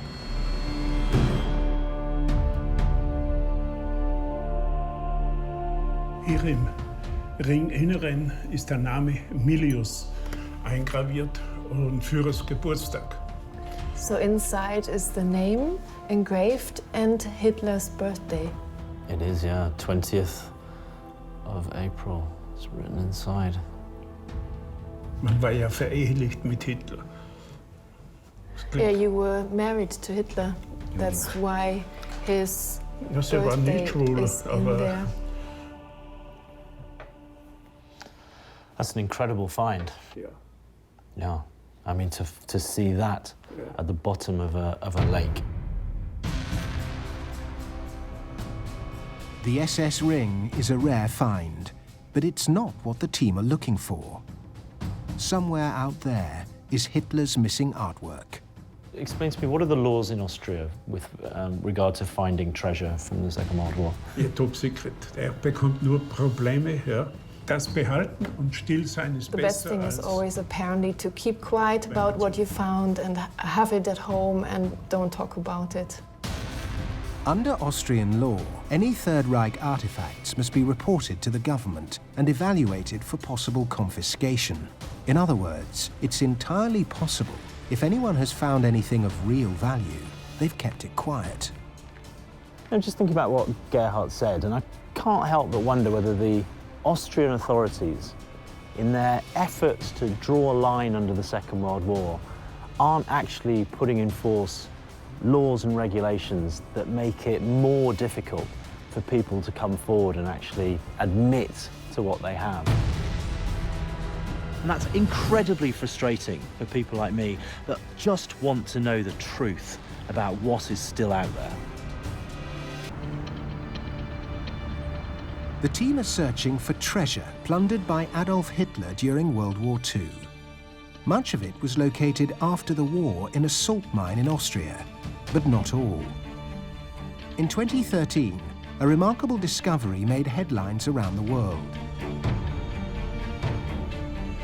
At its core was one of the murky characters hired to bring Hitler the world's greatest artworks, art dealer Hildebrand Gerlit.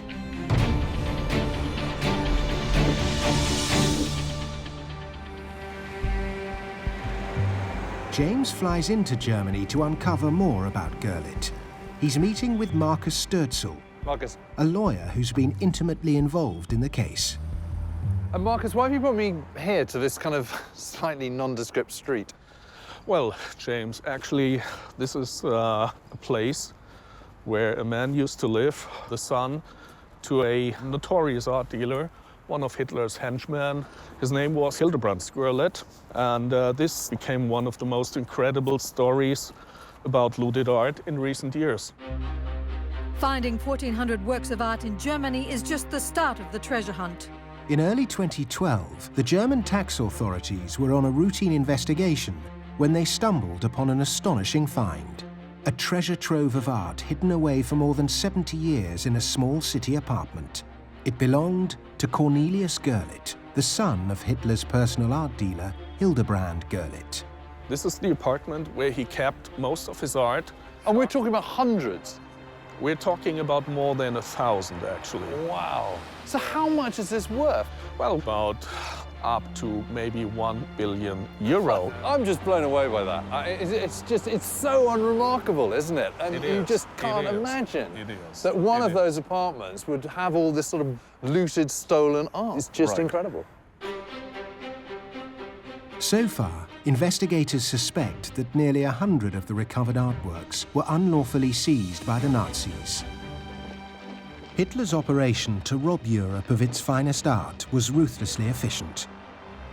Soon after occupying a country, specialist units would seek out and seize whatever artwork they could find, usually from national museums or Jewish family collections. In Germany, Jewish collectors would be forced to sell their paintings at knockdown prices. So how did Hildebrand Gerlit acquire such a massive art trove? He ran the show, and he had access to all famous collections in Europe, in the occupied countries, in the war zone. He bought stuff officially for the Führer, but, well, he had the opportunity, and he had the means. And he bought also for himself, obviously. Okay, so I'm Gerlit, and I go in and I'm looking at a big collection. Am I making a list of everything I'm making an inventory of that collection? Yeah. But then the inventory I then show my boss, the Führer. Do I leave a few bits off? I mean, how does that work?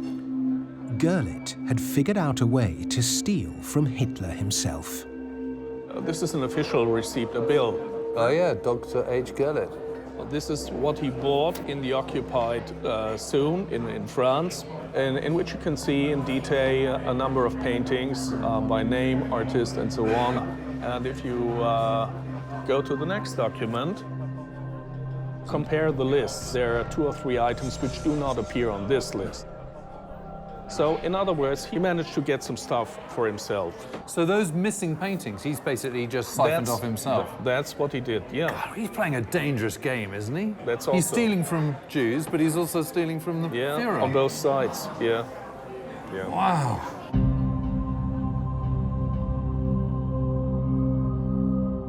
Two years after finding Gerlit's secret stash of art, Austrian authorities made another discovery. Hildebrand Gerlit's son didn't just have a flat in Munich, he lived in a house in Salzburg too. And there, police uncovered another hoard of paintings, including incredibly rare pieces by Monet, Renoir, and Picasso. But the Gerlit story doesn't end there. Hildebrand had a cousin, Wolfgang Görlitz, who also dealt art during the war. He lived in the same region of Austria as the Altausee salt mine, where Hitler's stolen art was stored. This is the address, so that villa on the right must be the house that Görlitz used during the war. And the bungalow on the left, apparently it's still owned by the Görlitz family. But you know, all week people have been coming up to us and saying that they know about looted art that's still hanging in private homes, but they won't come out and say it on film. It's amazing that after 70 years, there's still this veil of secrecy and, frankly, air of menace too. And it suggests to me that in this region here, there's still huge amounts of looted art that we just don't know about. Just a few miles away, Connor is searching for some of that hidden Nazi treasure. This is Lake Udensee. This is where Herr Zauner found the SS ring, and conditions are perfect today for diving. The lakes around here have proved a rich hunting ground for Nazi treasure. Why are we diving in this particular spot? There are some rumors that some SS troops dropped some wooden cases into the lake. How do we know it was this particular spot? My friend knew a very old lady, and she told him that she watched when SS troops came here, and they had a rowing boat, and they dropped in 15 or 16 cases. 15 or 16 cases? 16 cases, wooden cases. And the contents is unknown, and this is very interesting, and I'm really curious what we could find. Me too. Me too. Very curious. And do we know roughly how far into the lake? She said 50 meters. Okay. Visibility should be good, so we will see. Okay, right. And what else should we be looking out for down there? Because it's not just these crates down there. There could potentially be all kinds of treasure down there. There could be some weapons as well, yeah? Some hand grenades, German hand grenades, guns, whatever, yeah? Because we know the Nazis at the end of the war used these lakes just to throw everything away, throw away the past. You're right, yeah. Okay, cool. Well, let's go. Let's get in the water.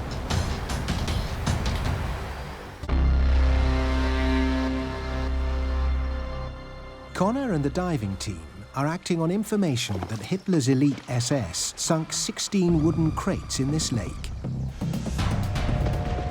Is it possible those crates contain treasure stolen at the behest of Adolf Hitler? If the team are going to locate them, they're going to have to take great care not to disturb the deep layer of silt which covers the bottom of the lake.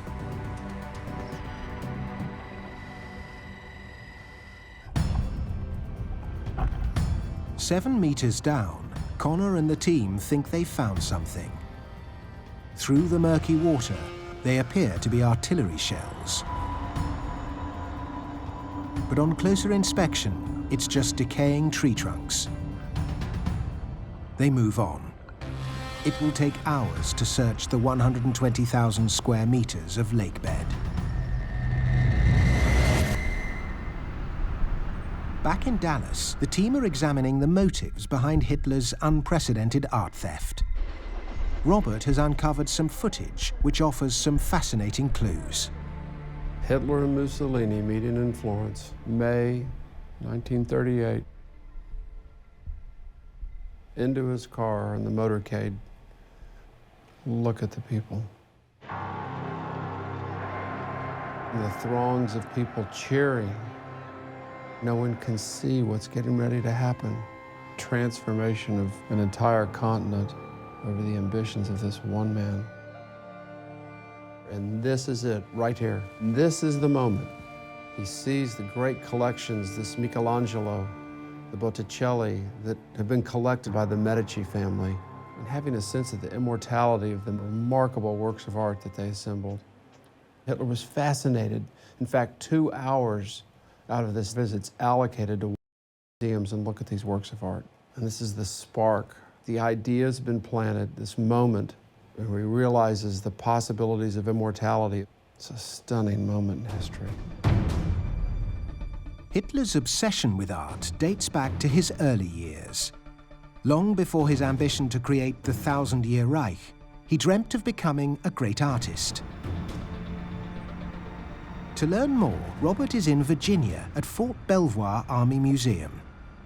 Hitler's watercolors are so controversial they're not on public display, but stored securely in the museum's basement. Curator Sarah Forgy is showing them to Robert. So here they are. Joining them is watercolor expert Gwendolyn Bragg. Gwen, what do you think about them, Gwen? Well, I'm surprised. I think, frankly, they are quite accomplished, and there's a lot of detail. There seems to be an almost obsession with fine, tiny little details, even in the variety of stonework that he's rendering and so forth. Viewing these, it makes you wish that he had gotten into art school and developed his talents. What strikes me about these things is a complete absence of people. And Yes. you really see this focus of Hitler not really caring about people, just focusing on drawing structures. I think the composition is good. It's not dynamic. Maybe we'd say it's competent. Yes, competent. A good term. And here's his signature. Munich, 1914, A. Hitler.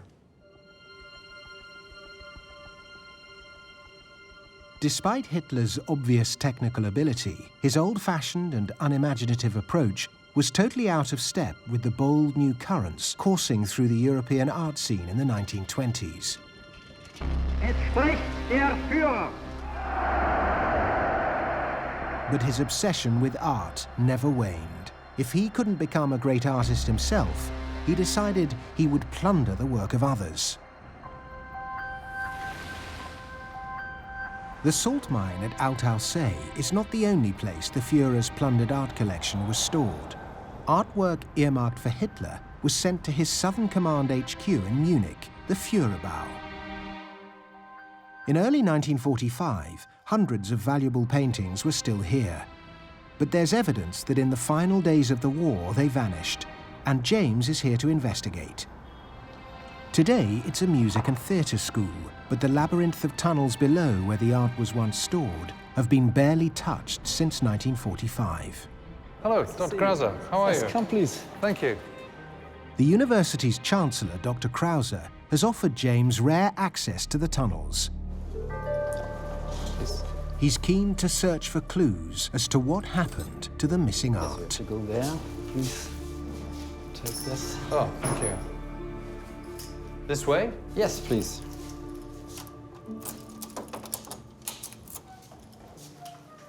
Oh my goodness, it just goes on forever. Yes. I can show you some graffiti, so if you want to please, see. Yes.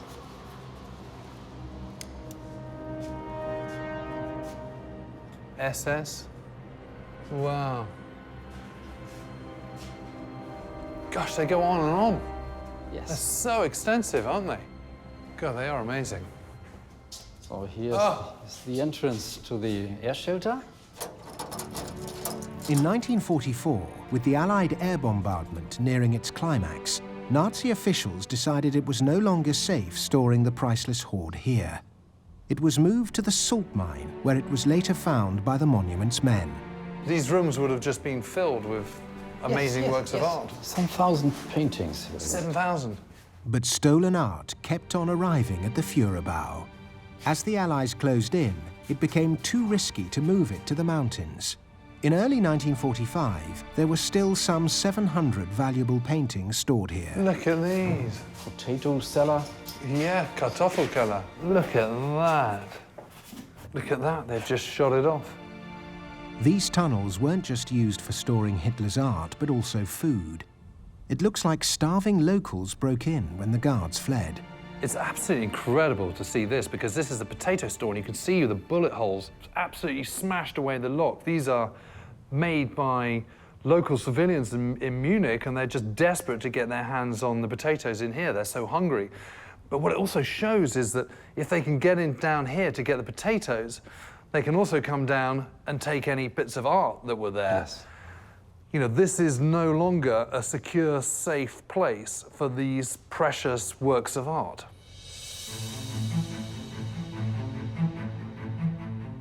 When the Allies took the Führerbau, more than 700 paintings had vanished. The mystery is being investigated by a team of art detectives, including Professor Micah Hopp. So, Micah, how do you go about finding all these missing pieces? I mean, what's your start point? Well, our start point are actually lists like these. The Führerbau rooms in the cellar were numbered, and here you have, for example, room number 6, and what you can see on the list is a painting, and this is actually this painting. The only thing that we know about this painting is the National Gallery in Berlin bought it in 1967 from a Munich private person. Exactly. Right, so in other words, that Munich private person got in there on the night of whatever it was in April 1945, took it home, hung it on the wall for a bit, and then sold it in 1967, probably. Probably. We don't know it exactly, but of course this might be the case. It's a challenging forensic investigation. When valuable paintings emerge into the art market, Micah and her colleagues identify them. And if there's evidence they were stolen by the Nazis, then the legal process begins to return them to their rightful owners. Does it kind of still shock you, the degree of this? Of course. Sometimes it is still unbelievable how many paintings they transferred from the whole of Europe and collected together again.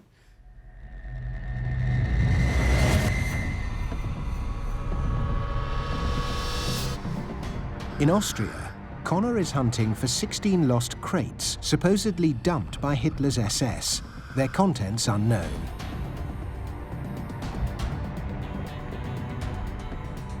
Visibility on the dive can be pretty good.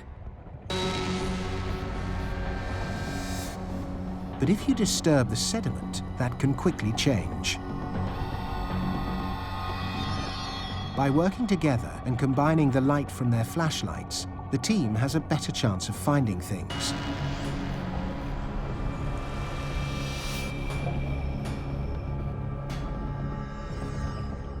But after 4 hours searching, their air tanks are almost empty. It's time to call off the quest for now. Hey, hey, hey.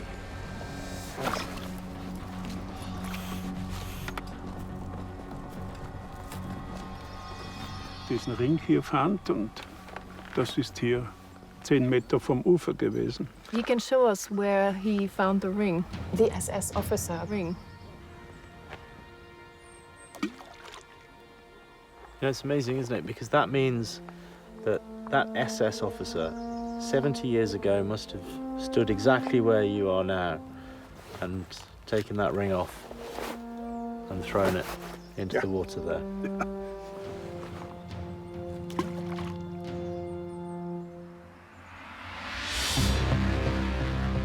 The hunt for Nazi treasure goes way beyond the lakes and mountains of Alpine. The missing artworks robbed on the orders of Adolf Hitler are almost certainly scattered to the 4 corners of the globe.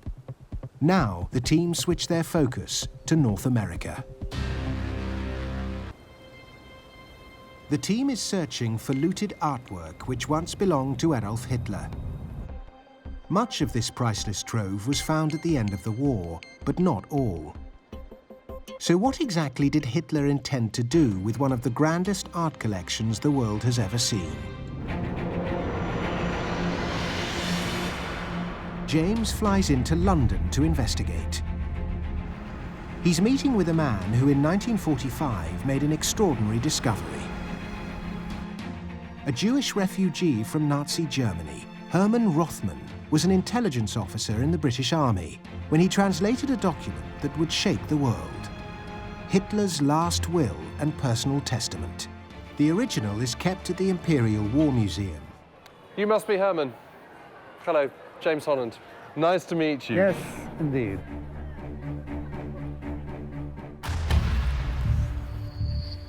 Oh, gosh, look at that. Can I touch it or not? Of course you can, yes. So take me back, Hermann, to the day when you first saw this. So what happened? You... What happened was, something which I will never forget. I was woken up at 4 o'clock by my commanding officer, and he said, have a look at this. What do you think it is? The impression I had was that this is such an important document, even without translating it. I knew that it was Hitler's will, Hitler's private will. You're touching something that he was touching in that bunker in those last desperate moments. Hitler's will was found hidden in a German soldier's uniform, and it reveals that even as he contemplated suicide in his bunker, he had no regrets for unleashing a war that killed 60 million people.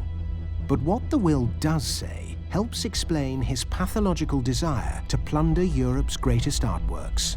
I have my art, which I have not collected for my own private use, but for the gallery in my hometown of Linz. And signed by A. Hitler.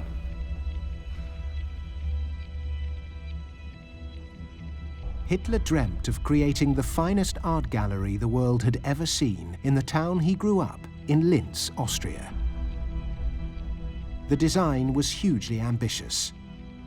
A magnificent home for his looted collection. It was never even started. All that remains of this mythical building is a photograph of an architect's model. But there is one way to get a glimpse into the collection Hitler had wanted so badly. How are you? Robert is at the German Historical Museum, which houses a set of albums containing photographs of the artwork destined for the Führer Museum. Let's look at these images. There are about 50 pages for each of these books. They're known as the Linz albums. Over the course of the war, 31 of them were made by the Nazis as they acquired artwork for the Führer. Amazing to think these were presented to Adolf Hitler for his birthday and then on special occasions.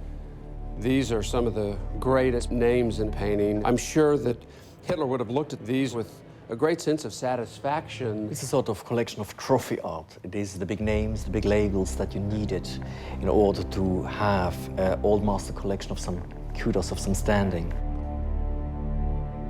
12 of the Linz albums have never been found, but Robert and the Monuments Men Foundation was instrumental in recovering one of them and returning it to the museum. Album 13. I haven't seen it in 6 years since we found it. Incredible piece of history. These albums are all that remain of Hitler's dream to create the world's most spectacular art collection.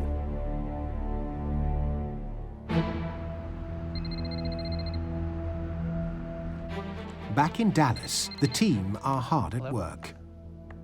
In Europe, they've hit a series of brick walls, but Robert is renowned for finding and returning art stolen during the Nazi era. And he knows that some objects found their way to North America after the war. Although it was against the rules, it was commonplace for GIs to bring home so-called souvenirs. Yeah, while I'm sitting here looking at the document. There's been a new development. The daughter of a veteran has contacted the National World War II Museum in New Orleans, wanting to return a piece of art that's been in her family for nearly 70 years. And the museum has asked Robert to help figure out who the rightful owner is. A tapestry's surfaced, and it's in one of these photographs, and it was at the Eagle's Nest, this little dining room, and there's this Flemish tapestry. High up in the Bavarian Alps, Hitler's Eagle's Nest was just a few miles from his Berghof home. Like the Berghof, it was decorated with fine artworks, some of dubious provenance. I have a photo that they've scanned and sent to me. And you can see it's in great condition, this tapestry, an amazing, amazing connection having this photograph. And I'm off to New Orleans to the National World War II Museum to see it.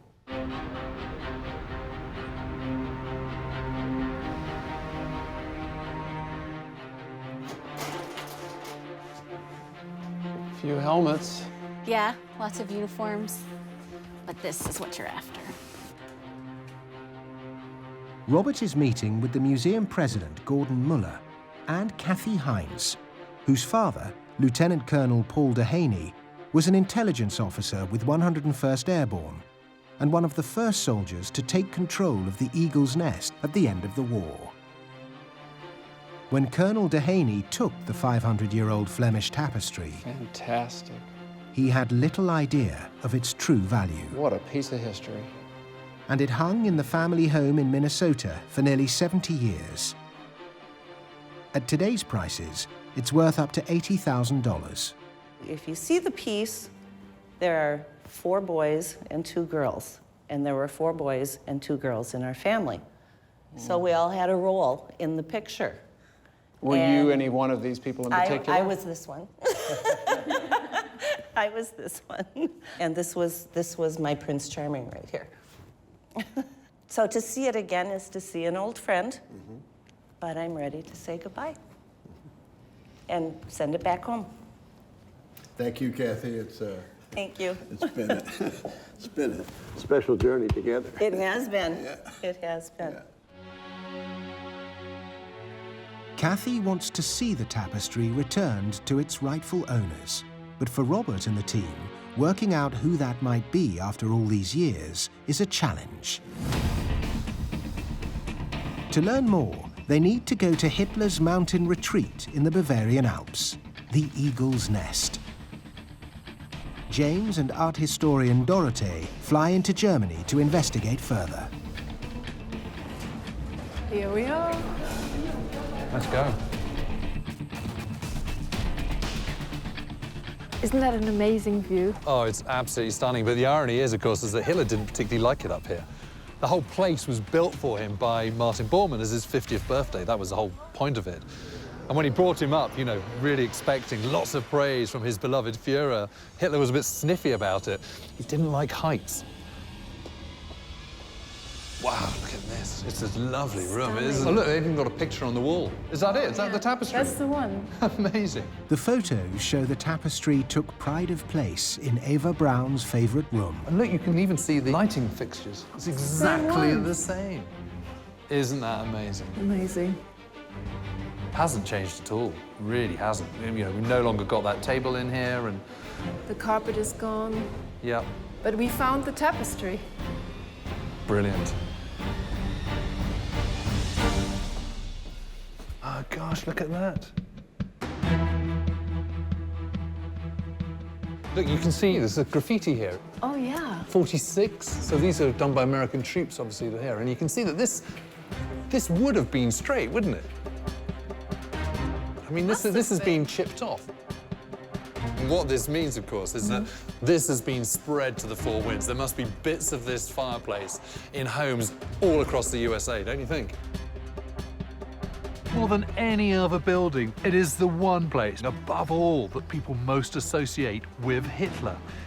And you're an American serviceman at the end of the war. You're going to know that, and suddenly you're in it. You're pouring all over it. Of course you're going to want a memento. You're going to want a piece of that, whether it's a chip from the marble fireplace or even a tapestry. There's no doubt the tapestry donated by Kathy Hines was once owned by Adolf Hitler. The question is, where did Hitler get it from? The team have unearthed a potential answer. This is a sales receipt from a firm called Bernheimer in 1938, and it has to do with the tapestry that's at the National World War II Museum. And this is amazing because I know a Bernheimer, Conrad Bernheimer. I'll bet it's the same family, and their family was horribly looted during the war. We need to follow up with him.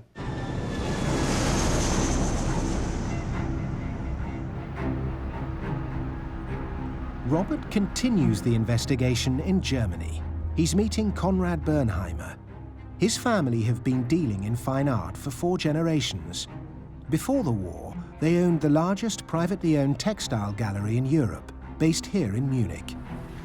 It was from here that one of Hitler's art dealers bought the tapestry. Connie, how are you? How are you? The question is, was the sale a fair one? Or were they, like so many Jewish families, forced at gunpoint to sell the artwork at a knockdown price? So the tapestry sold for 24,000 Reich marks, about $10,000 at the time. Yeah. Did that seem about like the right price at that time, as much as you Well, could that tell? was my question when you called me and you asked me, do you think this might be a case for a forced sale? remember my first question was, well, do you know the price? If it would be below the market value, then we could say maybe this could have been a forced sale. Yeah, $10,000 at the time was a lot of money. Was a lot of money. So in a way, I would have felt stupid if I would have said this was a forced sale. For Conrad to stake a claim on the tapestry, he'd have to prove the sale was forced, and he doesn't have the evidence. But just weeks after the tapestry was sold, the Bernheimers' world changed forever. They were all taken, imprisoned, and taken to Dachau. My grandfather, my father, my uncle, all the male members of the family. And what happened to the business?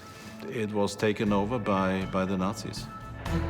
In the end, the Bernheimers escaped Nazi Germany for exile in the US and South America. Conrad has decided he isn't going to stake a claim to Hitler's tapestry, but this means Robert needs to work out who should rightfully own it. At their Dallas HQ, the team get down to work. Trying to establish who should be the rightful owner of a tapestry that once hung in Hitler's eagle's nest is not an easy task.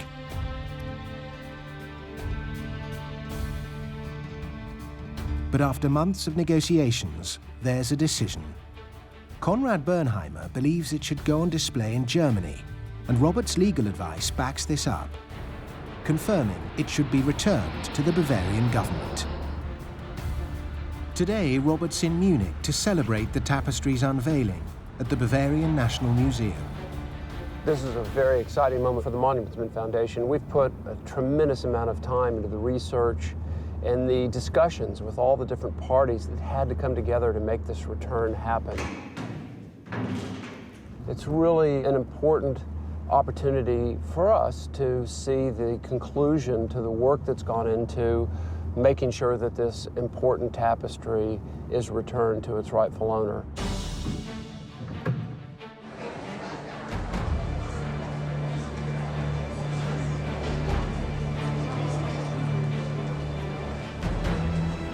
The two people central to the tapestry's return have flown in for the ceremony.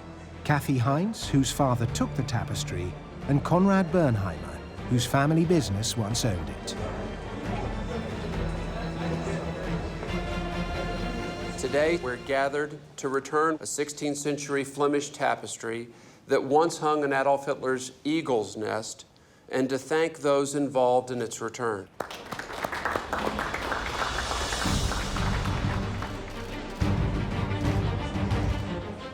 So does it come at a feeling of loss for you? Of course.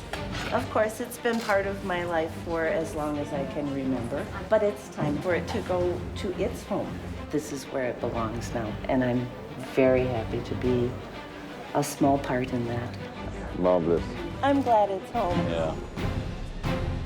The tapestry's epic journey from the Bernheimers to Hitler's eagle's nest to the American Midwest and finally home to Munich makes headlines all over the world. It's absolutely right and perfect that it came to the museum. Today's ceremony's been a wonderful example of the great appreciation by the people receiving these things for returning them. And so I hope this will encourage a lot of other people to come forward and contact us that may have objects and let us work with them to make sure it gets home. The team's investigation has taken them from the mountains and lakes of Bavaria and Austria. Can I touch it? To the British soldier who found Hitler's will. Look at these. To the maze of tunnels beneath the Munich Führerbau.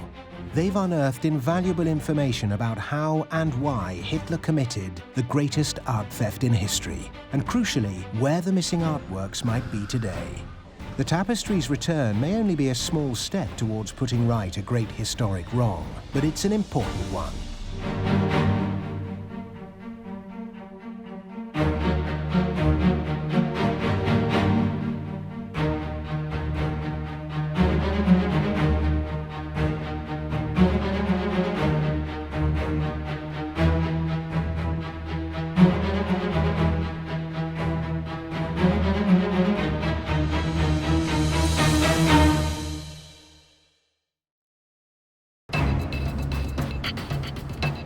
I'm on the island of Jerba in the south of Tunisia. on the 13th of February, 1943. The Germans arrived and demanded 50 kilos of gold. Just barefaced robbery. Someone on this island's got to remember that. Someone must have a link to that event. And that's what I'm here to investigate. At the end of World War II, the Allies made a series of shocking discoveries. Hidden in trains, bunkers, and deep underground, they found mountains of stolen treasure. That must have been like going into Aladdin's cave. Hitler and the Nazis had looted an entire continent and committed the greatest theft in history. Now, a team of investigators is opening up cold case files of Nazi plunder still missing today. We're talking about things that are worth tens of millions of dollars. Robert Edsel is an expert in Nazi looted treasure. Hundreds of thousands of objects are still missing. Well, we have a lot of digging to do. Joining him is Second World War historian James Holland. None of this was really his. He'd just taken it. And investigative journalist Connor Woodman. And this is a genuine treasure hunt. We dig a hole in the ground and we find those cases. Their mission, uncover new clues. Oh gosh, this is it. Explore Nazi hideouts. Whoever built this brick wall really didn't want anyone to get through to the other side. Find out how the treasure was stolen and where it might be now. What a piece of history.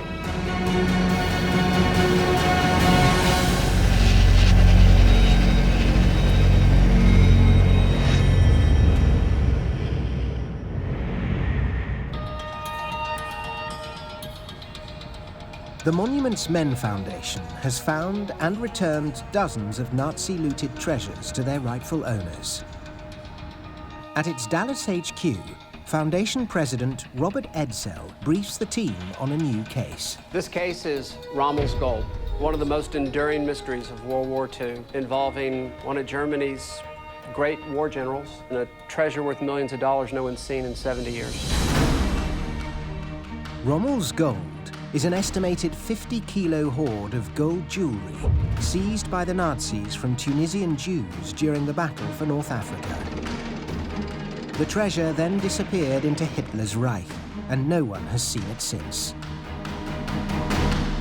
I love this story. I mean, I've heard this since I was a schoolboy. It's been doing the rounds for a long time, and pretty much since the end of the war. 70 years is a long time for a myth to endure, and I think that's part of the effort here is to try and kill this thing one way or the other. Well, it'd be absolutely amazing to get to the bottom of this one. Tell me more about Rommel. Rommel, well, he's the Desert Fox. He's the most famous of all German commanders. He's the scourge of the British in North Africa. In 1942, Erwin Rommel led Hitler's Afrika Korps on a blitzkrieg across the Sahara in an attempt to conquer British-held Egypt and seize the oil fields of the Middle East and beyond. But Britain rallied and in late October defeated Rommel's army at the Battle of El Alamein, forcing the Desert Fox to retreat back across the Sahara. The legendary Field Marshal has been linked to the missing treasure. But historian James Holland doesn't believe he was behind the theft. When he's commanding troops in battle, that is 100% his Right. focus, and that's what he's on. It's completely out of character for Rommel to go around looting stuff. So you think it's possible that even though the legend is that it's Rommel's gold and it's stolen on Rommel's watch, it might not be actually Rommel that's doing the stealing? Exactly. Who else was in North Africa at the time while Rommel was there? We do know there were Allgemeine SS, police SS, Gestapo and so on. They were coming to North Africa, particularly into Tunisia. We have a lot of digging to do. The SS was a fanatical paramilitary organization which used to terrorize civilian populations behind the front lines. And they were notorious looters. The SS commander in Tunisia was Colonel Walter Rauff, and he is the team's prime suspect.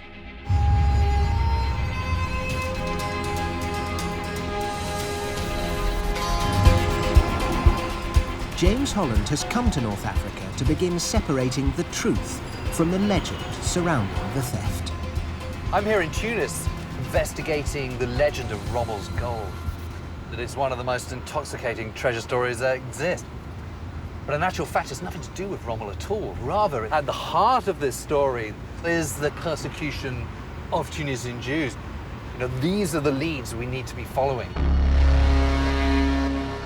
Walter Rauff joined the SS in 1937. He was a friend and a personal aide to Reinhard Heydrich, one of the chief architects of the Holocaust. Under Heydrich, Rauff oversaw the development of gas fans used to kill tens of thousands on the Eastern Front in 1941 and 42.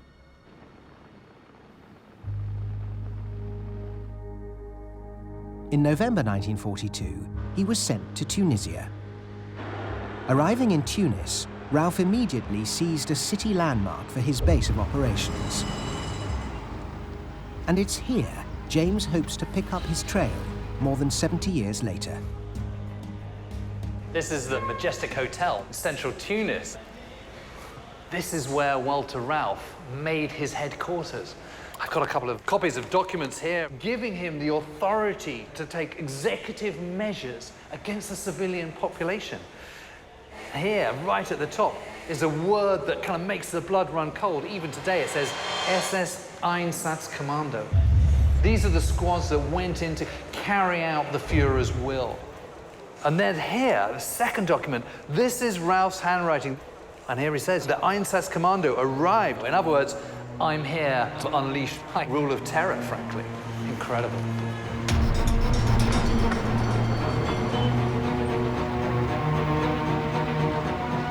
Rauff had only been here a couple of weeks when he really started to turn the screws on Tunis's Jews. He demanded that 2,000 of them present themselves for forced labor here at the central station in Tunis.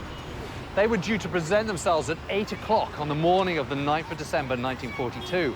But when Rauff turned up here, there were only 128. The Jewish leaders just simply hadn't had the time in which to gather all those people together. Rauff went absolutely berserk. He started calling the Jewish leaders swines, dogs, scum of the earth, and he said, I'll show you what the SS can do to Jews. Rauff and his SS henchmen began rounding up thousands of Jews at gunpoint and shipping them off to squalid camps set up across the country. Rauff brutalized Tunisia's Jewish population. But did he steal from them? To learn more, James is meeting an aide to the chief rabbi of Tunis.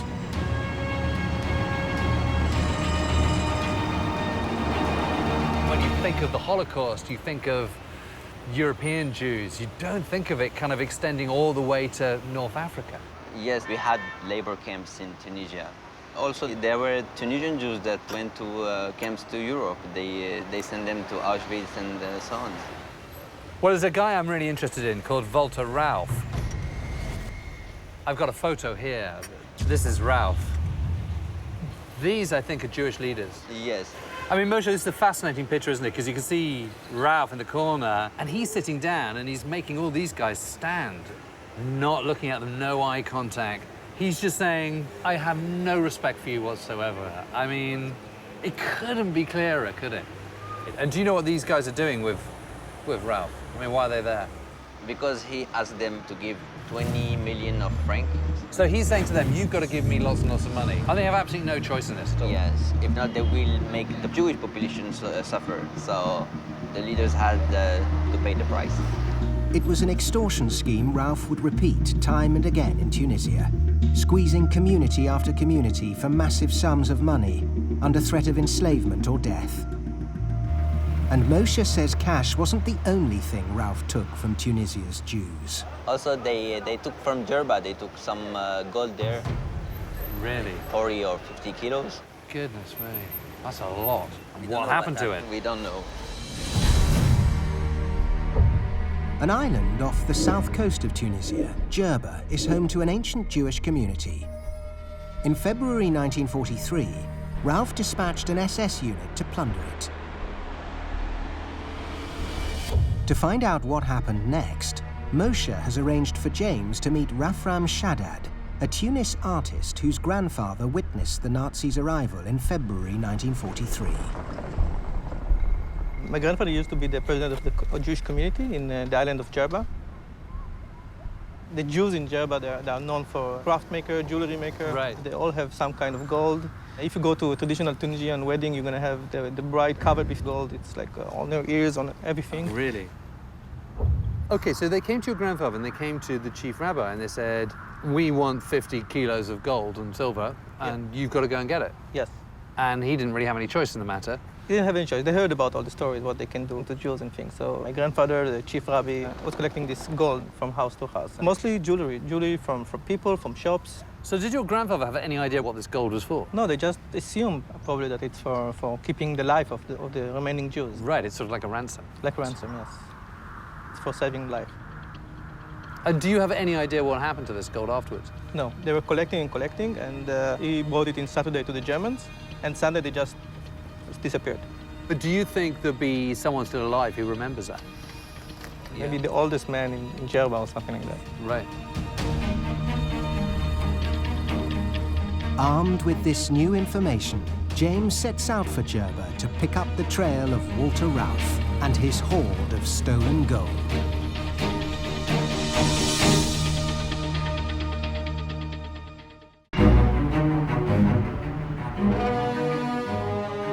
The team is investigating the legend known as Rommel's gold, the theft of a huge haul of gold from the Jewish community in Tunisia, orchestrated by notorious SS Colonel Walter Ralph. Historian James Holland has come to the Tunisian island of Jerba to investigate. Walter Ralph knows there's an ancient Jewish community on the island of Jerba in the south of Tunisia, and that they have this reputation for being amazing jewelers and goldsmiths. And so he sends one of his officers to basically plunder this gold. Someone on this island's got to remember that. Someone must have a link to that event, and that's what I'm here to investigate. Ralph's men had to work fast. Rommel's Africa Corps were in retreat. As the thieves pulled into the island's main town of Humat Souk on February 13th, 1943, the front line was just a stone's throw away. Their orders from Ralph were to swoop in, seize 50 kilograms of gold, and get out before the British took control of the area. To search for eyewitnesses, James has enlisted Moez Zgaya, a local expert on the island and its history. So, Moses, this is obviously the main town, Humsuk. Yeah, that's the center of the island, and that's the main market area. And you've got this street map here. Yeah, there's an entire street here where you find all the gold shops. And this is our best chance of finding an eyewitness. Yeah, that would be the place to go to meet some people who have heard of the story of the stolen gold. Fantastic. Okay, well, let's go there then.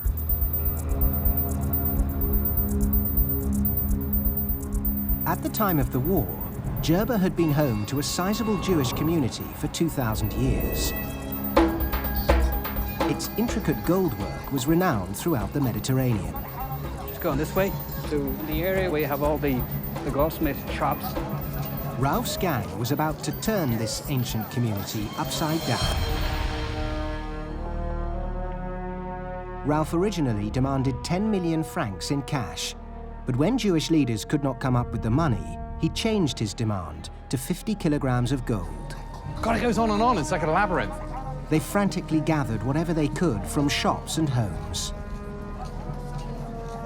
James is hunting for an eyewitness or anyone else who can provide details about how it unfolded. No, he has no clue about the gold. They inquire at shop after shop, but time, it seems, has all but erased any clear memory of the event. تذكرش انت ولا حكى لك شي حد منها؟ تذكرهم يحكوا عليها بس للمان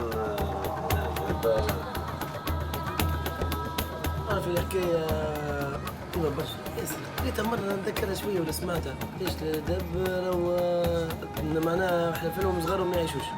They're making progress, but details are still frustratingly sketchy. تذكرش معناتها كيفاش قداش هزوا مثلا قد ما سمعت انت. قالوا 50 كيلو.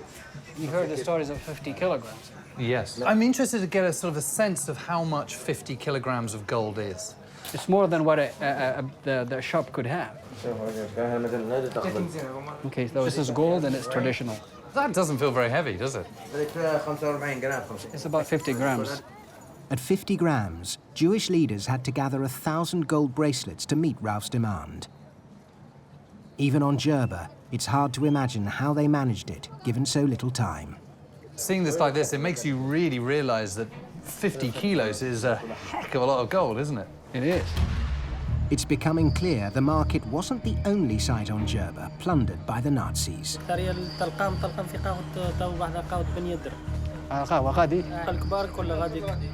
Back on the street, they get a promising lead. There is a cafe where this time of the day we have all the elderly sitting there, and they might be a good source of information.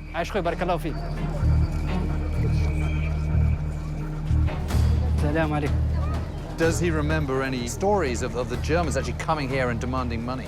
He was about 12-year-old. Really? He said they didn't do anything to us, but we were scared because we know or we heard of stories of what happened to other Jews in other places. And was his family robbed at all? Yes.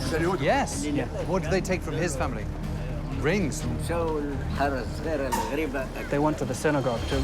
Really? Is that nearby? Yeah. Let's go there. James sets out for the El Ghriba synagogue to follow this new twist in the gold story. So would the synagogue have treasures in there as well? Sure. It was used as a home of treasure for the community. Right. Because that's the safest place you would have on the island. Jews have been worshipping on this site continuously for 2 millennia. Inside, James and Moez are meeting the synagogue's keeper, Perez Trebelsi, whose parents, they're told, actually witnessed the Nazis' sack of the building. Bonjour. And we're investigating the pillaging that the Nazis did in 1943, and we know that they came to the synagogue here. We're just interested to know if you know anything about that. وهذه كانت صار الحرب 41 جاوا الالمانوني جاوا الغريبه ويحبوا 5 كيلو ذهب او لا يقتلوا اليهود جا معنا بعتين ولاو ربع عطاهم الذهب تاع الغريبه. So here in the synagogue they had quite a lot of gold and treasures and things that were plundered. اكيد دابا كيف في هذاك المنطقه تشوف فيها كان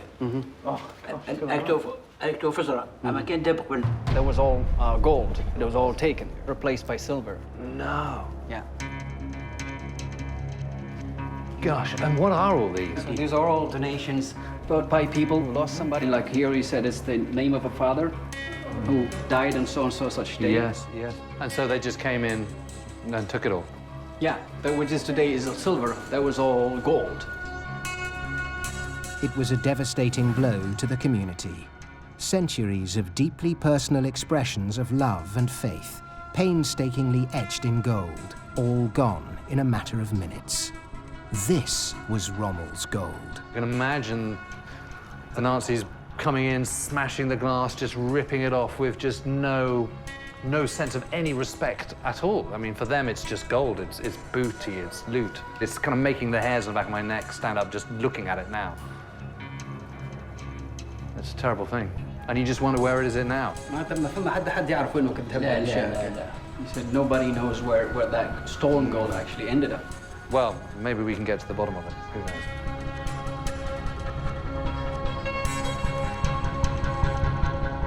As quickly as Ralph's men arrived, they were gone.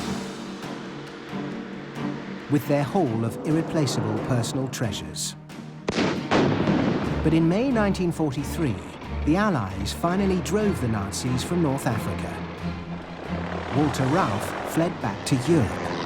Tunisia's Jewish population survived his reign of terror, suffering comparatively few fatalities. But he had extracted a heavy toll in cash and Djerba's gold. We started with the legend of Rommel's gold, but since I've been here on Djerba, I actually met someone who was here when the SS came and stole all that gold. But the big question is, where did it go from here?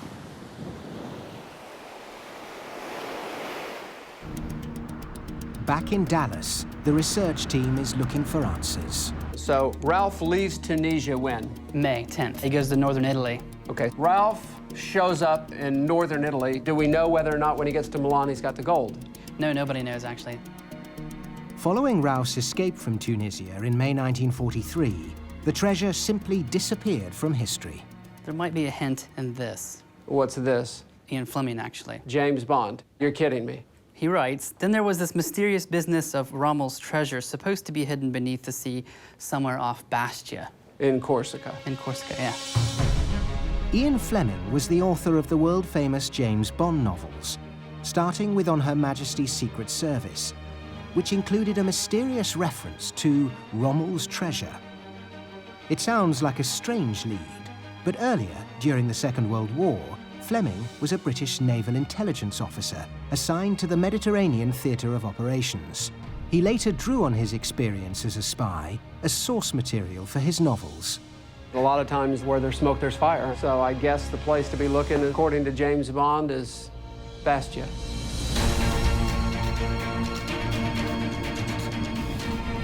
Investigative journalist Connor Woodman hits the ground in Corsica to see if there's any truth to the James Bond connection. Ian Fleming's book continues to talk about the mysterious business of Rommel's treasure. He says that it was here in Corsica, and he knows that because a Czech diver called Peter Flak came here in 1948 with this fantastic story about how Rommel's gold had been buried, sunk off the coast of Bastia, a Corsican town. Now, was Peter Flak a real person? Did Ian Fleming make him up? I don't know. That's what I'm here to find out.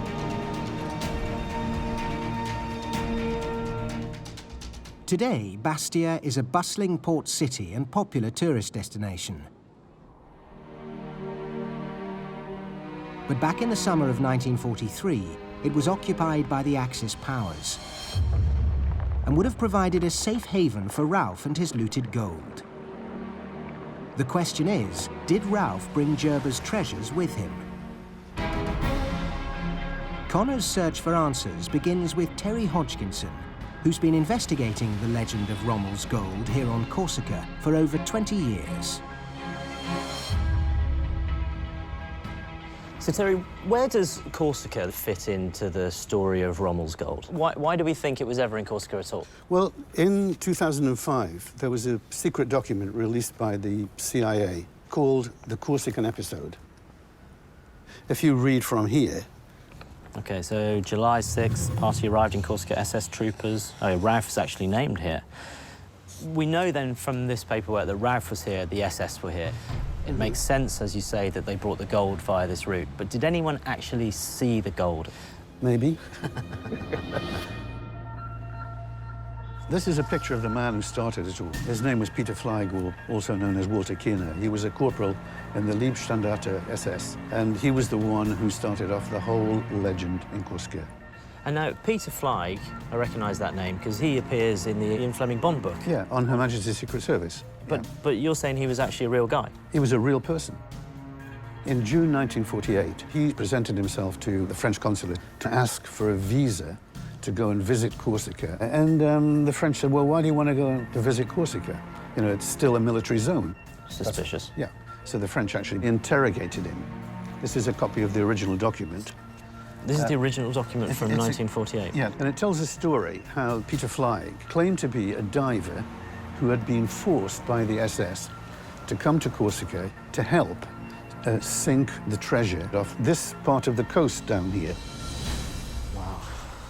It's a hell of a story. What the French did was effectively arrest him. And there was a great meeting by the French authorities saying, all this loot has been sunk. This is one of the people who did it. We will invest 1 million francs, which was quite a lot of money at the time, to go and look for it. Led by Flak, a French dive team scoured the sea floor off Bastia for over a month, but found nothing. Did one of Flak's fellow SS thugs beat him to the treasure? Or did he simply lie about the gold's true location, intending to return later and retrieve it for himself? Did Flak ever write down where he thought the treasure might be buried? Well, he did, as a matter of fact. This is a photograph that he carried throughout the war. This is him, this is his mother and father. On the back of the photograph are a series of numbers and a series of lines which appear to indicate where the treasure was buried. Just off the coast? Yeah. Here? Yeah. Flak's cryptic diagram is a tantalizing piece of evidence. But there's only one way to find out if it really is a treasure map.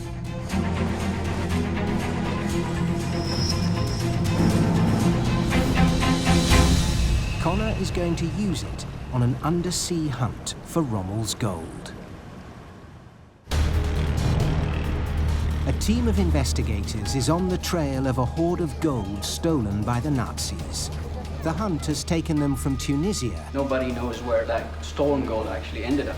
To Corsica. All this loot has been sunk off this part of the coast down here. Wow. Connor Woodman has learned that SS Colonel Walter Ralph ordered a team of SS divers to stash the gold off the Corsican coast. On the back of this photograph are a series of numbers and a series of lines which appear to indicate where the treasure was buried. And this cryptic diagram may be a map to the treasure.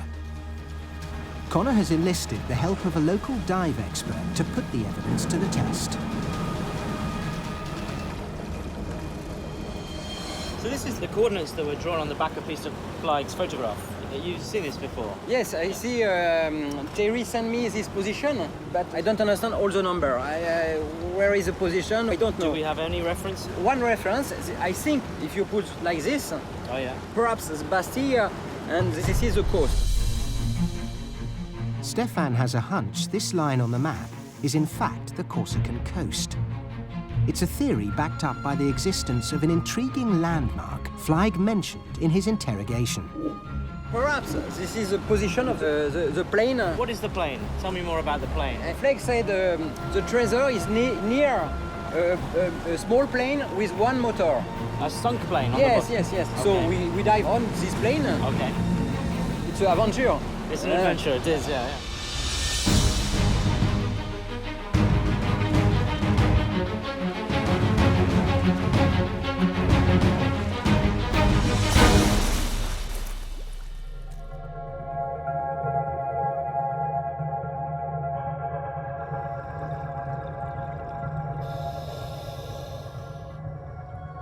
Flagg told the French authorities the gold was packed in 6 cases hidden near a sunken plane.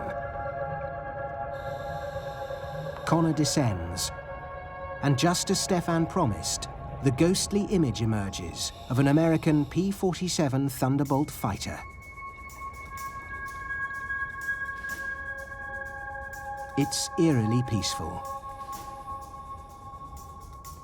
But did Ralph's men stash the Gerber gold here, or somewhere nearby?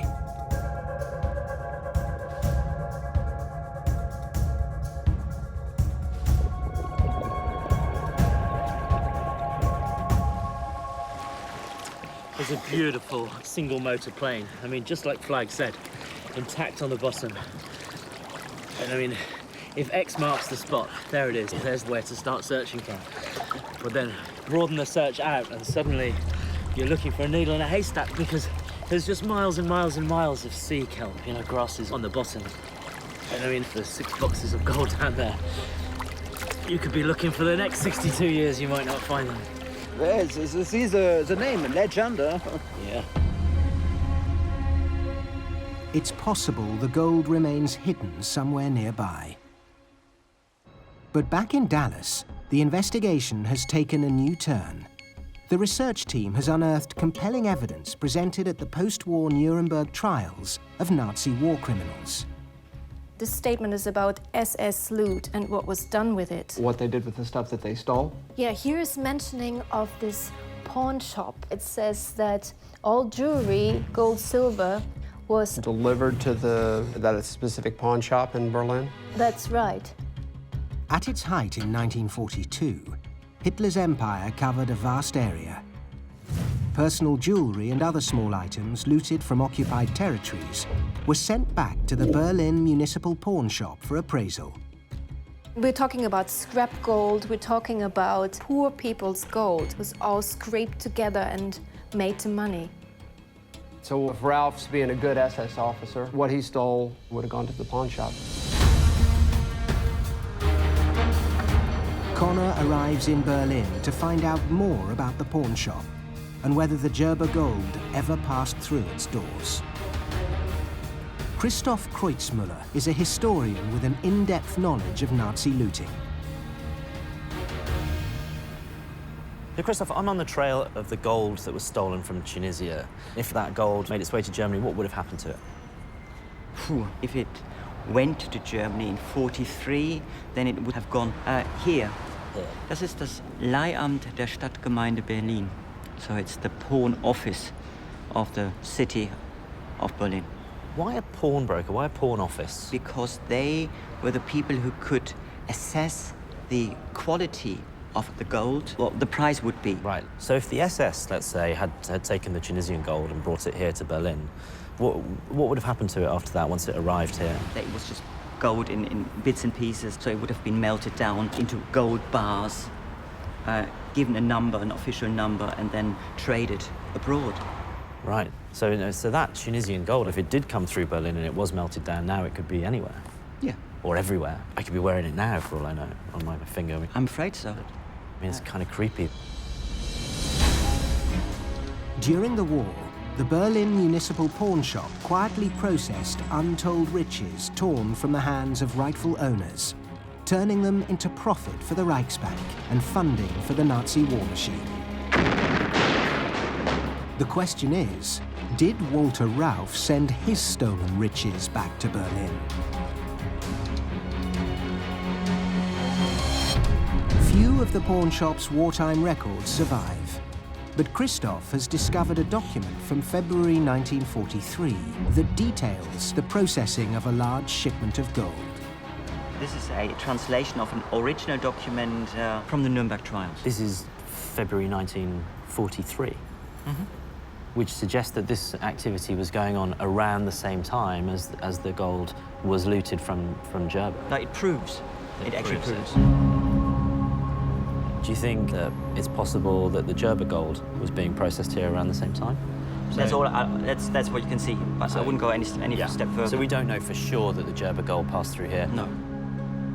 According to Christoph, there's a real chance the stolen gold passed through this pawn shop, but there's no proof.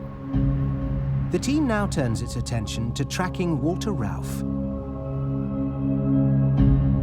Is it possible he kept some or even all of the Gerber treasure for himself? On April 30th, 1945, Berlin fell to the Soviets, and Hitler committed suicide.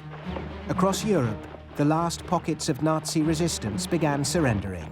Among them, Walter Rauff's SS headquarters in Milan. To find out what happened next, Connor is on his way to see the man who knows more about Rauff's life than anyone else, his biographer, Professor Martin Coopers. This is Rauff at the end of the war, is it? Yeah, this is late April 1945, when he surrendered with his troops in Milan. He's just been arrested, end of the war. Everyone else is hiding their face from the camera, not Rauff. Rauff's almost looking proud of himself. He knows that he could face the death penalty, but he shows no remorse in this photograph. No regret. He's a murderer. So what happens to him then after the war? He was interrogated by a British officer. So you've got his interrogation document. Yeah, exactly. What I find quite fascinating is the conclusion. He's cunning and shifty rather than intelligent. His contempt and everlasting malice towards the Allies are but slightly concealed. Considered a menace if ever set free, and failing actual elimination is recommended for lifelong internment. Not a likable guy. But is he interned for life? No, Rauff, in fact, escaped in late 1946, and that's the beginning of his lifelong lasting flight all over the world. Now a fugitive, Rauff boldly embarked on one of the most notorious post-war careers of any Nazi criminal. In 1948, he surfaced in Syria, joining that nation's war against the emerging state of Israel. In 1949, he crept back to Europe and arranged secret passage to South America, eventually settling in Chile. A 1978 letter to relatives back in Germany provides a chilling snapshot of his life there. Ralph wrote to his nephew that he is drinking and celebrating on April 20th. Hitler's birthday. Hitler's birthday, exactly. He sang with his friends Nazi songs. So we know that Ralph lived alive, celebrating the splendid Nazi period. So not only does he get away with it, but he laughs in the face of it, doesn't he? He's built a little bit of the Third Reich for himself over there. He was Nazi until his very end. Yeah. As footage of his funeral reveals, Ralph and his comrades never stopped believing in the Reich.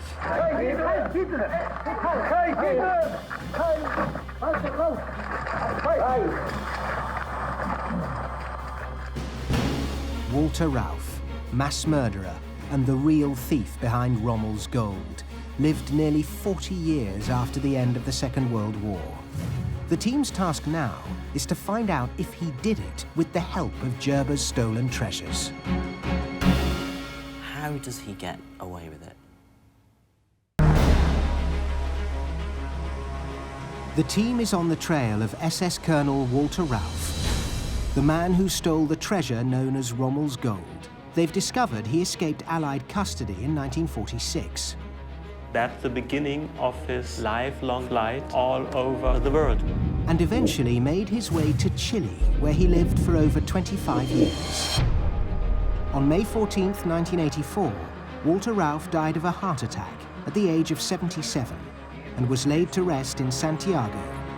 He never faced justice for killing an estimated 100,000 Jews.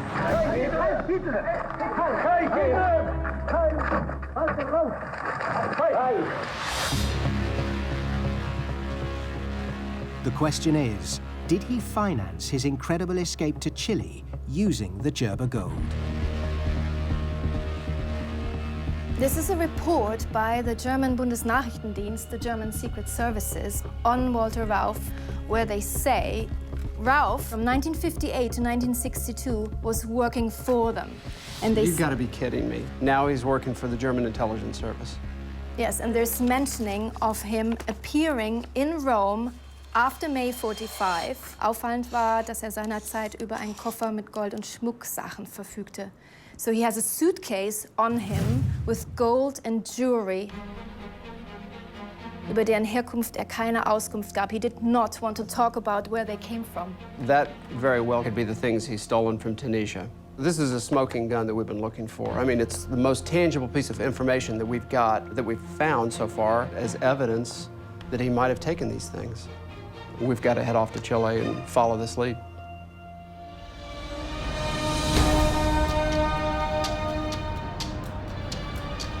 James Holland has come to Chile to learn more. He's tracked down a former Allied intelligence officer, Rudi Heimann, who not only served in the Tunisia campaign, but also kept a watch on Walter Ralph and other escaped Nazis. They meet at the city's main synagogue.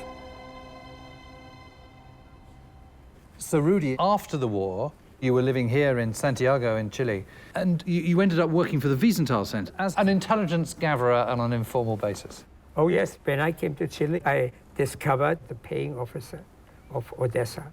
And Odessa was the rat line that was the organization that was set up to help former SS and Nazi war criminals escape from Europe into South America and wherever. Yes.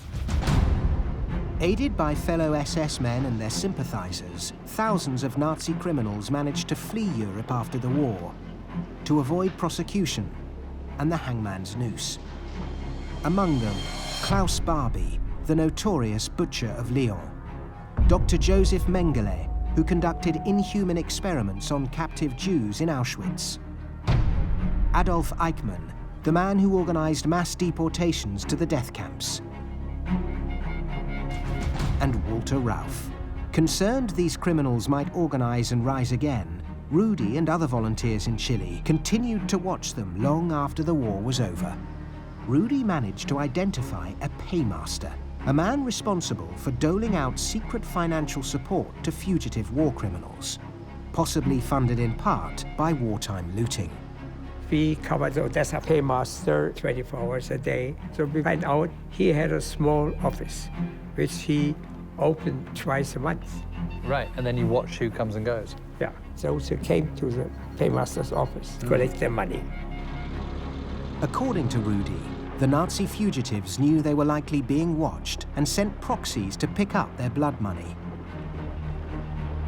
This made suspects on the secret payroll difficult to identify.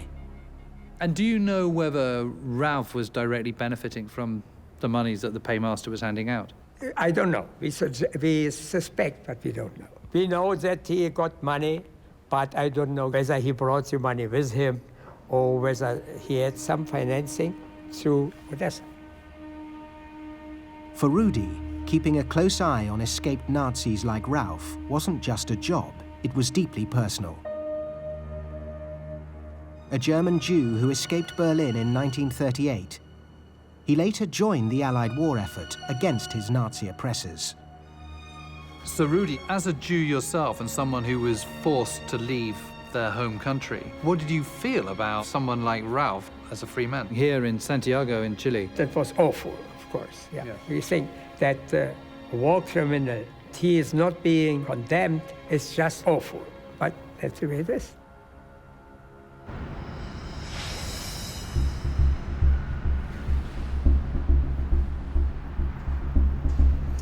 You know, I'm really struck by the parallel lives of Rudy Heimann and Walter Ralph. You know, both were German. One was a Jew who managed to escape and then fought for the British. The other served with the SS. You know, and both were in Tunisia, one liberating the Jews, the other stealing from them and making their lives a misery. And both end up here in Santiago, in Chile.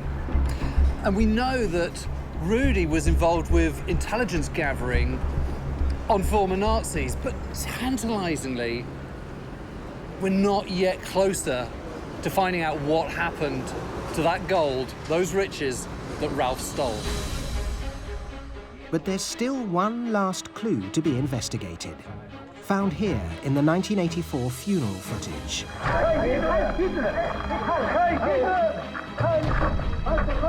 This is Walter Ralph's grandson, and he still lives here in Santiago. I've just been given a really good lead. This is the number of his grandson. It's ringing. Hello, is that Walter Ralph?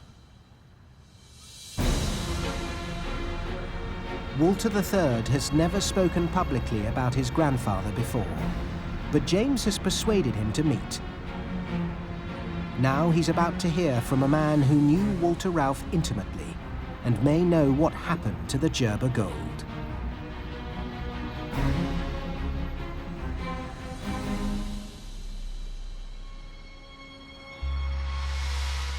But at the last minute, Walter III refuses to appear on camera, although he does still agree to talk.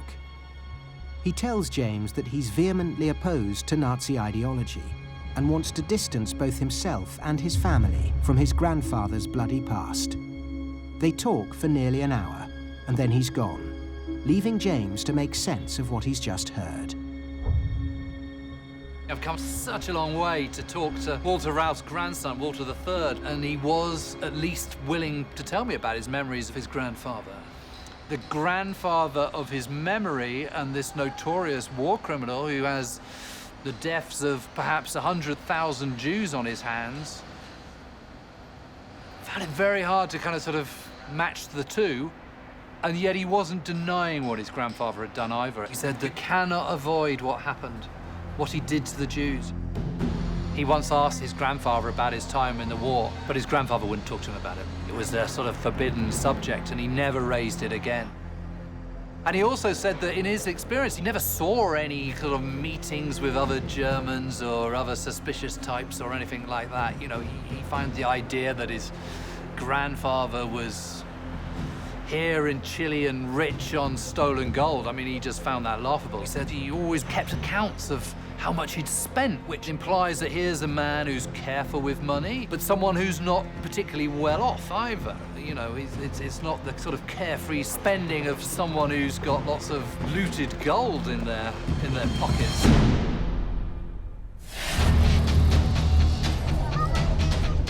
The hunt for Rommel's gold has taken the team from Tunisia. That used to be all gold. To to Corsica. It's an adventure. It's an adventure. Germany. This does suggest that they were processing looted gold. Like it proves. And Chile. Evidence suggests the treasure may have been buried at sea or turned into bullion to finance the Nazi war machine. But other clues He has a suitcase on him with gold and jewelry. suggest Walter Rauff may have escaped with at least some of the treasure.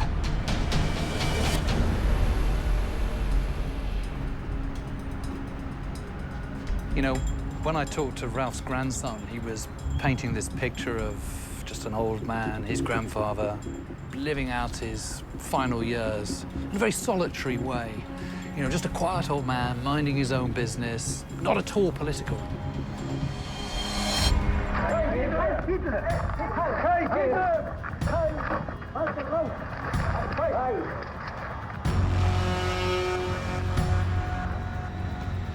But it's hard not to conclude, looking at that this was a man who went to his grave without regrets, without remorse, and frustratingly for us, with the secrets of Rommel's treasure too.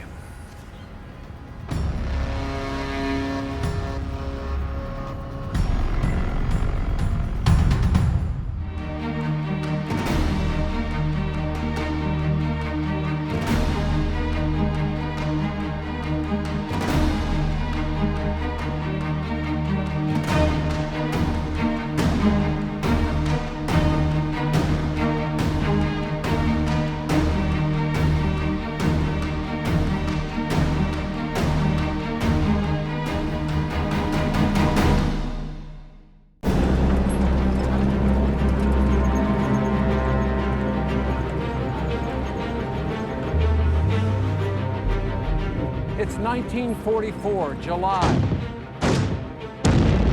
German Wehrmacht troops in Italy using trucks just like this one empty a villa that contains hundreds of the most important masterpieces in the great Florence museums. Things worth more than $1 billion. It was one of the great art thefts in history. Some of those works are still missing today.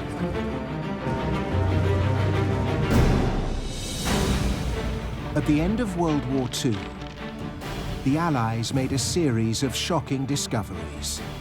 Hidden in trains, bunkers, and deep underground, they found mountains of stolen treasure. That must have been like going into Aladdin's cave. Hitler and the Nazis had looted an entire continent and committed the greatest theft in history. Now, a team of investigators is opening up cold case files of Nazi plunder still missing today. We're talking about things that are worth tens of millions of dollars. Robert Edsel is an expert in Nazi looted treasure. Hundreds of thousands of objects are still missing. Well, we have a lot of digging to do. Joining him is Second World War historian James Holland.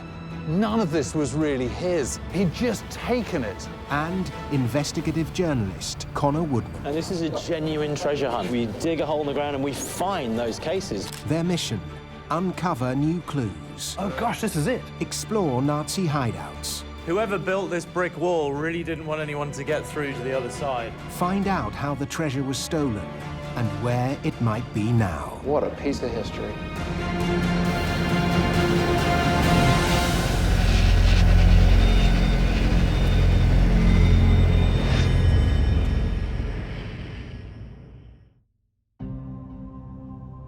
At the headquarters of the Monuments Men Foundation, an organization that has found and returned many Nazi-looted treasures to their rightful owners, founder Robert Edsel and his wife, Italian art historian Anna Bottinelli, are opening a brand new investigation, the plundering of Italy.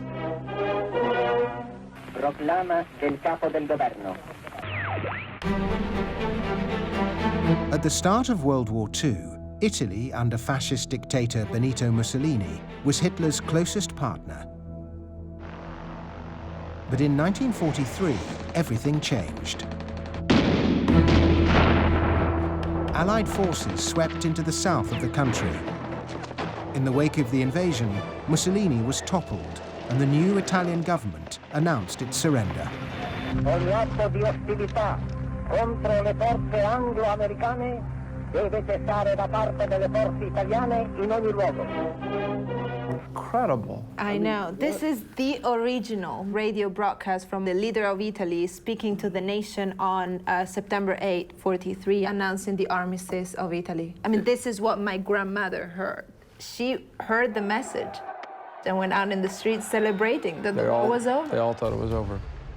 And it was just the beginning, wasn't it? I mean, it's the inflection point when the Italians are no longer allies to the Germans, and the Germans are enraged, they're embittered, they want revenge. The day after the surrender, the Germans seized Rome and occupied the country. Italy became a battlefield as the Allies advanced from the south, and Italian partisans fought the Germans to the rear. More than 350,000 soldiers and civilians would lose their lives in one of the deadliest campaigns in the West. And for the Nazis, it was a chance to steal on an epic scale.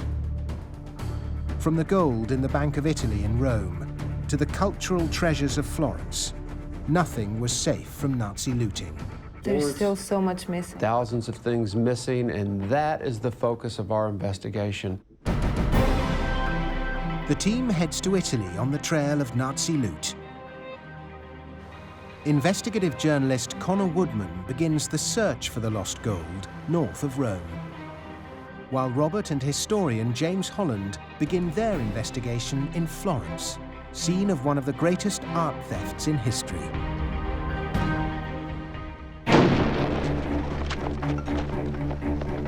In the summer of 1944, Florence was on the front lines of the war in Italy.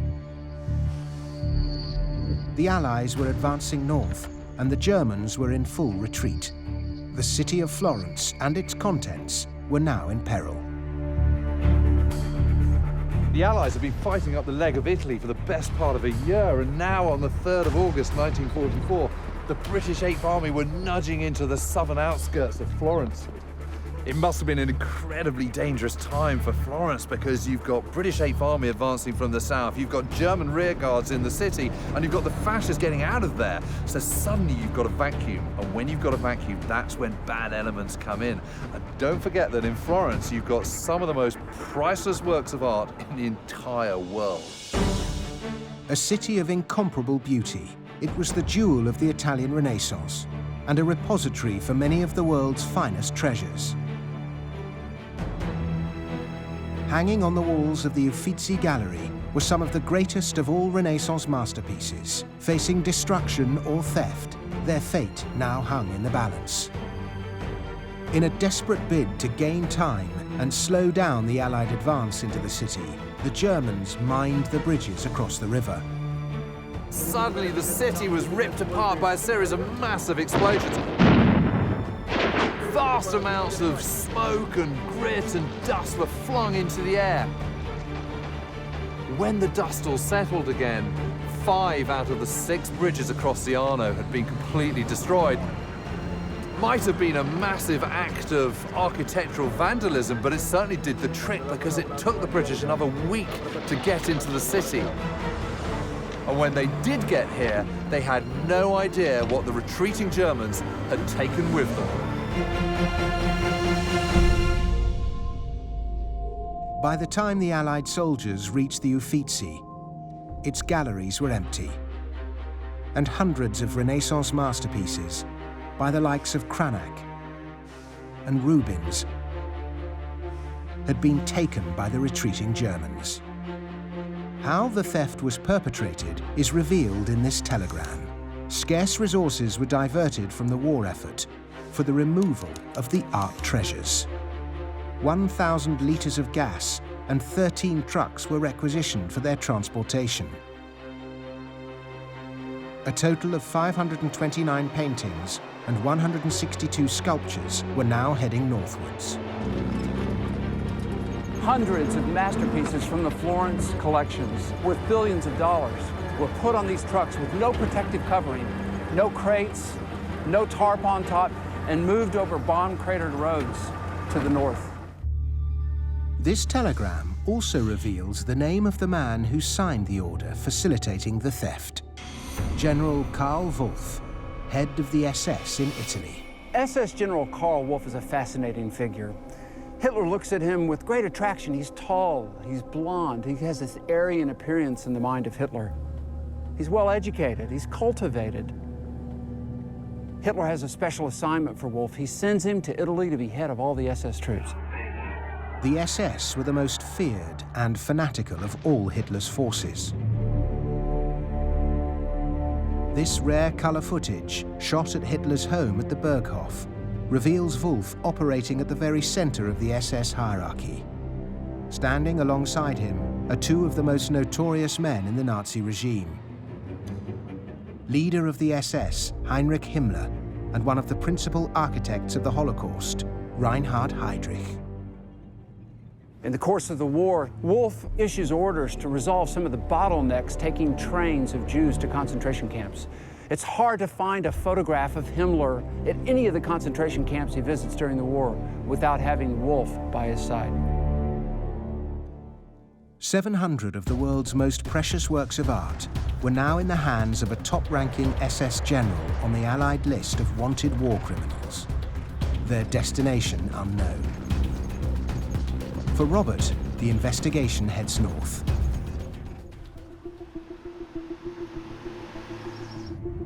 Connor Woodman is in central Italy on the trail of Italy's missing gold.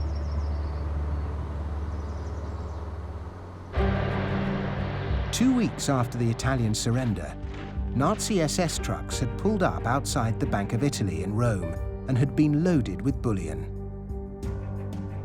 More than 100 tons are known to have been shipped out of the country. But what happened to the rest remains a mystery to this day. I'm about an hour north of Rome on my way to Monte Sorate. The legend is that the Nazis buried a lot of gold underneath that mountain, so I've arranged to meet Gregory Paluccio, the guy that knows more about it than anybody else.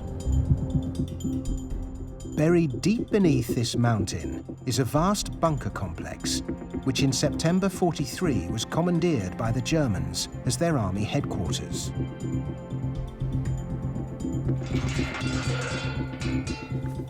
After the war, the entire mountainside was a restricted military zone, and what was hidden beneath was top secret. 10 years ago, local historian Gregory Paolucci was given permission to enter the bunker by the Italian authorities. And these would have been the barracks in here. These would have been the rooms where the soldiers were sleeping. Yes. So this is a military-controlled area? Yeah, right. yeah. And so when did you get access to this place? Well, 10 years ago, it's a secret place kept from Italian army. There were kilometers of tunnels, but nobody have seen. Until 10 years. So this place and the tunnels underneath it, nobody has been into those tunnels since the end of the war until just a few years ago. Every day we discover something. Something new. I show you, yes, something strange or something new. Every day, even now, you're still discovering new things. Yes, yeah. Okay, I can't wait to see. It's a fantastic place for this. Yeah, show me. Let's go.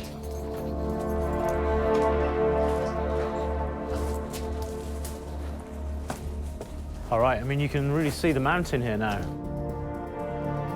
It's the perfect defense. Yeah. Attention there. Gregory has lived his entire life in the shadow of Monte Sorate, leading the research into its history. Nobody knows more about its secrets than he does. And it goes down.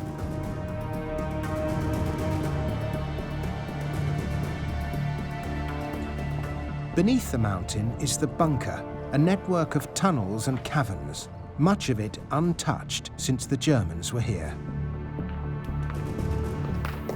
Wow, Gregory, they are vast. Do you have an idea of how big this bunker complex is? For sure, more than 4 kilometers. 4 kilometers of tunnels? Yes. I mean, they just go on and on and on. Deep beneath Monte Sorate, 40 kilometers north of Rome, is a massive bunker. According to legend, around 70 tons of gold, worth over $2 billion today, were hidden somewhere in these tunnels by the German army in 1944. Wow. They are vast. Connor Woodman is on its trail with local expert Gregory Paolucci. And when were they built? They built at the end of the 30s for Italian government. So they were built by Mussolini, built by the Italians? Yes, by the Italians. So in 1943? Yes, German occupied. When the Germans occupied, they took over the tunnels? Yes. Right, okay, I see. It was the operational nerve center of the German army in Italy. More than 1,000 soldiers lived and worked here. Some tunnels have been restored to their original state, but others are still off-limits and only accessible to Gregory's team. And it looks like they were having quite a fine time here, to be honest. There's a few wine bottles. Like a bar, yes. This looks like the good stuff. Yes. That's a champagne bottle. And there was, yes, take a look there. There was beer. There was German beer, classical, right. terracotta.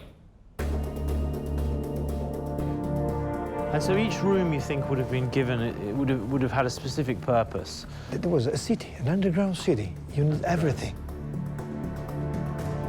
Parts of the bunker collapsed after an Allied air raid. But beneath this rubble, there was once a fully operational cinema, a bakery, a beer hall, and on the walls of the mess room, a homesick Wehrmacht officer painted a mural of Dresden. Gregory has found a single-box brownie photograph showing life in the bunker during the occupation. Wow. German soldier in a gallery just like this one. He's writing a letter home. Probably this room was used for like an hospital. Like the infirmary? Yes, infirmary. Like, take a look there. Those little bottles. Oh yeah, it's a pill bottle. Yes. Look at this. Really nice. Probably a bell. To call the nurse? The ventilation system. Wow. All the bunker... Like a big fan? Yes. All of the 4 kilometers of bunker have an heating system. Not conditioning, but heating. Right. Yes. That's pretty sophisticated. I mean, it's all evidence, isn't it? It's all evidence of life underground. You can touch the history, the real history. Part of that history is the legend of the gold. But is there any evidence beyond tabloid headlines and wild speculation? Gregory, the other thing that I know about this bunker is the legend that the Nazis, in their haste to retreat, may have buried or hidden some gold here. What do you think about that legend? Is it possible? I think yes. You think yes? I think that the gold passed, for sure, in this bunker. We have many witnesses that have seen the boxes of gold at 69 or 72 tons of gold, so a huge quantity. Never found, for sure, from an Italian bank, National Bank of Italy. 72 tons of gold would fit into a space smaller than 3.5 cubic meters, equivalent to the size of a small car. There are at least 4 kilometers of tunnels, and probably many more which remain to be discovered. This bunker complex is full of these huge chambers, many of which, like this one, are filled with rubble. And then you'll see these holes. I mean, look how far down that goes. It's easily deep enough to hide away 72 tons of gold. You know, it might seem as though Gregory and his team have been here for a few years, but really that's only long enough to scratch the surface of the potential of what could be hidden in this place. While Connor searches for the lost gold, Robert Edsel and Anna Bottinelli are on the trail of the Florentine treasures. They know 700 works of art were stolen from the galleries of Florence, loaded onto trucks and taken north with the retreating Germans. One of the main culprits was General Karl Wolff, head of the SS in Italy.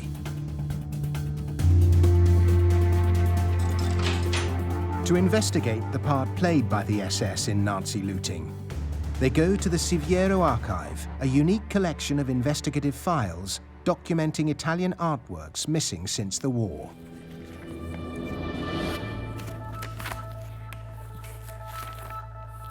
I found something great. Here it is. Quadri paintings. Missing from the collection at Villa delle Pianore. Pianore, yeah. It's an original report listing dozens of masterpieces by Renaissance artists stolen from one of the most significant and valuable private collections in Tuscany, the Villa Pianore.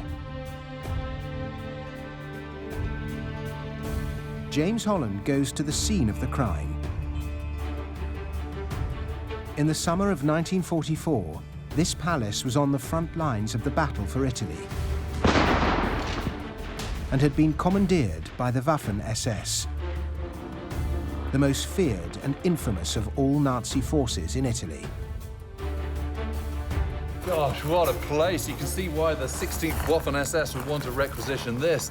I mean, here we are up in the hills. This is the start of the Gothic line, the main German line of defense. Under heavy bombardment, the Waffen-SS had suffered severe casualties, and the Villa Pianore became a field hospital. Its owner had already fled, leaving his palace and its contents to their mercy. I mean, this is a crime scene document. Like the police report the minute they got there, handwritten out. Well, I've got to say, it's a magnificent place. Incredible wood-carved ceiling and beautiful parquet floor and, oh my goodness, look at this. That's some roof. When the SS got here, it would have been absolutely stuffed full of fine furniture, treasures, works of art, tapestries. Look at this list of names. So many of them, I think it's more than 50. Here, 5 or 6 canalettos. I mean, how about that? I mean, if it's in good condition, it could be $10 million. They're talking about 5 or 6 of them? I mean, a bad canaletto's $2 million, $3 million.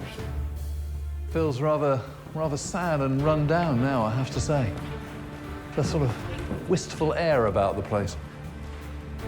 And while the 16th Waffen-SS used this as a hospital, they also absolutely trashed the place.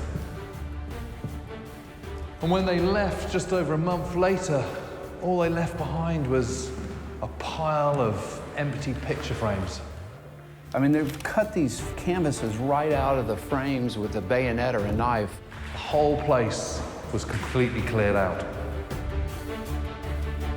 Like the Florentine treasures, the paintings from the Villa Pianore were shipped north. That's the treasure map right there, is trying to find these things. Absolutely. That's what's missing. The paintings were now in the hands of the Waffen-SS. They were guilty of some of the worst crimes in Italy, from looting to massacres.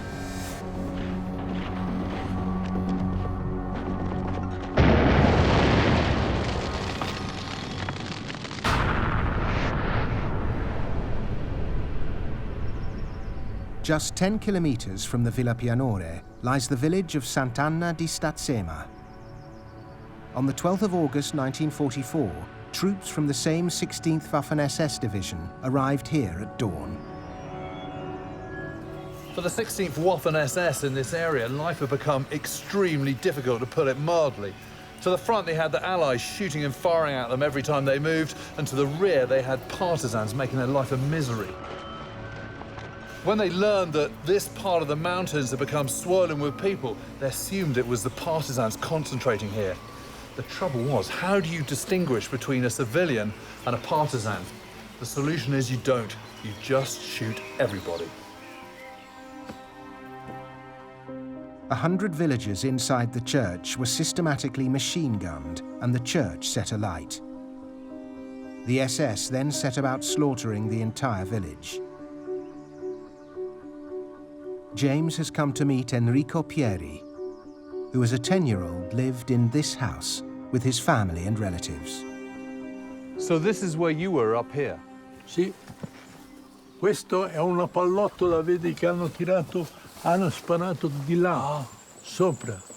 E i tedeschi sono scesi di qua, dal bosco, e sono entrati nella cucina, e qui hanno ammazzato tutte e 2 le famiglie. Wow. Enrico survived by hiding underneath the kitchen stairs, from where he witnessed the massacre of his entire family. Qui sono stati seppelliti i miei genitori. So this is the grave. I mean, how many members of your family did you lose that day? Della famiglia più ristretta 10 persone, ma i parenti di più, molti di più, molti di più. By noon, when the SS guards sat down for lunch in the grounds of the burning church, 540 villagers, including 120 children and 8 pregnant women, were dead. As the Germans retreated north with their loot, the fate of both SS war criminals and Italy's artistic treasures were now inextricably linked. Beneath Monte Sorate, Connor Woodman is on the trail of looted Nazi gold. According to legend, 70 tons are hidden somewhere in the maze of tunnels stretching 4 kilometers underground. A section of the wartime bunker became a top-secret military site in the 1960s. The tunnels were reinforced with concrete 2 meters thick, and it became a Cold War nuclear bunker. But stories of the hidden gold have always persisted. Local historian Gregory Paolucci believes a recently declassified government report lends new credibility to the legend. 5 years ago it was unclassified, and this is the main proof that the Italian government, the Italian Secret Service, the intelligence, searched. A previously unpublished Senate investigation reveals the Italian Secret Service not only believed in the existence of a mystery treasure, but carried out their own search. So that changes things a little bit, doesn't it? Because we're not talking about some crazy legend that's based on myth and rumor. The Italian government took this seriously enough to send the army in here in 1960 to do a search. And do we know what they found? You can see the answer, omissus. What they found, if anything, remains a secret to this day. We don't know, it's classified.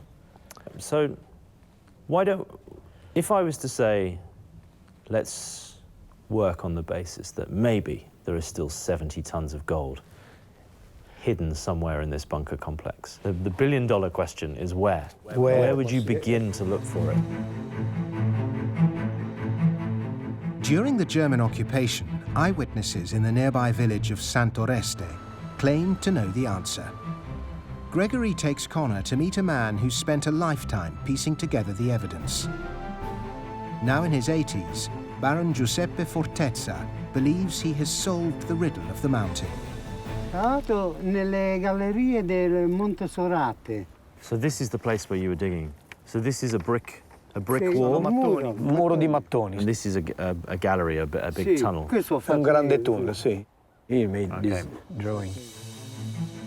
The Baron's drawing shows a brick wall which he exposed in 1989 after excavating a secret tunnel, making him the first civilian to dig for the gold inside the bunker. So we have a secret tunnel, and at the end of the secret tunnel we have a brick wall, and behind that there might be a space that's between these other 2 tunnels. So it's the perfect place to hide the gold.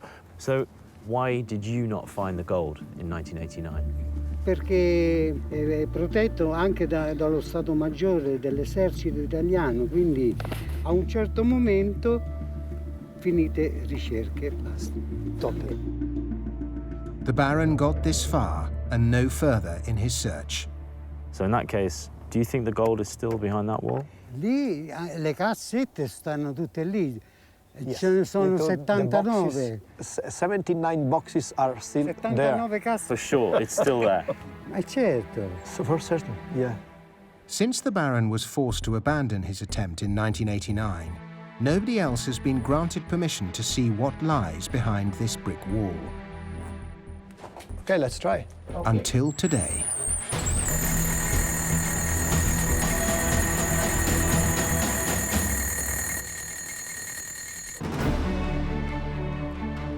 In Florence, the team are investigating one of the biggest art heists in history.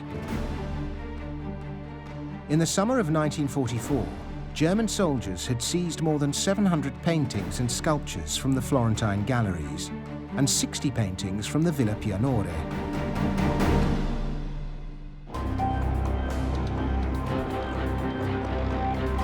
As the Allies advanced north, the Germans retreated to their last holdout in South Tyrol, high in the Italian Alps. In the final days of the war, 1 million German soldiers and all their stolen loot crowded into these remote mountain passes. What would become of them now depended on the actions of one man, General Karl Wolff, head of the SS in Italy. James Holland has come to Bolzano, where in April 1945, Wolff was holed up in his luxury palace HQ. I really don't think I've ever been in a building that's so overtly fascist as this, and what's incredible about it is that all the fixtures and fittings, all the furniture is original. It's like going back in a time warp.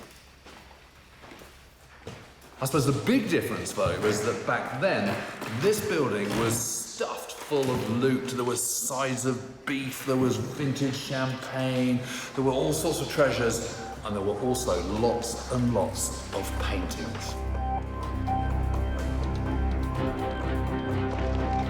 By the spring of 1945, the war was all but lost for the Germans. Knowing he was on the Allied list of wanted war criminals, Wolff made a play to save his own skin and strike a deal. Using the Florentine treasures as a bargaining chip, he opened secret negotiations with America's chief spy master in Europe, Allen Dulles, head of the OSS, the precursor to the CIA. To find out what exactly was being agreed behind closed doors, James is meeting historian Gerald Steinacker. Even a person like Dulles, who was later head of the CIA in the 1960s, who had a lot of experience with people who were lying and cheating and spies and so on, but Wolff could convince him that that Wolff is a reasonable person and not a fanatical Nazi, SS criminal and mass murderer.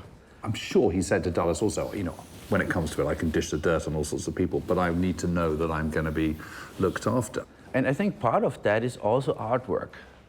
So he brings in the artwork and says, listen, here under my command, there's very precious Italian artwork here, really belonging to humanity, for all of humanity, and I can save it. I'm the man, I can save it, and I'm gonna offer you that as well.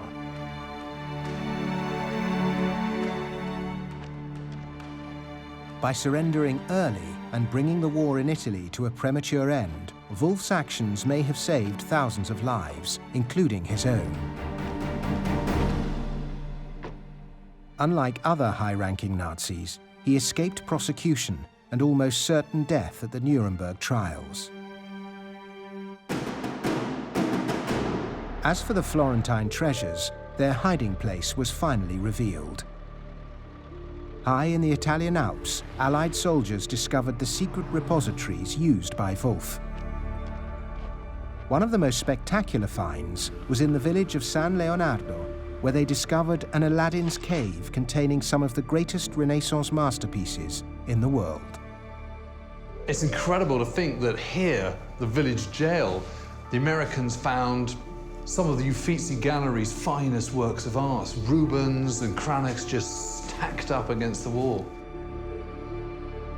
But the Allies were in for a shock. Not only had some of the paintings been damaged, the final tally of paintings didn't add up. 10 of the Florentine treasures had mysteriously disappeared.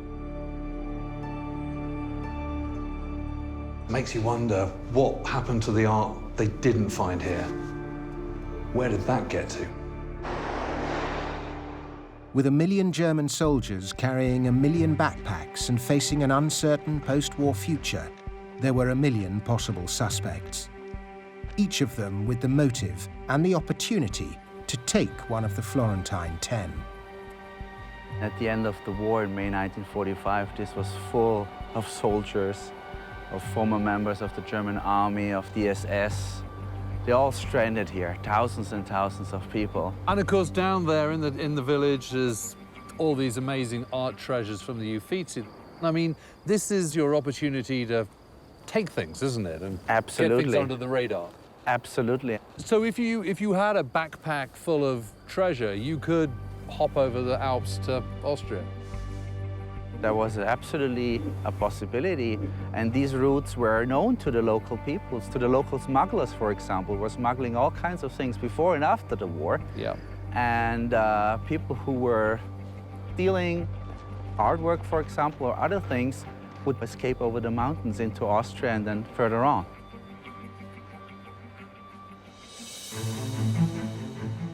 What happened to the Florentine 10 would remain a mystery for another 20 years. The first clue to their fate came when two masterpieces by Pollaiuolo turned up in the possession of a German waiter in California who was having them restored. Here are the two paintings by Pollaiuolo. He was known for being able to paint these figures in action. These are the first two out of the 10 that are found, and they're not found until 1963, and of all places in the United States. These two small paintings, the size of postcards, people able to put them in their pocket, and in fact, that's exactly what happened. German soldiers came across them. One of the soldiers looked at them and said, "These look like they're worth something." And they picked them up, and they disappeared from view. Information from the waiter in Pasadena led to a German butcher in Munich, and 5 more paintings were recovered.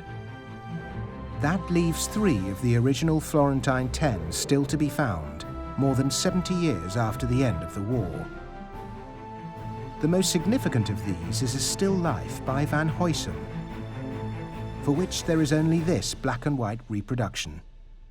They're spectacular, each one of them. You see them in the most important museums around Europe. That's exactly and they're right. always sought after, and even in auctions. Highly sought after. I mean, sometimes Van Huysum sells for $3 to $4 million. This is not as small as the Pollaiuolos, but it's still pretty portable, isn't You it? can sure see how these things walked.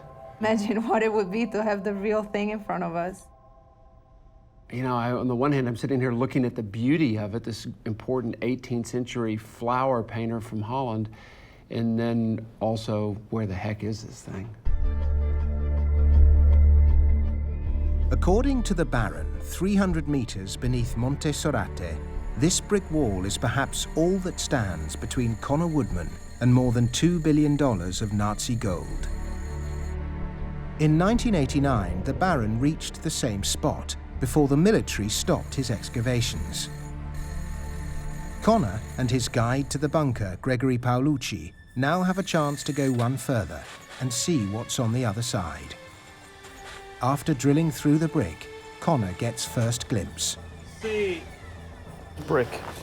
Brick. Oh, behind, yeah, is concrete. So we've broken through 2 layers of bricks, and behind that seems to be a little bit of concrete, which could be any level of thickness. So we need to go a little bit further and see if we can get through that concrete, and fingers crossed there might be a space behind that.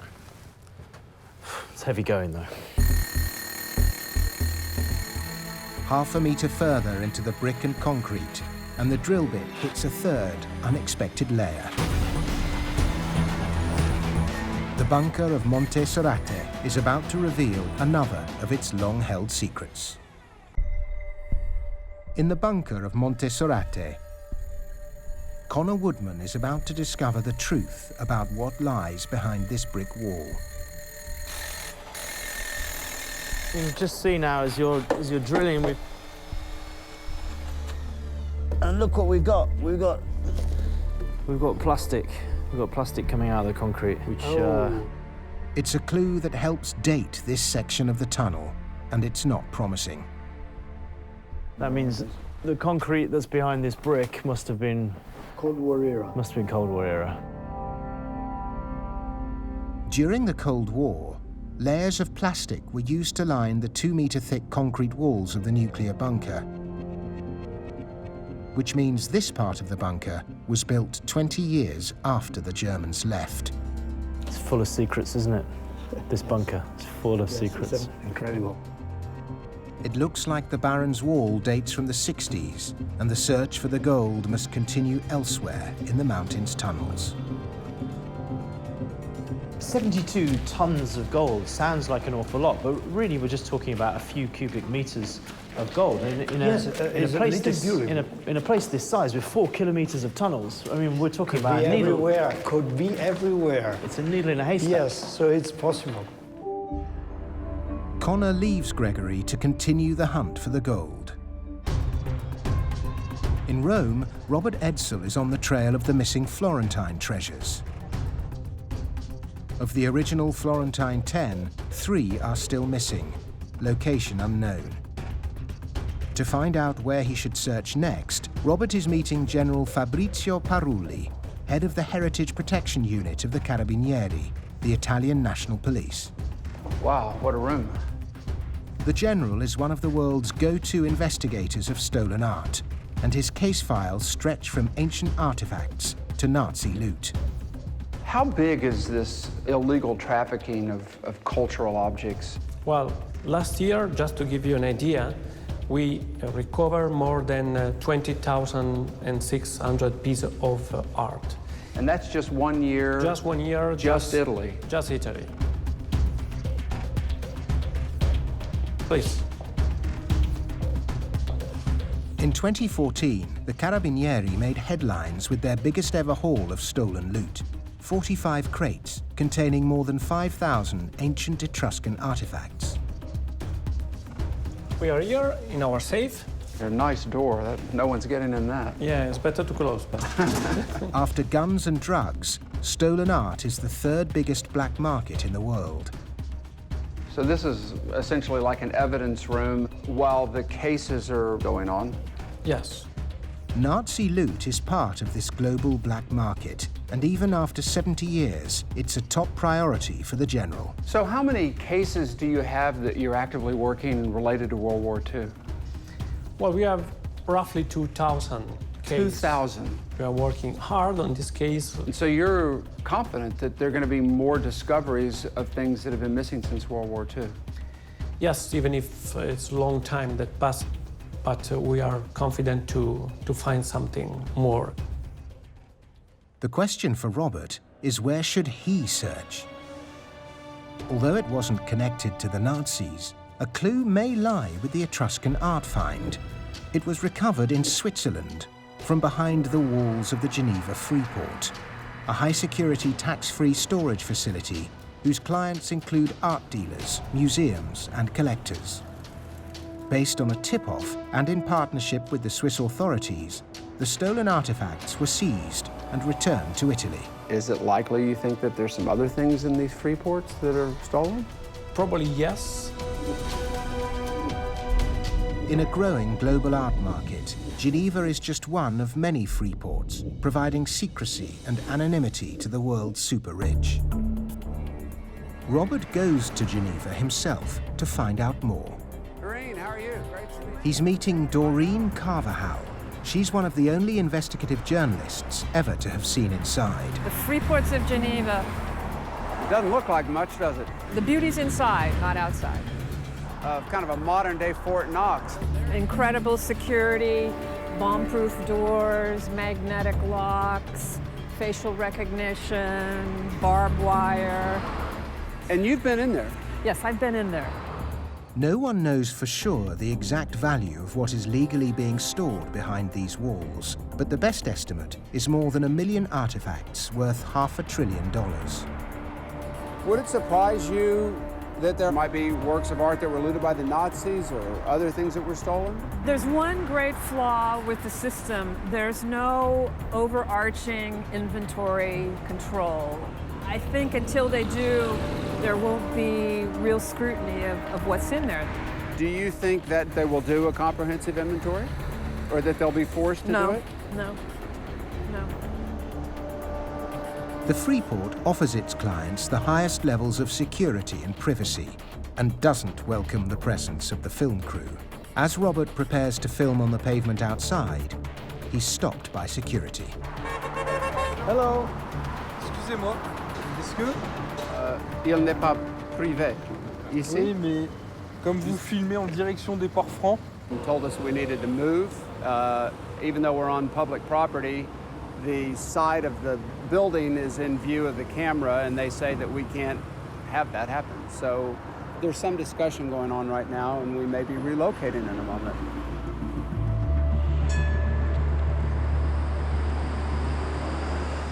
Robert's request for a formal interview received this reply from the Freeport. Due to internal restructuring, no interviews or on-site filming can be granted in the immediate future. I wanted to ask them about the objects that are already in the Freeport and that have been there perhaps for decades. What control procedures do they have to vet those objects and make sure that none of them are stolen? Unfortunately, at least today, we're not going to have that opportunity, and I think that's a shame.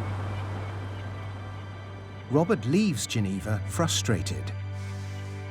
But in Milan, the Carabinieri have made another major breakthrough. Wow. Fantastic. In 1944, these 3 paintings were stolen from the Villa Pianore by the Waffen-SS. For 70 years, their location was a mystery, until Captain Francesco Provenza and his team tracked them to a private collector in northern Italy. Siamo veramente contenti, siamo riusciti a portare a casa. The picture's so beautiful. These gold grounds are such important pictures, earlier pictures. This looks like a butt of a rifle or so, you know, something's compressed it, but the condition of it is fantastic. On the back of the paintings, Robert and Anna find evidence of their secret post-war history. And you can see here, there was a label right there. E a volte queste rimozioni sono proprio dolose per non consentire una facile riconduzione alla storia precedente. These labels or markings are all part of the DNA of the picture. They tell the history of it, they tell the previous ownership. They're important to the value of them. The hunt for Nazi loot in Italy has taken the team. We are here in our safe. Inside the underground art black market, into the furthest reaches of Mussolini's bunker. I mean, they just go on and on and on. To the last Nazi stronghold in Italy, where they uncovered a secret deal with a wanted Nazi war criminal. He brings in the artwork and says, listen, I'm the man, I can save it. To one of the most secretive art repositories in the world. Perhaps some of the missing works of art and cultural treasures that we're looking for are behind the walls of the Geneva Freeport or other freeports like it around the world. But without a full accounting, no one will know. And so the search continues.